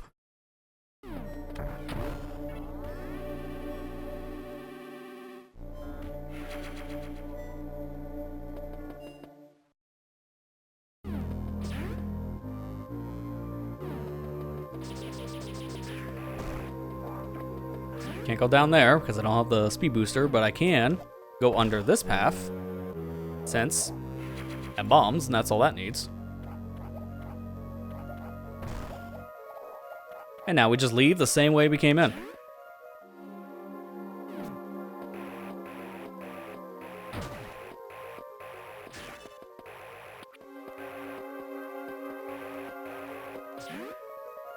since I already got the missile here, I'm just literally leaving. I don't have to do anything extra, which is good. Less work.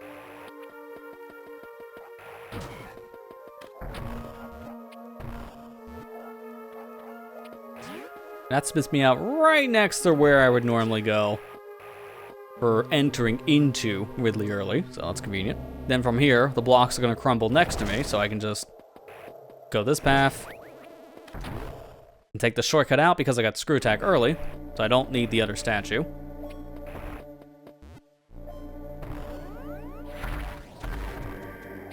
So now we go to Kraid. Taking our save. Wonder how fast this is gonna be. It's not gonna be a sub-hour, but it's gonna probably be like a 1:10 if I had to already just put a number on it. I'm already guessing my final time, and we're not even at like the end of like the normal Metroid section yet.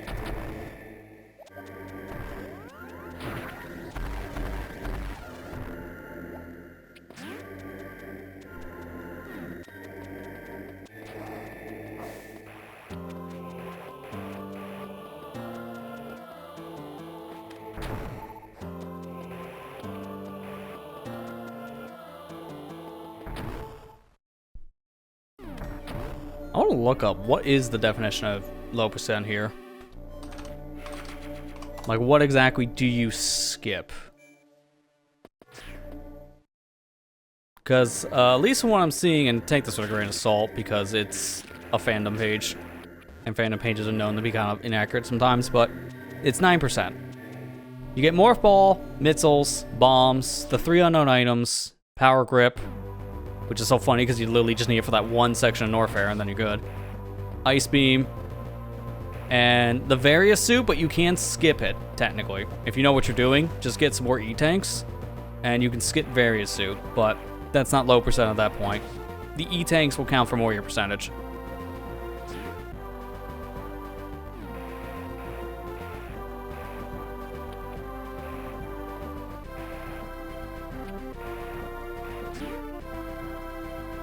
I would be curious though on a leaderboard for like a speedrun. What is low percent? Because this is just what I'm getting off of like a wiki, and again, it's fandom. The fandom wikis are horribly inaccurate sometimes. I've had some very questionable data come out of those wikis. From what I understand, it's just a bad platform. A lot of people just don't really like using it, but it seems to still be a very popular one, unfortunately. I think I'm gonna probably want to look this up on like speedrun.com. That'll give me a better idea of what actually counts for low percent.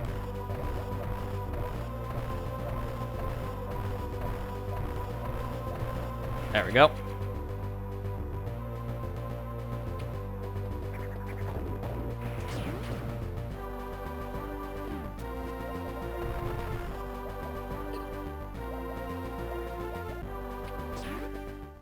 Now I go into Kraid, and there will be no cutscene. On the way out. There will be no cutscene on the way out. I should specify. I think I could just go straight to the Kraid boss. I'm trying to remember how this works. Because of how I have things set up. Here's what I'll do, because I can't remember if I can go straight to Kraid or not. I'm going to save the game here, which will give me that blanket. If I need the reset, then I could just check it out. And I'm also curious here. I'm looking at Metroid Zero Mission on speedrun.com, and I can look at 9%. Okay, so 9% is as low as you can go. That is the lowest they figure, but I don't know what 9% counts as for items. It's probably the same thing that you would think of from the fandom page.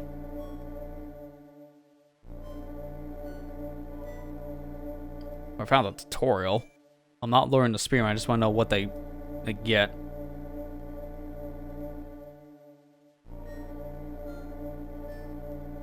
Doesn't really say, so I'm gonna assume it's the same items I was reading out from before. But low percent is as low as this game could go. That's very cool.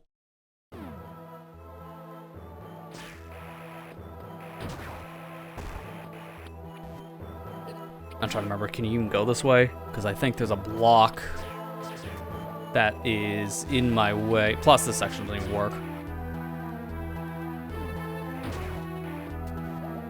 From here, if I can go this way, gets me in the map room. No. I'm just gonna reset here because it'd be faster to get back up.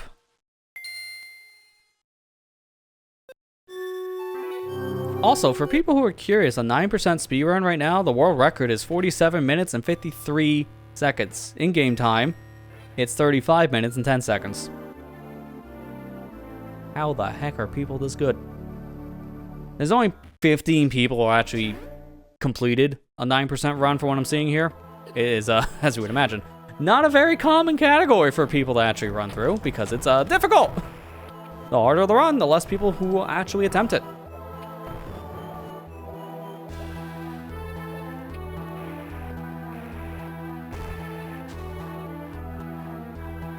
Ooh, wait, can you even, like...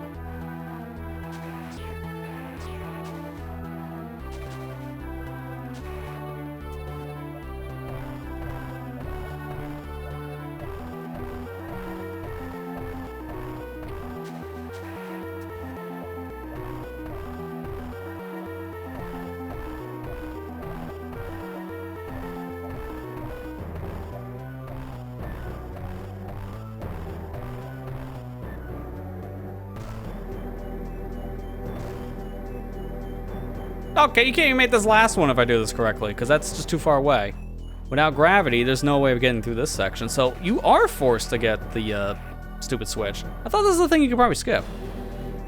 This is the only way you can get into the section with Kraid. There's no other path over there.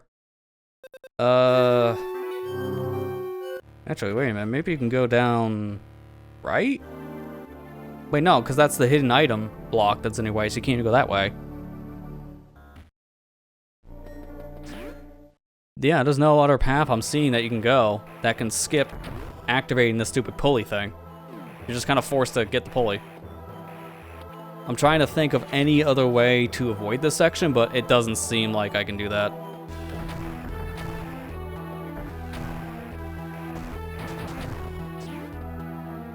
It's whatever. I'm just trying to see if there's a way you can skip this for time reasons, but doesn't seem like that is the case.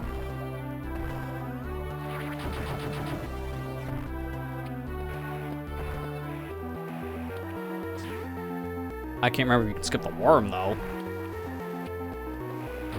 I don't think you're allowed to, because I think you are roadblocked in once you activate the specific thing in question for the pulley. I think it just is a gray door behind me now. Yeah, so you're forced to go in here and activate this stupid little thing, which then has you go around the room. And then you have to fight the worm. There's no way around it. Well, it's good to know. Unfortunately, you have to do all this, because that is a one-way door that activates those pulleys.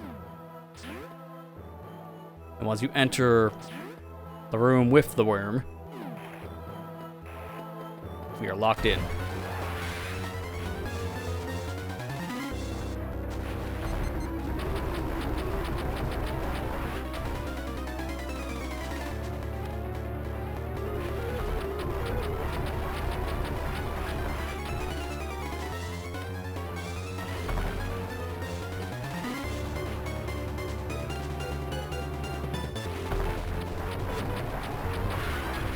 Get out of here. I'm not bothering for the other stuff in this room. It's like a 5-pack of missiles. Who the heck cares about 5 at this point? I got 100.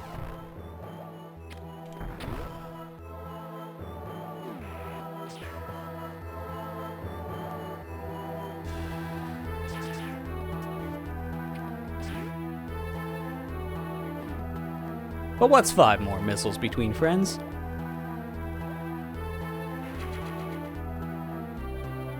And the friends here are me and the missile pack. Nobody else. This world's lonely. Only just a bunch of creatures that just want me dead.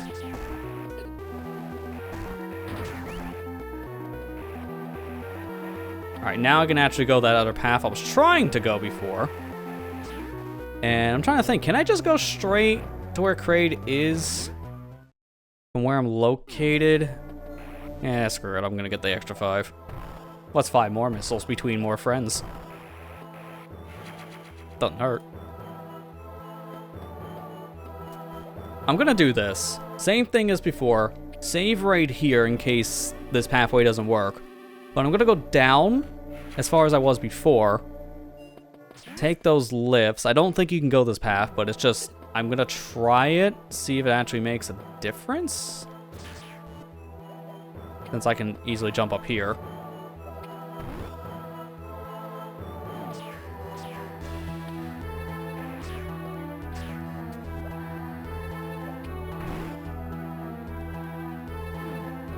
This is a missile block, I believe, right? Yep. So, here's the problem. You can't go this path because it's only supposed to be an exit. And according to my map, there's no other way to get down there outside of the intended path. Because the only other pathway I could go is locked behind an unknown item block. So, I'm gonna have to just go around. Is it more inconvenient? Yes. But it is what the game wants me to do, so here we are. There's a lot of like random railroading in this in just the most obtuse ways. Like that block does not need to be there. The missile block, if it wasn't there, I have a shortcut to get into Kraid early, but unfortunately, I can't because of that one little block. In this section, I can't really make it over without having gravity. So there's no point. Go all the way around and find an extra boss just so you can activate a pulley to go into one room.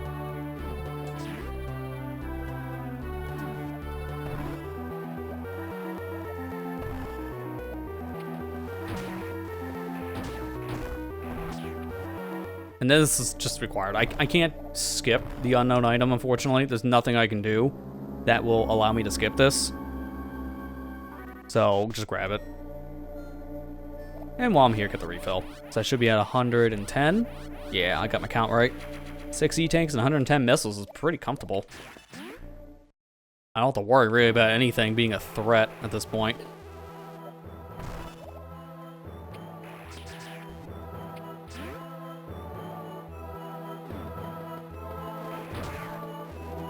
Speaking of nothing to worry about threat-wise. Everything in this room is a joke. Save just in case, because I got a boss fight coming up, and then after this, we go straight into Torian, beat Mother Brain, and we're into the Zero mission section, so we can actually just beat this all together. This actually wasn't that bad in terms of overall runtime. Like, I'll be done with this within the next 30 minutes, maybe. Somewhere around there. And I'm skipping certain items, too, which makes this harder, and yet I'm still at a pretty decent pace. Now I'm gonna get a sub 1 hour? No. I can just tell you that.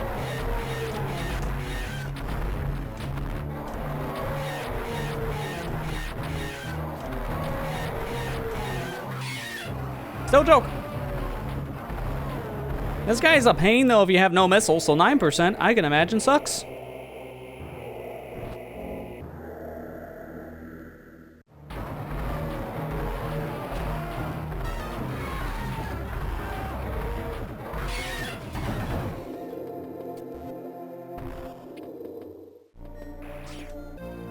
My favorite item. I don't care what the game is. This is my favorite one. Speed Booster is great in like every Metroid game. It's a little clunky though in Super Metroid. I think that's probably the worst for 2D games. Because I will say, Metroid Edgar M Speed Booster was kind of jank to control, but that was just because Metroid Edgar M was jank to control, period.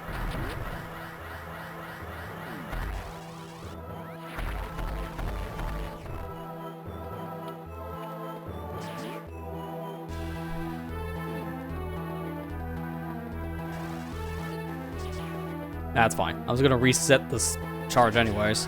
Because this is still, no matter what the continuity is, if you can get Speed Booster, do the Shine Spark. And that's why I love this power-up so much. Shine Sparking.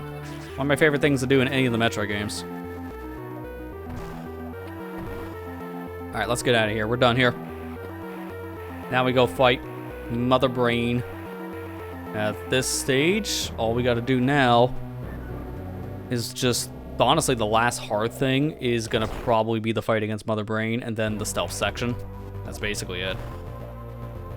It's like, hello, where am I? Grab some missiles while we're here, why not?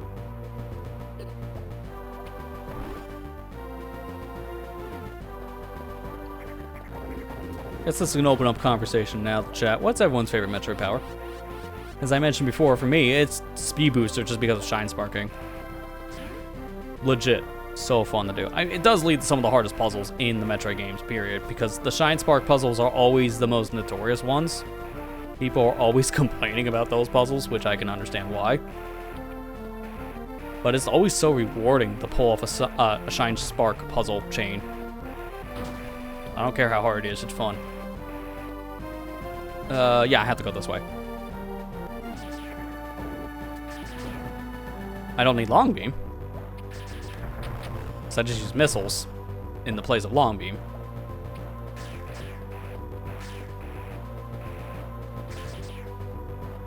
Probably be Speed Booster, if not Space Jump. Yeah, Space Jump's pretty up there too. It depends on the game for Space Jump, because yeah, I agree. I was just gonna say that too, Matt. It can be a little janky in certain games, like Super Metroid's probably the most janky one. Even veterans of Super Metroid say, yeah, this one sucks. And these are people who would be speedrunning the game for like hundreds of hours, know the game's mechanics in and out, and yet they still say it's not good. Because it is a little janky to control. Screw Attack in the Prime series is essentially just Space Jump, and that's also kind of jank.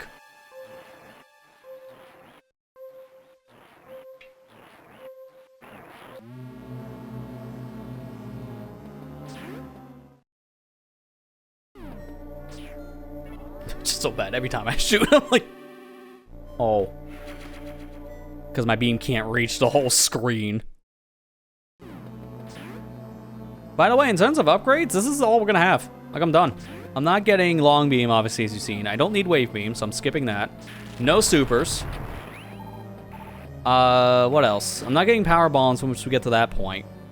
So what I have is what the game considers required to beat it. Oh, you gotta be kidding me. Just fell on my head.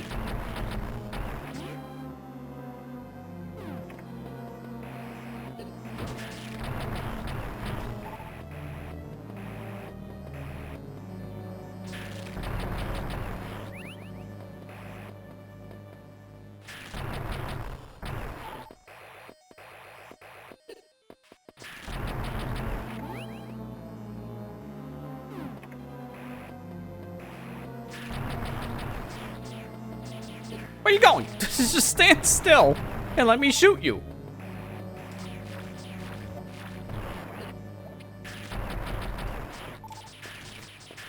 To be fair, I could have also skipped Charge Beam, but I just wanted to get it for safety, and I'm glad I did. Just, again, that safety has helped a little bit in the early game. I honestly probably could have skipped it.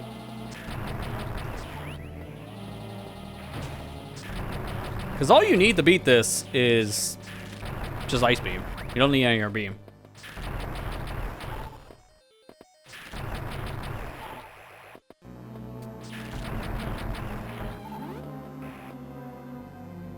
Technically, you do need the other one that we're going to be getting here from the unknown item, but I don't really count that in this argument because that's not necessarily an item that you're getting because you want to have it. It's like, no, the game literally is roadblocking you because you need the hidden item for the blocks more than the actual item itself.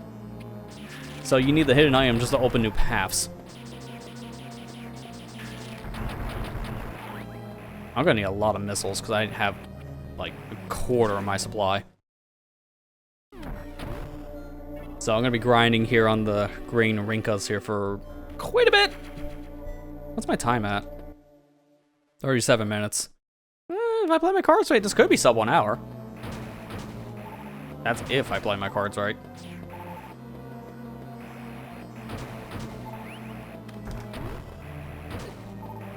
I need as many missiles as I can get here, though, because Mother Brain takes a lot of missile damage. So without the missiles, I'm going to have a hard time, and I will have to farm them from the red Rinkas in the battle, which I don't really want to do. And in fact, after this, I should probably go back and safety save in case something goes wrong. So I'm gonna go to full. Which thankfully now, not having to worry about super missile drops from these, I'm guaranteed either health or missiles, and they're more likely to drop missiles from my experience. Yeah, that's it. That's all I need. So now I'm refilled and everything, so I can just save from here.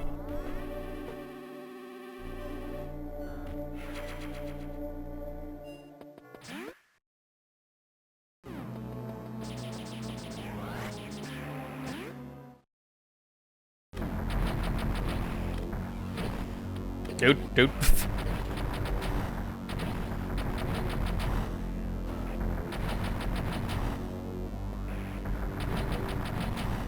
Is that enough? I should be okay, because if you don't feel like you have enough missiles here, you can always go back and get more, because once you destroy those barriers, they stay destroyed. So if I really didn't feel confident enough in my missile count, I could have just left the room.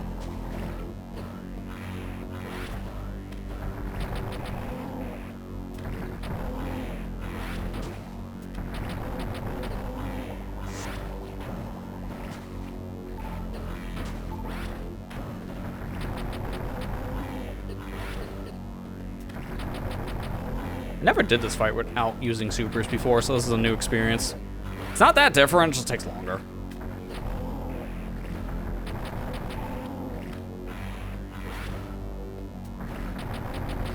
See, case in point, I'm done now. That took a lot longer than it would normally with super missiles in your inventory.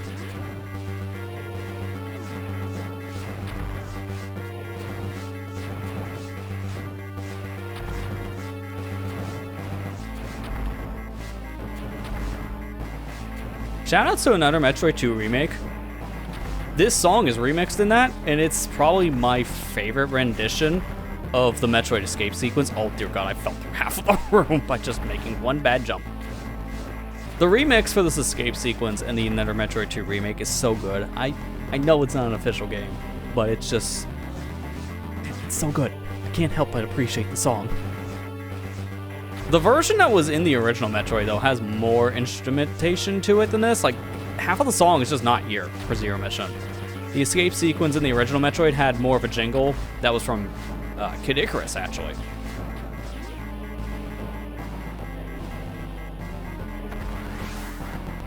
Oh, I missed.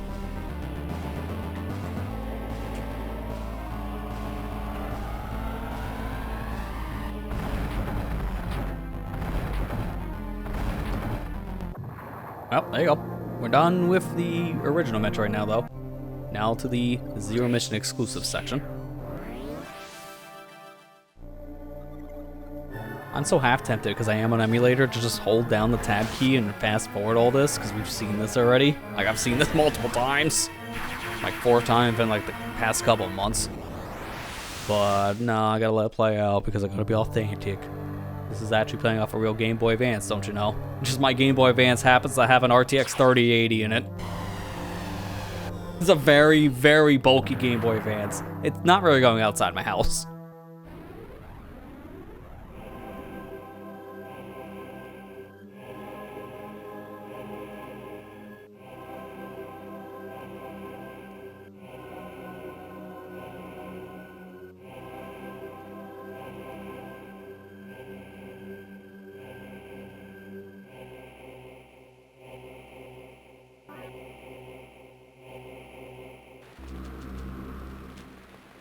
Alright, now this section is going to be a little bit scarier now because I don't... oh, you know what? Now thinking about it, this is where they want you to have power grip.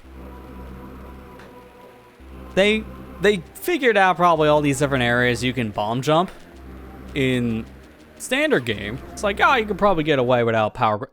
Oh god, wait a minute. What about the Zero Mission section? I think that roadblocks a player if we don't have them have the grip power. We can't just randomly give her the grip. It wouldn't make any sense. Just roadblock them in Norfair until they get it. Oh, I tried to get the frame perfect skip. I think it's like a pixel. Now thinking about it, this is the section where they require you to get power grip, because there would be no way of getting through a lot of this without it. Although, I can argue you have wall jumping, but it's probably like this jump here. If you don't have grip, it's impossible to make it.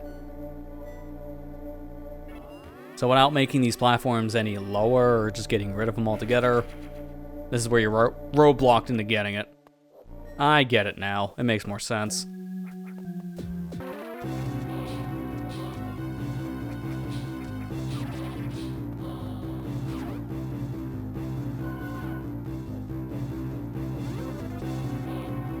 Break. Can't do anything when the pirate's staring at me. Stop staring. Didn't you get told growing up that it's impolite to stare? Especially if it's through a wall. That's just creepy. Yeah, I missed it. I couldn't get the wall jump. I really want to get the wall jump on these attempts. Maybe someday.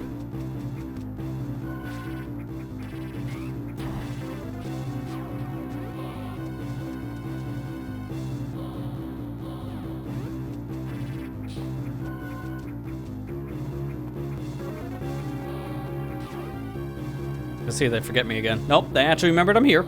Last attempt, not so much. I don't know what happened last time.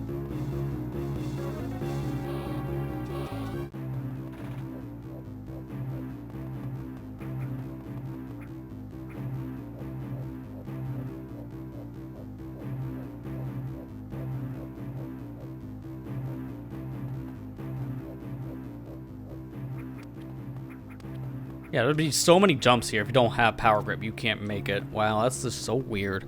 Why couldn't they just give that as an ability to Samus, though? In this section, but think about how it would work coding-wise. I can get it. You don't get any abilities for free here. You just get one new weapon, which is only a temporary thing, because of this little dinky stun pistol. This thing doesn't last after this section. And having the character have an exclusive ability just because she's out of her suit. Oh, we can't give her two of those. That's just weird. The fact that I even have, like, the power grip as an actual upgrade just never made sense to me anyways in the whole franchise. Like, why do I need an upgrade to learn how to grab? Like, I need an upgrade to learn how to close my one handle? Like, come on. As a concept, power grip never made any sense. Hence why after this, it's not a thing anymore. They only had it as an upgrade for one game, and then just Samus remembers she can grab after this in every future game. Which is how it should be.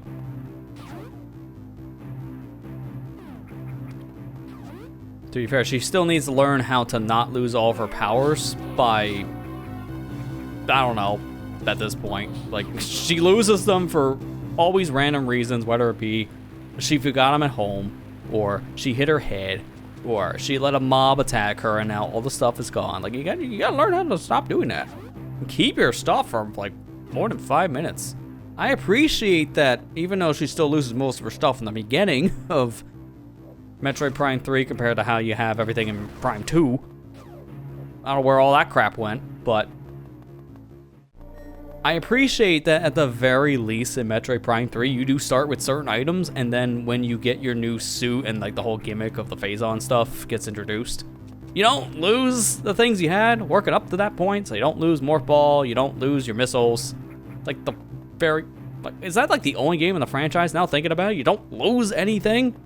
You just kind of start with the things you need? And then they just let you keep it?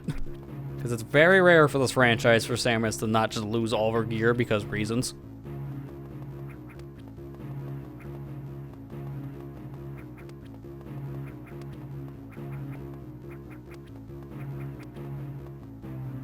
I don't want to get caught here. I'm actually going to let this go. Because then I'll be a little bit faster than having to just wait around for these pirates to eventually leave. Like, this room just looks like an infestation. I don't want to deal with it. Okay, and I get caught anyways. I forgot that guy's just staring right at you, so it wouldn't matter.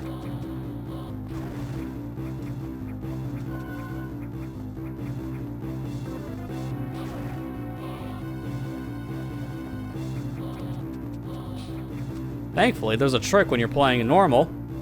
Can't do this in hard mode, but I can do it here. The trick to lose these guys fast. That's it. Just walk in the save room. For whatever reason, they ignore you when you go to save rooms. There's that fake power bomb. Doesn't actually count for anything.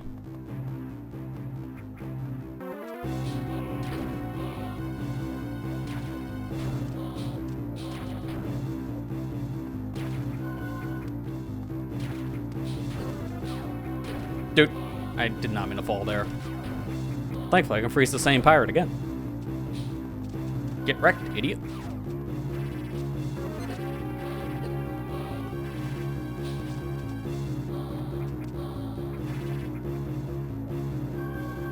It's a long corridor, might as well drink. All you're doing here is just holding left. That's it.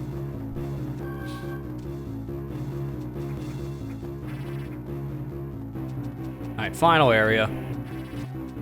Last little gauntlet.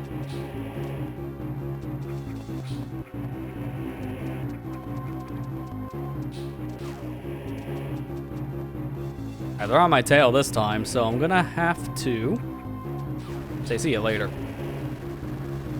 I stayed over here in case one actually got ballsy enough to make that jump. Experienced that the hard way already. Alright, now we take our save here, and at this point we're pretty much good to go beat the game. Because once I get my suit, then all I gotta do is just bum rush the ending.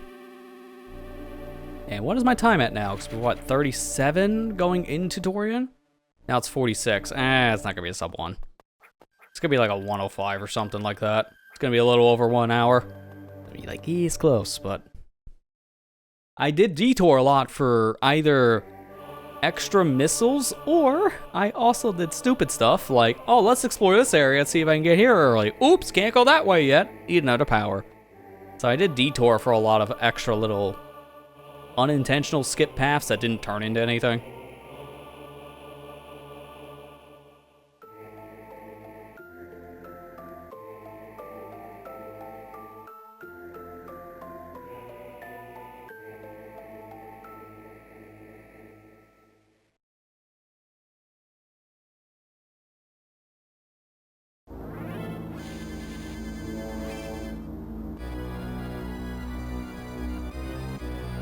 No, that's okay. Take your time. Thank you. That first hit always takes forever.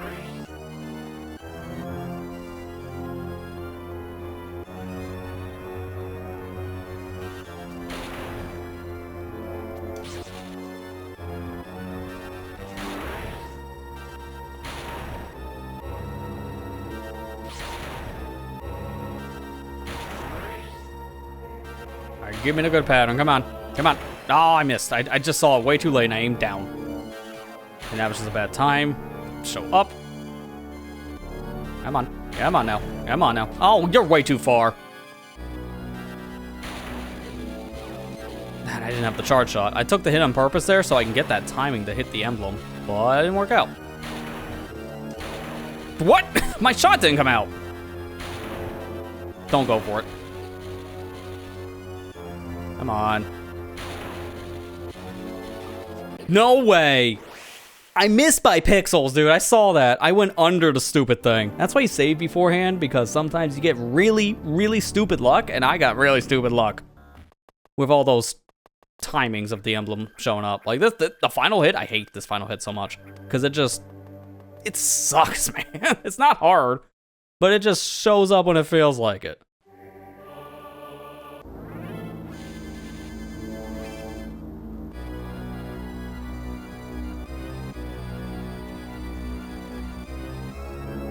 Look, now I'm gonna have a better run because I started on the right side. Right side luck. I did take too many pot shots, so I gotta be a little more careful here. Okay, I say that as I get hit into missing my shot. Oh, come on, dude. What I hate about this is you need a fully charged shot. So if you miss your fully charged shot, you don't have enough time to shoot it again, so you gotta wait for another cycle. That's the problem with this. Like, it's not hard, but the problem is waiting. And sometimes you just get really bad timing, so you have to wait out the hit. There. Way easier. See, the timing for that final hit to show up was way better this time, so no issues.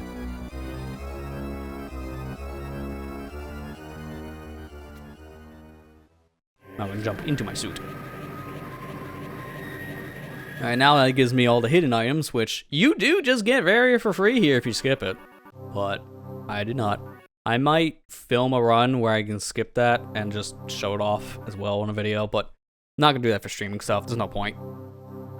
I'm still gonna get some extra footage off cast, but this, like I said, the final stream I need to do tonight to get the remaining footage I need for Zero Mission.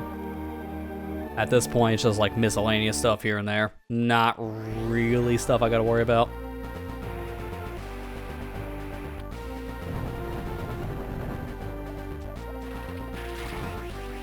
Look at my dinky little beam. It's so small. It's like, oh, it's a cute little beam.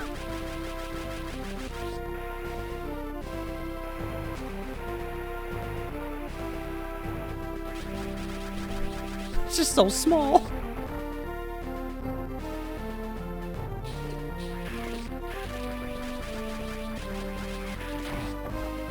Also, you can skip screw attack too, and I didn't skip screw attack, but it's just for convenience. Makes things a little bit safer. Yeah, I can shoot 2 little feet.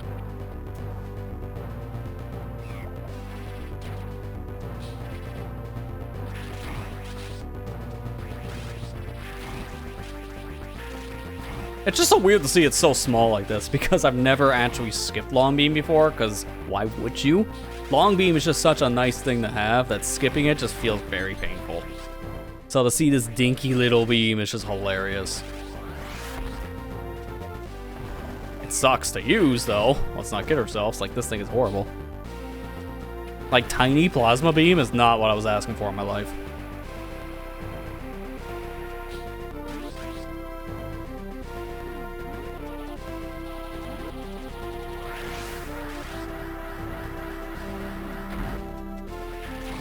Well, I guess I'm super... Jump, just jump. Oh my dear god, dude. This one pirate is out to kill me, and kill me only. That's why I really don't like missing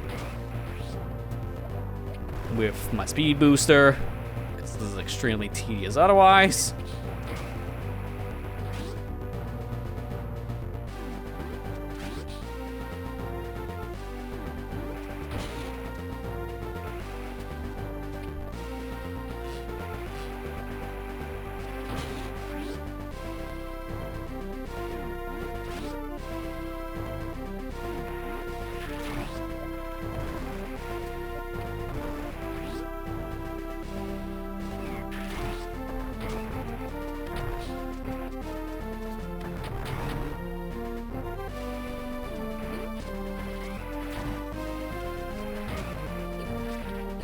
Nope. Just let me up, buddy.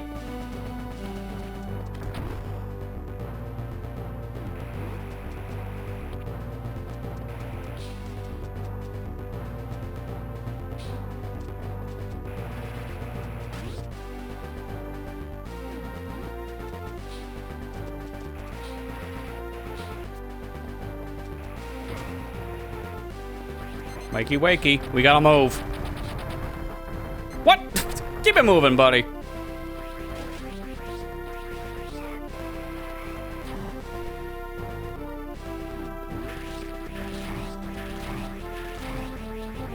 Oh, I had power bombs early. Then I could have took a shortcut.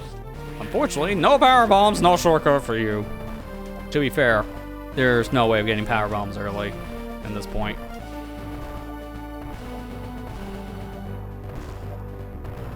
I don't even know. Wait, is it even possible? I don't think it is. I'm trying to remember. I thought I saw a speed run where they got power bombs early, so I'm not 100% sure on that, but maybe I'm just thinking you can. I don't know. I don't think you can. Because power bombs usually are locked behind power bombs in this. There are like some rare cases where you can get a power bomb without needing one, but then it requires other things that you wouldn't have normally, like the gravity suit for one. So a lot of power bombs are locked in areas that are just impossible to get until you get to this portion of the game, which at that point, you're supposed to get the power bomb here at the edge of the ship as your first power bomb. Alright, now because I'm setting myself up for the final fight, it would be ideal if I can save here and refill all my energy tank and my missiles. So 115 missiles and 6 E-tanks It should be enough for the Mecha Ridley. Mecha Ridley's not that hard when you're not going for 100% because he doesn't deal like an energy tank's worth of damage with every swipe. So it shouldn't be as bad to fight this guy with the 6 E-tanks I have. And I'm not getting the power bomb here, which means I have to take a little bit of a detour route. Which you can just see right there. It's just a hidden tile in the ceiling.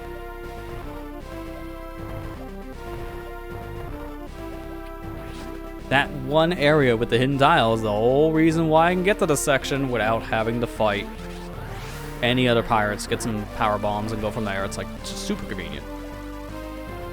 No power bombs needed.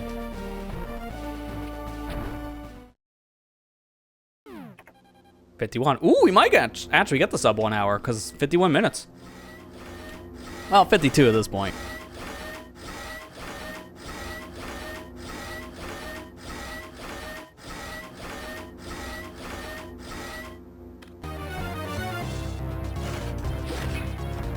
Yeah, look at that. I'm good.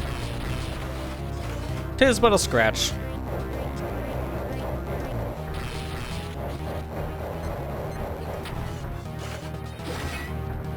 Unfortunately, I just don't really do that much damage. So, not having the super missiles here, even though Mecha really isn't as strong anymore, it's still gonna take a bit because standard missiles just don't do that much damage. And plus, I only get maybe 3 to 4 hits on average, so that's gonna make things a little bit worse. 99 Mecha Ridley's joke. Yeah, when you have basically everything, but you're missing that 1 item to make 100%, this guy just goes down fast. And at that point, you basically get everything but the final E-tank. And then from there, yeah, it doesn't matter. Like having 1 extra E-tank in this fight makes no difference. So you can get away without having full health here. And then the guy just goes down no problem. I don't think you can get that E-tank though, right? Yeah, no, with the place is under alert, you can't get the E-tank. That's right before Mecha Ridley. See, that's why you have to grab it before the boss fight. Dude, I missed every shot. Oh my god.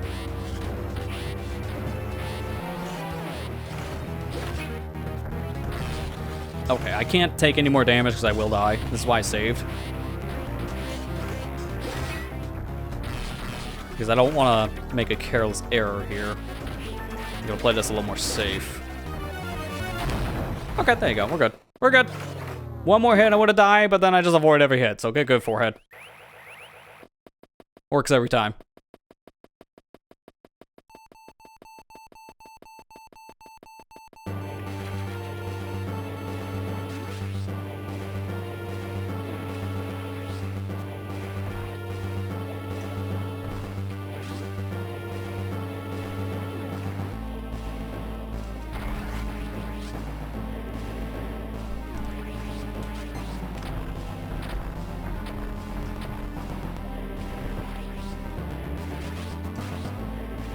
That's faster than bombing the whole thing. And I can't go out the normal path, so anyway I came in. Because that's a power bomb that blocks that wall.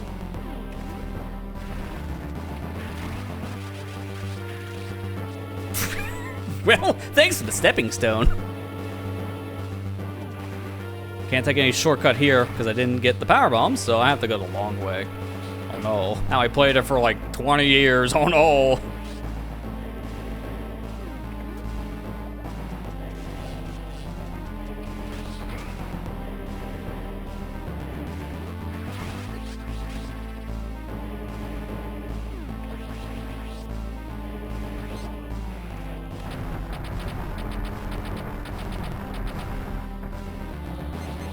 That way he does not come back.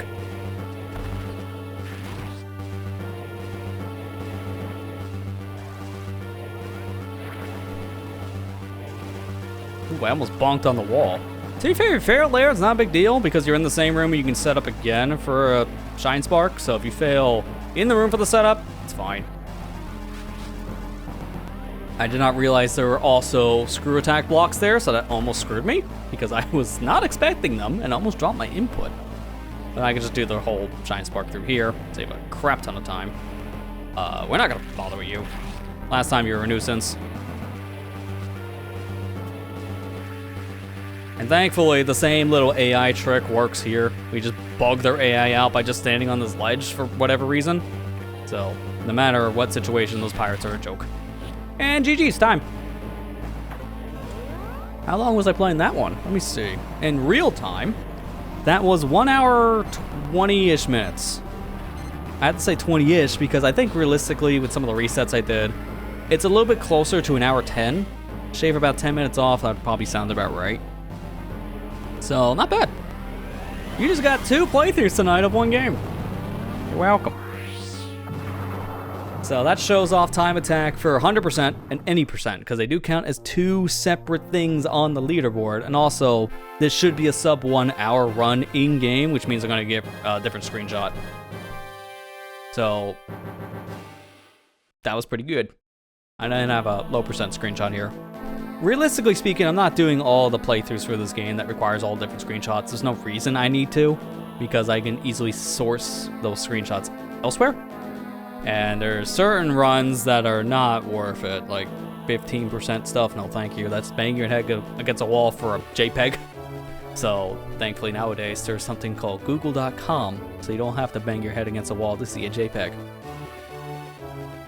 So, at this point, I'm basically good to go with most of the footage I need. I'm going to do like another run through, maybe 2 at most, of this game for my own sake. And I'm not going to stream this anymore for video stuff. Don't need to. So now at this point, I just want to get some extra footage for some of the things that you can do for like skips here and there. I want to show off getting Varia without getting Varia. Stuff like that is what I'm going to try to just get extra footage-wise, but that's going to be on my own time. Not really going to need to do that for streams. So hopefully you guys enjoyed this process of some behind the scenes where I'm just playing this game multiple different times to get the different playthroughs that I need footage from. So hopefully you just enjoy that little extra behind the scenes, like the 2-week stuff here next time. I do want to play another Metroid game on stream, but it's not going to be this one. I'm done with Zero Mission for a bit. So there's another one I want to play. It's a brand new game, so it's not an official one. It's like a fan-made one that I want to check out. So that'll probably be next time I visit the Metroid series. For now, though, I got basically everything I need from Zero Mission, and I feel very accomplished from tonight, getting a new PB for 100%, and this is technically my new PB for any percent, because I've never done an any percent run like this before. So whatever this time is will be my best. Before, I've just like fumbled around. It's been over an hour. So this will be probably my best time for just running through the game fast. It could definitely be better because I got too many missiles. But I just wanted to play it safe because I was streaming. Alright, so final bets. It was probably leading into this part. I think around a 50-minute time would sound about right. Somewhere around the 50-minute range. I'm going to guess that.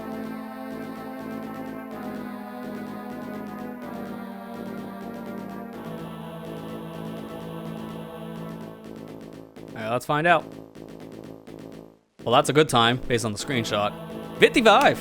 Alright, there we go. Yep. Not bad. Our rate for collecting items for this was 41%. It's not even half. Get better, scrub. This is one of the better screenshots you can get in the game for speedrunning. Let me see if I can find all of them, just to show on stream.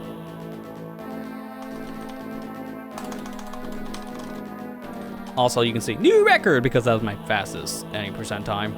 Alright, here we go. Game endings. Here we go. The page to load. Alright, so I got a couple different things here. Perfect. And I opened the endings here. Alright, cool.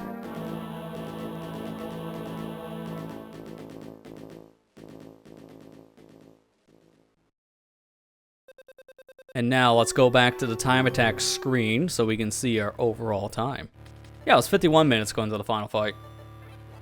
So this is my best time now for just beating the game, since that is a separate thing from the 100% time, which was the 1:35:32.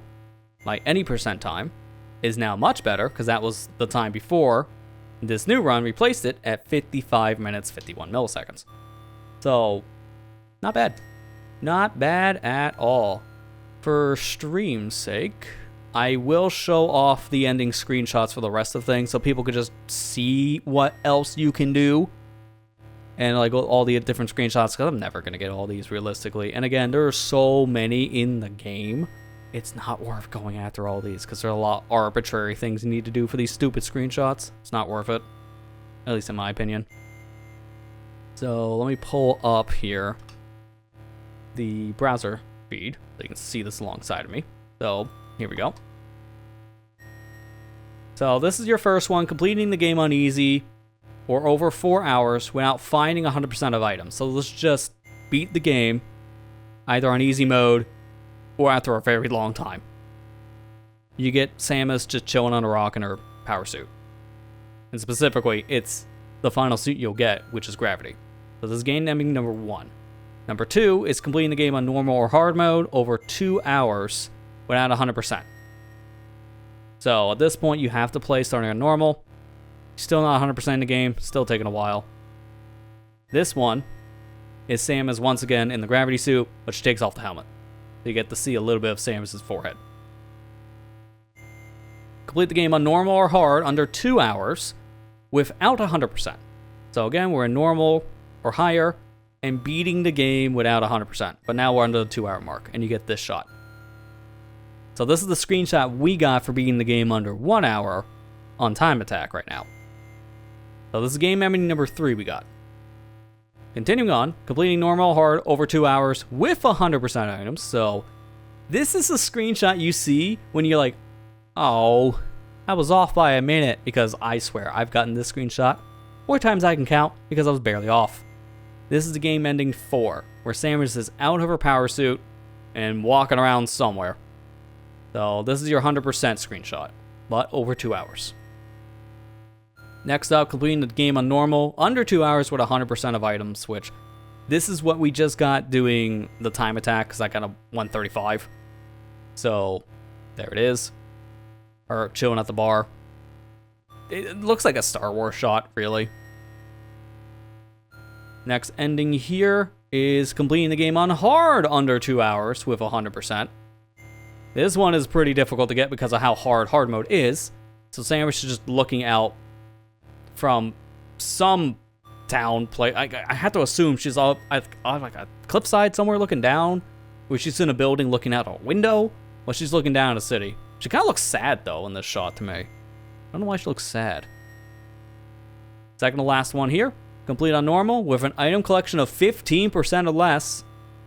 So when you're doing a low percent run, you get this shot where she's chilling next to some kind of window, again out of her power suit. This one is pretty difficult to get because 15% or under. Not an easy run. As I mentioned before with the 9% run, only a handful of people in the world have completed it. So 15%, I imagine, is not a thing most people have seen. And especially this last one where you complete the game on hard with 15% of less of items. The only one that's ever seen this is apparently one person in this chat, Matt. You can get this screenshot by completing the hardest feat in the game. It's cool, but is it worth pulling out your hair? Probably not. I'm shocked you got this too. Like, this is a very hard thing. You had a lot of patience growing up, especially playing this on original hardware, because this is not an easy screenshot to get. And that's it. That's all 8 endings. So if you get all 8 of these, congratulations. How did you do that? And if you did, congratulations. And that's that. Now, there's only one other thing here, though, in the game that you would think would unlock more endings, right? Metroid Fusion Link? No. No, this helps Metroid Zero, Metroid Zero. This helps Metroid Fusion endings, because there's extra endings in that game when you link Fusion and Zero Mission together. So this game doesn't really get anything. Which that kind of sucks. It is what it is, though. And you don't get anything for beating the original Metroid game. You're just doing that because you want to do it. That's it. It works the same way as the original game. So I'm probably going to film some stuff of it and then call it a day. We're not going to stream it. There's no point to stream it. On this file, all I'm going to get are these 3 screenshots that I have. So it was 100%, any percent, and completing the game on hard with 100%.